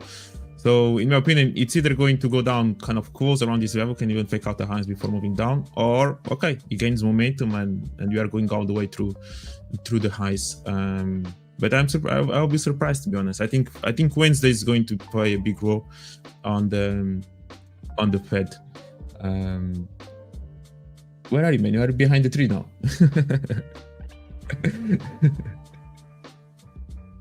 Yeah, I'm lowering the desktop here, and I had to remove some stuff. So it's just so big. Like I just saw the tree moving, like the flower behind you. Where did he go? Yeah. If you can share my monitoring, I still cannot do it manually or by myself. I will do that. Yeah. So it's basically the same thing around here on the S&P. So we are still around this range. So in my opinion, I think I'm curious to see what price is going to do around this level. It's either still underneath this top in here or straight after the top, which can create a little bit of liquidity. And if you create bearish momentum or not, if you start actually creating bullish momentum in here and holding, then okay, then maybe going to go to the highs again, and that's going to be a completely different story. But in my opinion, I think after this big retracement that we had, this is around this level is going to be the key level to either price goes down or it goes up. If you actually take a look into what happened back in 2022, it was quite similar. Okay, it was in here. So we actually had a massive recovery, and many people after they saw price breaking this top, they're already thinking all-time highs, or that price was ready to go all the way. And all of a sudden, everyone got trapped, and we actually had a massive sell-off after that. Now I recognize that S&P is reacting from a good level. Okay, basically just retested this previous level of support resistance. It's a massive level. It would make completely sense to continue to be bullish, but the macro still doesn't really. I think there are many issues in the market to just be completely bullish and look for new all-time highs. And we actually saw again on Saturday during the press conference of the earnings that Warren Buffett is stepping down as CEO, but also that Berkshire continues to accumulate cash. I think they are sitting on $360 billion in cash. It's not normal.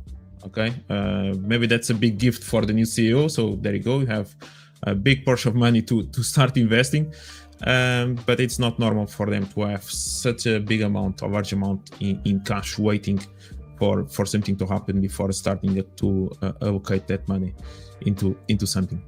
And it's been like that for a long time, right? They started going into cash last year, I believe. Yeah, but they are still increasing it, so it's not something that is to stop it. I think it was like 250 or close to 300, and now I think on Saturday it was announced that it was around 360. So they continue to do so. So that's going to be interesting. And just one point, just to finalizing here a bit of the macro, there has been it was priced in for a long time that the first rate cut it will happen in June. Okay, if you actually pay attention what happened 1 month ago or even 1 week ago, the 60% odds, even above 60%, it was for the first rate cut to happen in June. And now it swapped, it shifted. Okay, so the likelihood now is for the rates still remain the same in June. Okay, at this point at 68%. Of course, this can change. And for the first rate cut will only happen in July. And this is still in the moment where Trump continuously is pushing the Fed to cut rates. So I think Wednesday is going to be a really big play, because what this means is the Fed can do one of two things. It can either kind of keep the rates like it is because they're afraid of the inflation, or they can start cutting rates and they are going to provide stimulus to the economy, and that's maybe their concern. Now, we had a negative GDP quarter last week announced for the first quarter, so that could actually accelerate the process of the Fed cutting rates, because they start thinking, okay, the economy is not doing so well, maybe the employment eventually is going to increase. But we actually had a positive NFP last Friday as well. So the Fed apparently still continues more preoccupied or worried about the price stability in terms of inflation and what eventually the tariffs will do with China than the economy, the state of the economy in the US, which is interesting. Yeah. So again, I'm not too entirely bullish. I'm actually trying to look for shorts. I'm sad that price actually just dropped with the opening. I was looking for somewhere around the highs to potentially start looking again for shorts. So I'm going to be waiting. I'm going to be waiting for price to kind of come back into here. So on NASDAQ, we are close to these highs. On the Dow as well, price can still continue to go a little bit higher before moving down. And that's basically what I'm going to be looking for. Yeah. On the dollar, I haven't taken anything. I don't like the range. Price has been stuck in this range for a long time. Same with the euro, the pound. So price is just within this range. And that's why I've been more entertained trading the indices than the pound and so on, or the euro. Yeah. On the other side, just to finalize as well, if you look at oil is a good representation as well of good economy versus bad economy. Like if price of oil continues to go down, is because everyone is potentially thinking that the demand of oil is going to decrease, because the economy may not be as active as if it would be if it was in expansion mode. And it opened a big gap to the downside. This was also due to increased production, so I think they continue with high production that they had last month. So they are afraid that they're increasing production and maybe there's not so much demand, and they're kind of seeing and push the downside on oil. Which, to be honest, I still expect actually oil to continue to push a little bit lower overall, looking at the charts in here. But yeah, that's boas, Nathan, bem-vindo. Claudio, yeah. That's interesting. We actually had we shared our first success interview with a trader from the 5ers in our Portuguese channel. It was actually a great conversation with Bruno. Yeah, the video is doing well. Yeah, the response as well has been quite positive. So it's great to see more Portuguese or Brazilian people around in our channel as well. Nice, happy to hear that. And the Portuguese speaking community is quite big with the 5ers as well. I can see that it's going well on social media as well. Yeah, I'm going to link your channel in the comment section, because we have a lot of people asking about your YouTube channel, and you also have a personal YouTube channel as well. So I'm adding that to the comments, guys. Let's take a look at the likes. How many likes do we have now? We right now have 496 likes, so only 4 likes left till we do that last account giveaway. I just liked as well, so nice. 497. Yeah, even on Bitcoin as well, I may start looking a bit for shorts, even though it looks a bit more bullish, to be honest, than the indices. But I'm curious about this 100k mark. I like the level where price is starting to react. It's another one that, unfortunately, price already reached one of my first targets. So I was hoping that price would kind of come back close to this level before filling out this range. So that's done already. So that opportunity for that initial short, it's over. And now I need to see what will happen next. And by that, I mean, is price going to keep respecting these lows? That could mean into a bigger move to the upside. If price actually starts breaking these lows, I think we may start opening a bit more to downside, and I'll still be interested in trying to short around this level. I think it's a good supply level in here. I think price kind of created this nice level to move to downside. So I'm curious to see how price may react.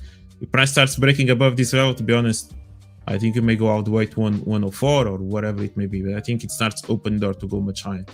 Price breaks above here. So even on crypto, at least Bitcoin, I'm starting to look a little bit more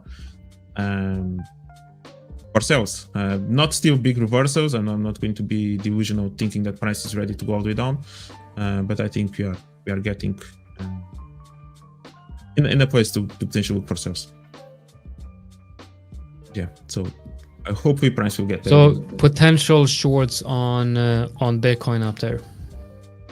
Yeah, is that what we said? Okay. Yeah, I would like now to see the lows being broken again first. The initial short already happened. I didn't catch it. I don't trade on Sundays. This kind of happened over the weekend or Saturday. Yeah, I'm not active. over the weekend. But yeah, we'll see now. Yeah, definitely interesting price action we're getting from Bitcoin and the indices as well. I think we're getting close to we're getting close to a point where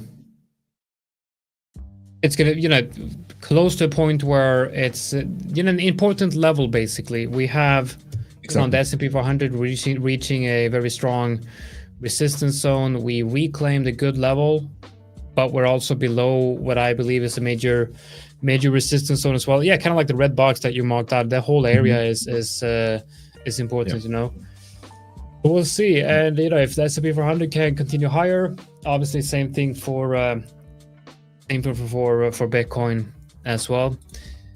I mean, very surprised still with gold. Gold is continuing its move.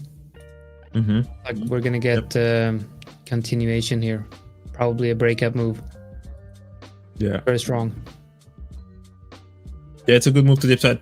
Actually, honestly, I was looking a little bit lower. I think I even mentioned on one of the streams that I was not believing on this double bottom. I think one of the guys actually bought it. Maybe Nathan, I think he was somewhere in here. I think he actually bought the double bottom in here. And I was kind of telling, yep, not interested. I actually want to see further down. I hope he kept it right.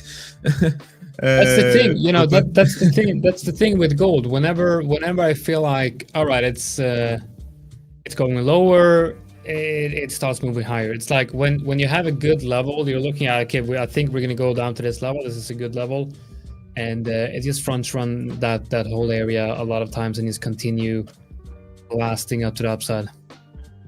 Yeah. So we'll see what will happen. I think we can now maybe target this size or somewhere, at least maybe somewhere in here at this point. So maybe go a little bit higher, and then we'll see. What will happen. Well, definitely it's going to be interesting to see what happens here with gold. Silver is going up as well. Silver.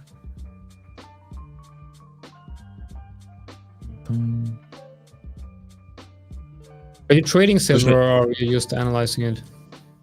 I also trade silver. I also do like to trade silver or silver. Yeah, silver in here could have been a good short again. When I do like to wait for fake outs or kind of price collecting kind of liquidity. I don't like to sell at double tops. But this could actually have been a great sell in here, because we already, in my view, we had already broken this low, so that kind of opens the door kind of for price to go lower. And I had this full rectangle that I wanted to see price being filled, but I waited for a new fake out of this double top before that moved down, and price just respected this extreme because we were close to this high, so I actually liked it.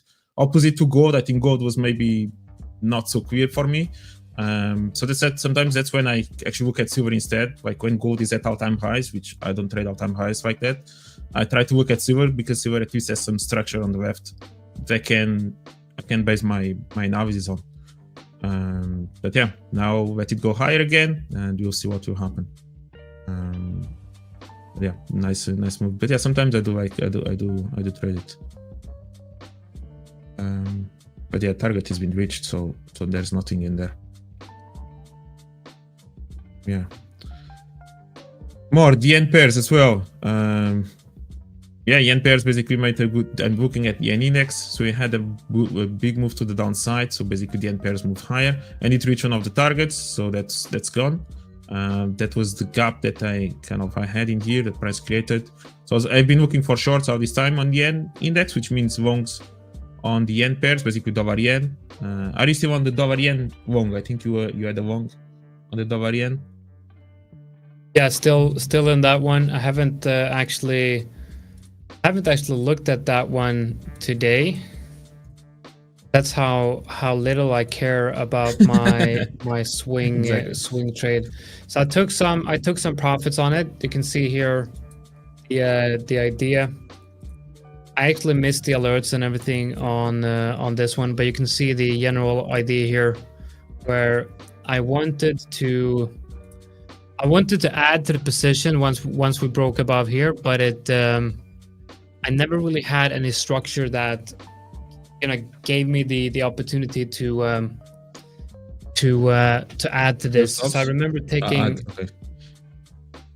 So I took some profits here on Thursday, and now it's coming down. So I'm just waiting for a bounce or a structure to be created here before I add to this one or move that stop up.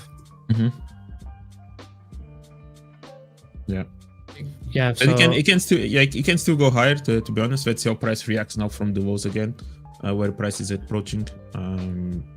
Yeah, we'll see. We'll see what will happen in here. Yeah, but right. Looks like we do have 500 likes, so I am going to do another giveaway. Let me get that sorted. Maybe you can take a look at something while I get this giveaway sorted. Yeah. Rafael, you are saying that Rafael, pronouncing your name when you're Portuguese, pronouncing your name in English. Rafael, what is your what are you looking at on the euro? When you mentioned that you are in a short-term long on the EU, on euro, what prices are you looking for? Like what target are you looking for? Just if you can elaborate, it's easier to provide feedback. Little Bear is asking about the DAX. Yeah, DAX has been moving to the upside.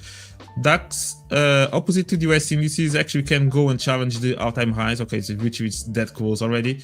But DAX moves in a slightly different way, to be honest, than the US indices. It can be more trendy, more volatile as well sometimes, and it's going all the way. I wouldn't be surprised if of course at this point, if it takes the highs, I wouldn't be surprised whatsoever.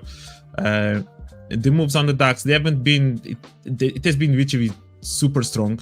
We had the only move a little bit to downside. I think it was on Wednesday after the GDP in the US, but after that, literally just recovered and super bullish. There's no break of lows. There's nothing whatsoever to look for any kind of reversal. You open a little bit today, but then kind of recover again. So there's no break of a lows in here. Even left this gap behind. So it has been super strong, and I wouldn't be just trying to sell it just like that, at least without a more bearish PA. It's strong, and I wouldn't be surprised whatsoever if you do go all the way to the highs, to be honest. So I will need, I actually like the highs, to be honest, because they are kind of a double top.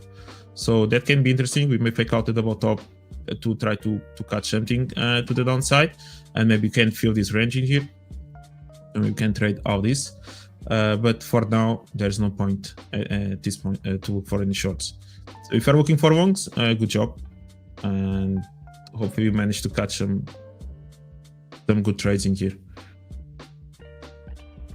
But yeah, not yet looking for anything. Where price is right now, actually, it could react a little bit from this supply level, but nothing major, nothing massive. I wouldn't be that interested, to be honest.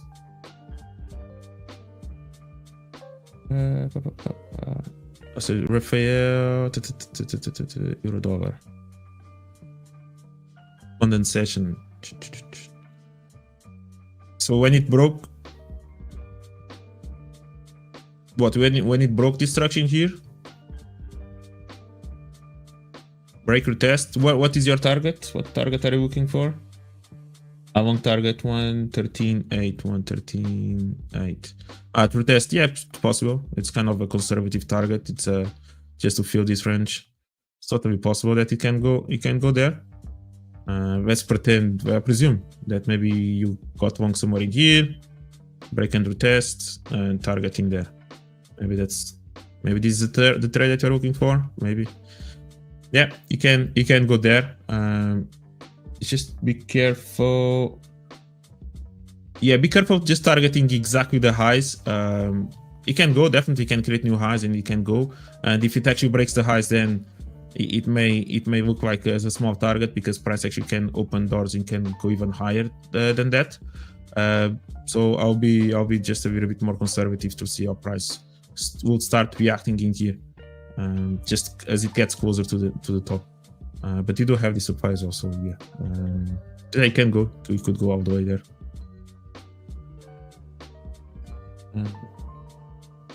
Yeah. All right, let's see if we can do the Giveaway. giveaway. Yeah.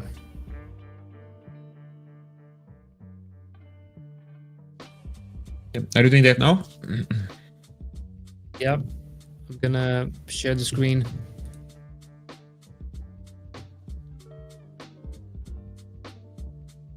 Okay, we got 505 likes. So let me share the screen and get everything sorted.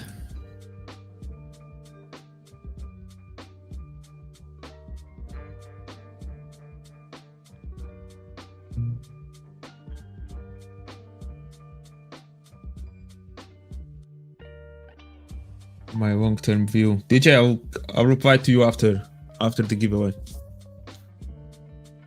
About my long-term view. Let me just make sure I can get everything set up here.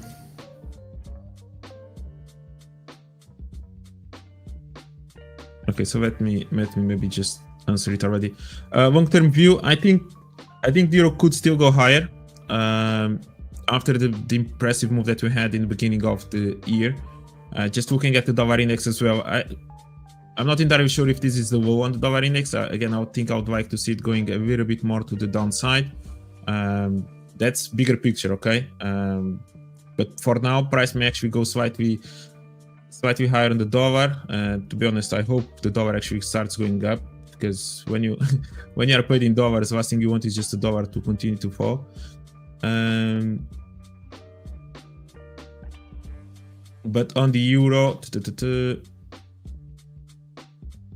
on the euro, I'm looking at this range basically where price has been trading for the last couple of weeks. I was trying to see if price would break this low, which didn't. I was trying to see if price would break this structure, which hasn't really managed to do so. I think if we did manage to do that, and on my view, I think we could start open the door to go even a little bit more further down. Maybe that already happened with the break of this structure, but I'm at this point being a bit conservative. So if we do have this break to downside, I think you can go lower, and then I'll be looking for a short somewhere around here. So I'd like to see price coming back up, faking out the structure, and then looking for a trade, like if price actually has a good PN here, try to catch this type of a move. I actually like where the euro is reacting on the left side, so I'm happy with that. So I'm not, I'm quite happy with that. It can go higher, definitely can eventually go higher. It can even go all the way to 1.2. But for now, I like where it is. And you could have a little bit of a deeper retracement from here, even to just retest this previous level support resistance, which price hasn't really reacted from it just yet. So I would like to see something like this, but I would have preferred to see the walls being broken before looking for another sell from somewhere in here. If price just keeps respecting this level and nothing like this happens, then we may continue to go higher, and maybe price is going to do something. Let's just try to delete some more stuff in there. Delete. Wait. Let's pretend that price breaks now this structure here, keeps holding it, and price just continues to gain momentum to the upside, maybe retrace a bit to this level and then continue. In that case, there's no price action or PI to look for a reversal, which means that maybe price will just continue to move higher. Who knows? But yeah, I'm still okay looking for potential shorts around this level.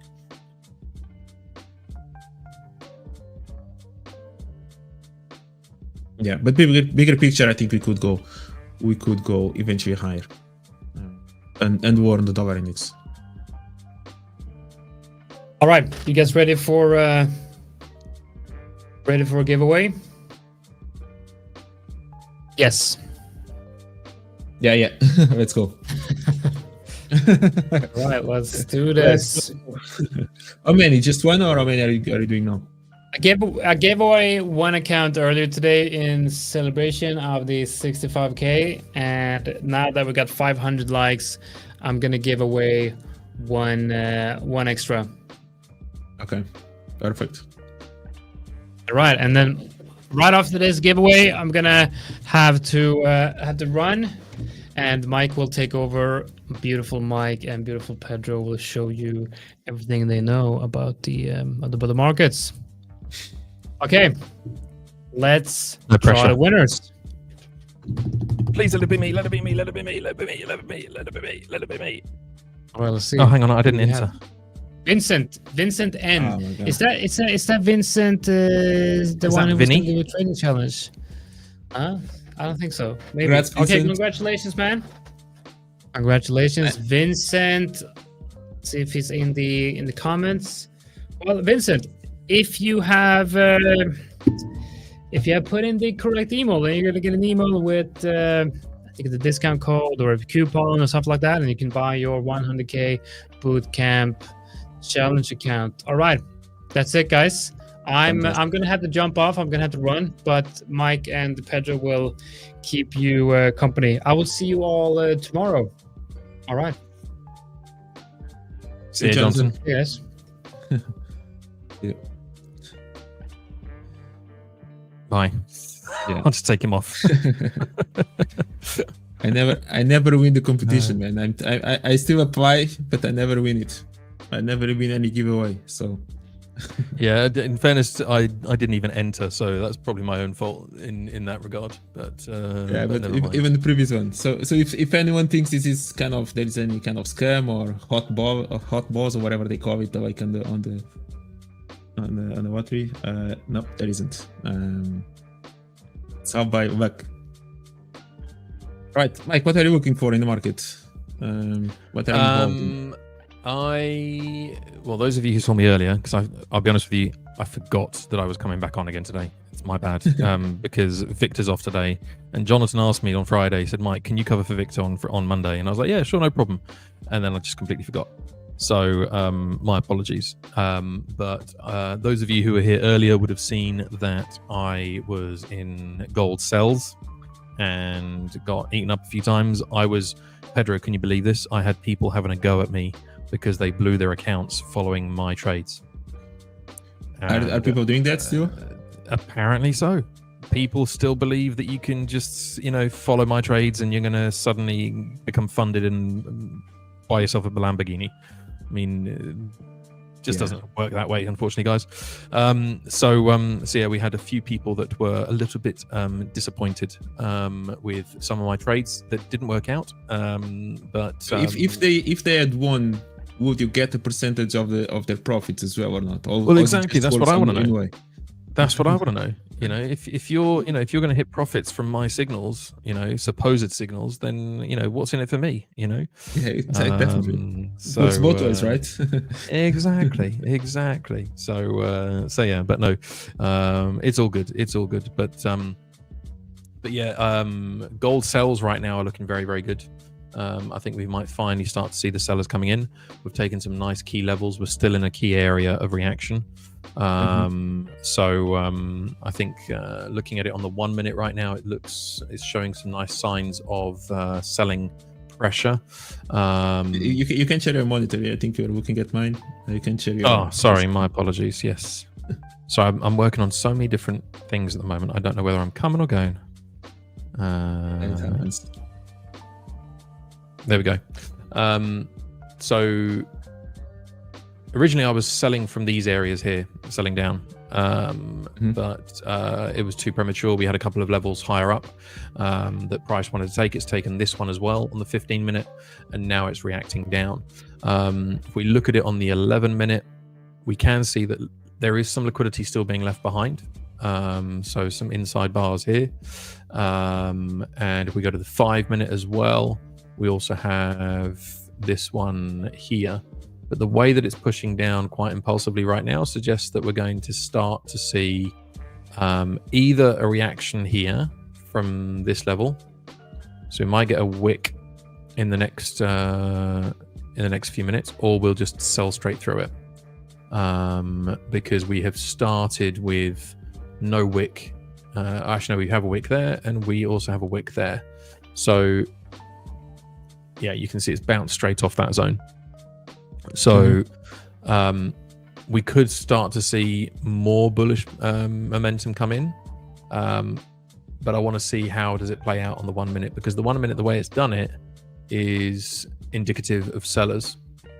So you have, first of all, this zone here, where you've got the high created and you've got wicks testing it. You've got this one taking all of the other highs and pushing down.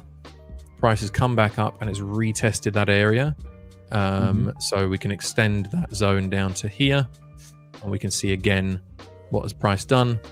It's rejected, engulfing to the downside, another engulfing to the downside, and we're now pushing lower. So we have reacted off this 5-minute zone that I just mentioned, but on the 1 minute, we're now back in these areas here where we had a previous zone that I was selling from earlier on today, and we're now reacting from that zone again. So that's why I sometimes keep these zones marked out, because they still carry some weight. So looking good for sells right now, actually, depending on how this 1 minute closes. We're in the final 20 minutes of the hour, so there's still time for things to play out, but we're also in the final 20 minutes of the 4 hour, which is more important. So as you can see here, we're now starting to see real rejection on the 4 hour, which certainly is promising. The fact that we haven't broken this area, though, because that's also the low of the 1 hour, suggests that we need to be careful, because gold, as we all know, has a tendency to whip up and whip down and go a little bit crazy. So yeah, as you can see there, it's still not breaking past that. So even though we had this big candle here, we're still pushing up. Carol, my apologies. How slow would you like me to go? I feel like you got some pressure to be in trade when you come up on stream. Like, I've got pressure to be in a trade? He's just telling us the story of price. Yeah. I'm not in any trades, Carol. Mike is just so convincing that he feels like that you need to take a trade. But no, he's just telling the story. Dear. Gold has a tendency to be goldy every time. Exactly, Maya. Exactly.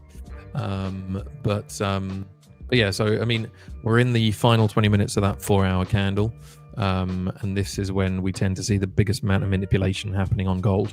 So it's not broken this range, so that suggests that we may not actually break it, and so it's key just to see how does it play out. Does it want to do another push back up? And if it wants to do another push back up, well, then that changes this 4 hour candle quite significantly, right?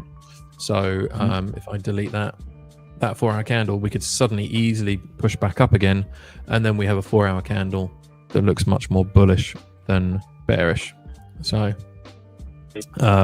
no blaming me, Carol. I'm sorry, but no. I had enough people blaming me earlier for blowing their accounts. I mean, first of all, you can have some losing trades, right? Anyone can have losing trades, but if you're blowing your accounts because you're following trades that I'm suggesting, then you're risking too much. Simple as that. So yeah. UJ is pushing lower, says Raphael. UJ is what LJ was looking at earlier. Let's have a quick look before we come back to gold in a second. UJ is pushing lower, and yeah, got to be careful with that. You see how it's that you've got this candle here on the 15-minute. You see how it's just taken the low of the bearish one, and it's come back up, and it's a big old body there that has taken it. So I wouldn't be too eager to get in either way just right about now, because just where we are, we're on. If we look at this move here as to where it started, and where we are, let me just reverse that. We're probably at an interesting zone where Jonatan would get in with his reload zone, around the kind of 70 whatever it is mark that he looks at. So I'd be just cautious not to get in too far, because we're still in this area here as well, which was previous resistance, so that would have turned into support. So got to be careful with that one. So yeah, it's sitting right in a daily fair value gap, says Saul. Euro US dollar JPY, I guess is what you're talking about. Which it is. Yep. Still there. So still an area to potentially be filled. But yeah, got to be careful with that one. And again, I've said it before. We've actually got 2 minutes till news. We've got PMI news coming out, so be cautious of that, guys. I think it's on the My Forex Factory. Let's have a quick look. No, it's not. You're okay if you're on a high stakes, but the one in 15 minutes will impact you if you're on a high stakes account. So just be careful with that one.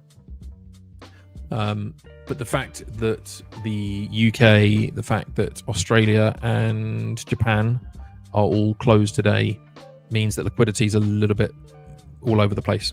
It's not as clean as normally you would like. But let's go to gold. With the news just about to come out, let's see what's gold going to do with that news. And sure enough, look at that. It has now decided that it wants to go back up again. So that 4-hour candle that was looking so, bearish with a rejection, all of a sudden in the final 15 minutes with the news coming out, could easily just shoot back up and come higher. So yeah, gotta be careful with that Goldie being Goldie. So yeah. But Pedro, you're always good with your weekly kind of, what's the word? Your weekly view and perspective. Yes, your weekly perspective on what you think is coming. Your weekly forecast. That was the word I was looking for. Your weekly forecast.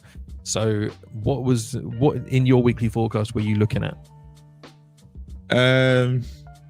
First of all, my weekly forecast is going to have a big shift on Wednesday, depending on what the Fed's going to do. But I'm still, again, I just spoke about it with Jonathan before. I'm still not entirely bullish on the US indices, even though, again, we have been having a huge retracement to the upside.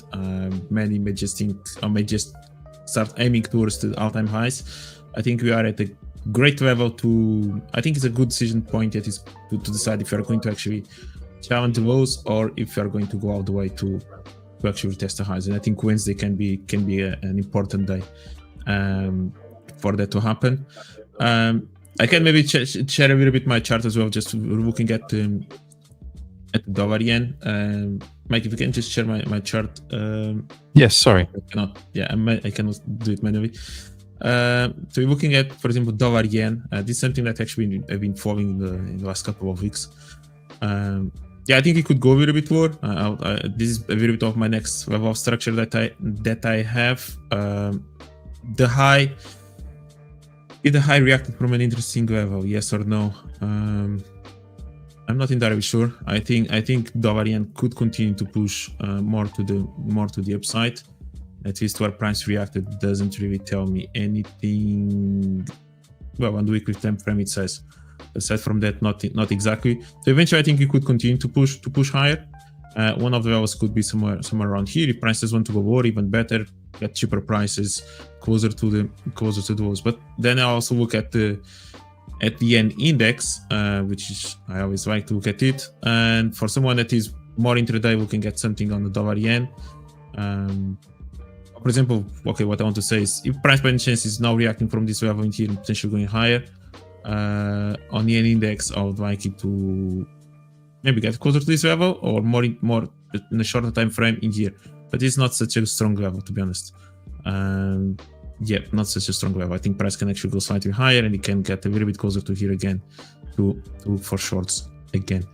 I just love the yen index. The yen index is one of my favorite kind of indices, and it's so clean, it's so kind of easy to read in terms of the levels that I look for, that then I just need to try to select one of the yen pairs or which yen pair is kind of doing the same thing that I see on the yen index, but the opposite. Okay, if this goes up, the other one goes down. Dollar yen was the case for these last 2 weeks, since basically the 20th of April. Pound yen actually worked really nicely on the move to downside. I was not that interested on the dollar yen, but the pound yen actually reacted from an interesting level. Fake out the stopping here, and it created the pattern that I usually look for the reversal. Start breaking lows, have the fake out, and then price created kind of that move under test of the left shoulder. So that was a good one. So yeah, it's kind of pick and choose. If you're looking also at pound yen, maybe you can use this range, or you can use a smaller one. So maybe when price is starting to get closer to these levels, maybe we can have again the yen pairs potentially pushing higher and the yen index pushing lower, and sometimes they do tend to work in correlation, one with the other. So yeah, that's actually an interesting thing. Yeah, the yen was something we were talking about with LJ earlier as well, that it is a very technical currency. Like the Japanese are very technical and very precise in terms of how they manage it and how they look after it as well. So it can be, some people find it very difficult to trade, but actually if you study it, it can actually prove to be very effective. I agree. And then one thing is, I think this being selective on which yen pair you want to choose, I think that actually plays a big role, because sometimes the dollar yen is almost not doing anything, and that's maybe because of the dollar itself, not because of the yen. On the other side, you have maybe pound yen and euro yen making much better moves than the dollar yen. So again, being a little bit selective sometimes can work out. One of the reasons why dollar yen works so nicely these last 2 weeks or 3 weeks is because we had, in addition to a weak yen, we also had a strong dollar. So that takes the dollar yen to the upside. That's when you had this big move, and then we had also this big move in here on the 30. Okay, so you coincide both a strong dollar and a weak yen, which played out amazingly. Okay, so if you basically take a look at this move to the upside, it's when this yen index make this move to the downside, and then the other one, this move to the upside in here, if you check the data, it's exactly the same, is when the yen made this move to the downside. And actually that coincided a little bit with the dollar as well, making this push up around, again, on the 22nd of April, we had a strong push on the dollar. And then in here, it was a little bit choppier, but in here, it definitely benefited from a really weak yen, which was because of the BOJ, the Bank of Japan on that day, the interest rate decision. So that's how you can use correlation, which to try to pick and choose, because when you're selecting a pair, you want the ones that are going to make this move, right? You don't want the ones that are going to be trading in this ranging, especially if you are more of intraday, not so scalping setups. 100%. You know, the last thing you want to do is get chopped up by something that's just going to bounce up and down, and you know, wait for the breakout. Maya, I haven't noticed. My apologies. If the camera is zooming in and zooming out, it is not me. So I shall keep an eye on that. Thank you for letting me know. It does have its own little software thing that it runs, and so I probably just need to keep an eye on that. So thanks for flagging.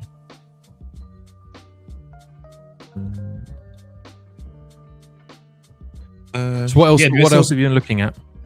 They're just not trying to see the opening, because we just had the opening 20 minutes ago, but price is still choppy at this point. So S&P, NASDAQ, they're not really doing much. NASDAQ going a little bit higher. So NASDAQ could actually go higher from here. So if you actually go higher from here, most likely I'm still not going to be looking for shorts in there, and I think we can still go a little bit higher on the NASDAQ.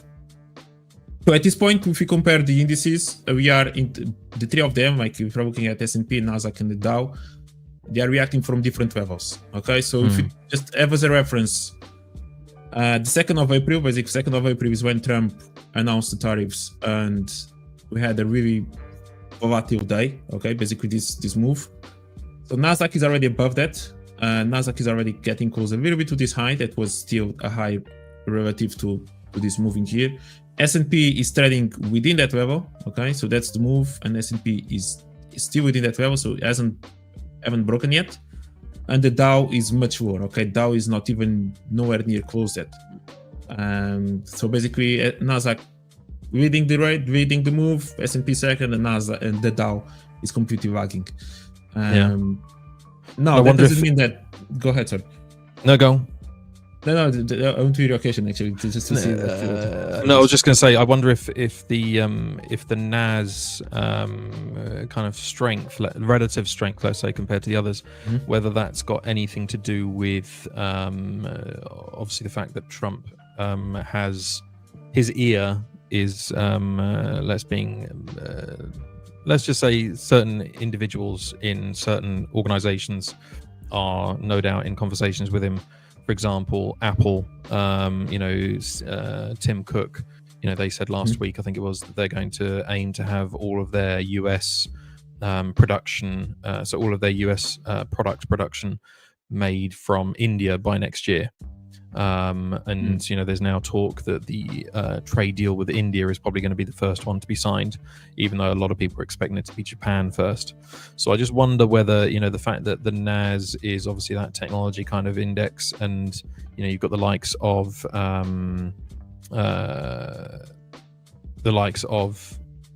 Apple, Facebook, all of these other guys, whether there's maybe a little bit more positive sentiment coming from that industry compared to others. Totally, it's possible, and sometimes one's going to be reading comparing with the other one. I'm just even looking in terms of the price action or charts itself, because something that I also like to do is look at like reference of a specific day that was kind of an important day and see where they are. And sometimes you can actually use that information. For example, since NASDAQ is actually reading or already breaking the structure, but you can maybe pay attention to where actually NASDAQ reacted from within those levels. For example, NASDAQ reacted maybe from here, maybe when you're looking at the S&P, maybe somewhere from the week, which is basically actually where you're reacting right now. Like you can start making those, because the reason to react from there is because there was a lot of orders being exchanged at that level. That's what happened on that day, on the 2nd of April. So at least you can expect some bounce. Is it going to be the top? Maybe not. Maybe actually, or you can use it the other way. Maybe now already predicting, okay, since NASDAQ already broke this level, so maybe I can actually look at the S&P and maybe expecting that price is also going to break that level. So I can continue to look for longs on the S&P to kind of follow what NASDAQ was doing. This was actually something that happened quite a lot back in 2022, when you had kind of that bearish move that we had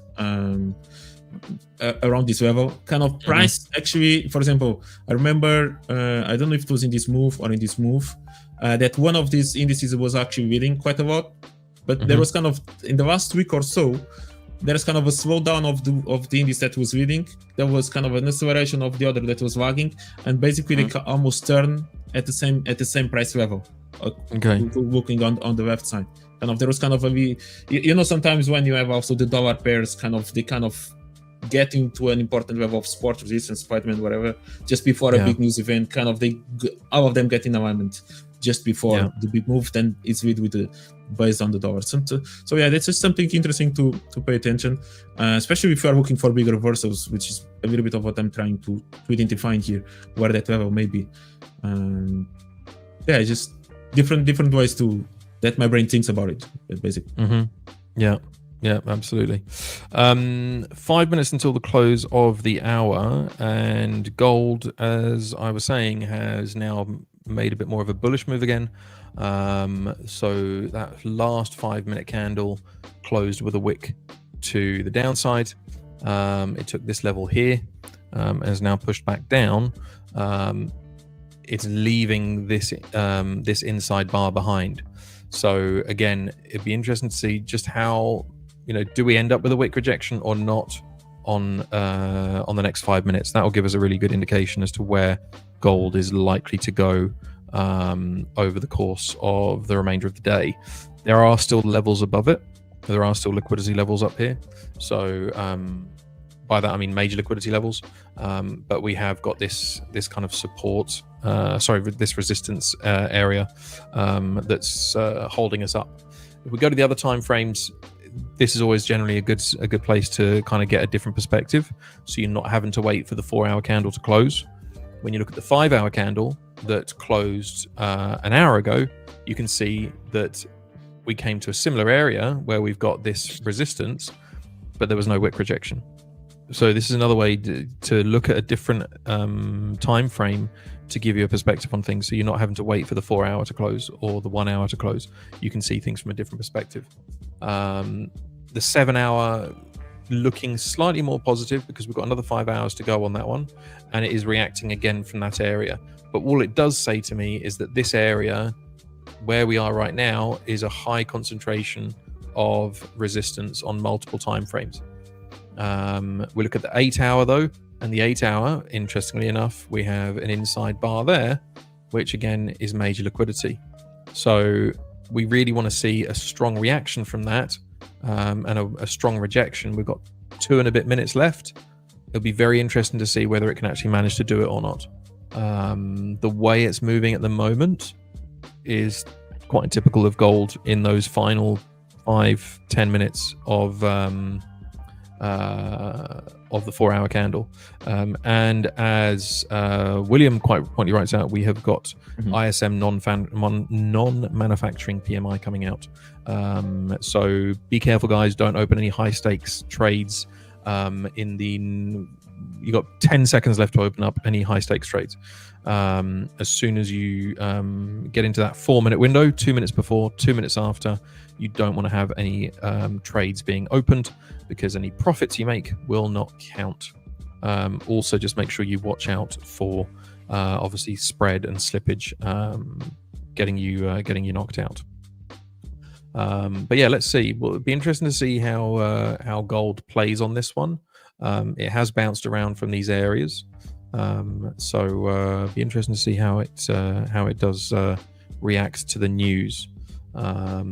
And I just saw a second ago that zooming in and zooming out of the camera, so my apologies. Thank you for spotting that out, Maya. I will be trying to figure out why that is after the stream has finished. Because to make it more interactive, maybe. Yeah, zoom in, zoom out. But you don't need that on me. Let's have zoom in and zoom out of the charts, not zoom in, zoom out of my face. Nobody wants that. Isn't that what they do always when they are editing the videos? Like zit, like what was the yeah, exactly. No, I'm not into all of that. No, thank you. So yes, we've got less than a minute, guys, until the news hits. We'll see how that plays out, and then it will be time for us to bid you farewell. When are you next on, Pedro? Tomorrow, 10 a.m. maybe 10:30, I think, in the morning. Tomorrow in the morning, and I think then you join us at 11. I will be over with you guys at 12:30 my time, so 11:30 GMT. Exactly. So yeah. But for those of you that are looking to get an early morning assessment of the markets, make sure you join us on the AlphaBeta Lab from 8 o'clock UK time. So nice and early for London start. So make sure you join us for that. It has many other features like gesture controls. It does, Maya. It does, and I probably should be very careful of those because it might do all sorts of craziness. So yeah. There we go. There we've got the news. News reaction has started. Let's see if we get. Let's see how our 4 hour candle closed. So the 4 hour, it was an okay rejection. So I think it would be fair to say that we'll get some bearish momentum now. Don't know if it's going to last for very long, but we'll see. The PMI was better than expected. So that would be most likely why we're seeing some most likely some bullish momentum into the dollar. Yeah, we can see it there. Very, very bullish, at least for the moment. We'll see if it carries on or not. If we look at the Dixie, yeah, look at that Dixie reaction to that news. Very, very bullish for the dollar. So take that out to the 1 hour. And yeah, certainly looks like there'll be some bullish momentum. Don't know how long it's going to last, though.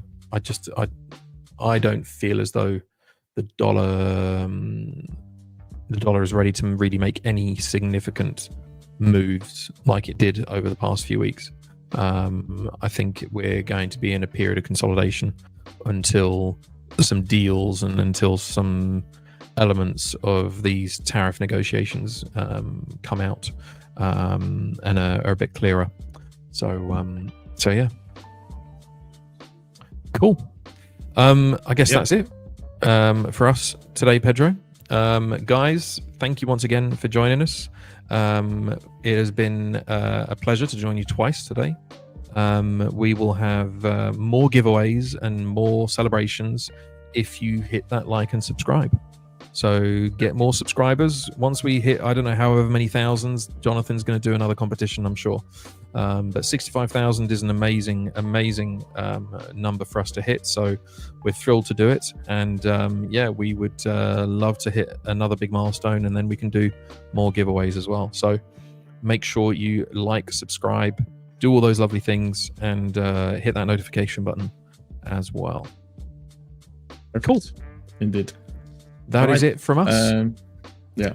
On my side, I'll see in 2 hours for the Portuguese one. So anyone that speaks Portuguese and wants to join us, we grew a lot these last 2 days since we released our first success trader interview, and so that has been, I've been active, just replying to messages. So I think it was quite well received by everyone. So we are going to continue to grow, and we are also be doing giveaways. So if you guys subscribe and if you guys want to be part of it, yeah, you're going to be rewarded as well. So yep, that's for the Portuguese community. Excellent stuff. Excellent stuff. Alrighty, guys, we'll see you next time. Take care. See you guys. Bye. Hi guys, so thank you very much for watching the video. Now make sure you like and subscribe, and most of all, go into the YouTube and check our other content that we provide here at The 5ers. We'll see you in the next one.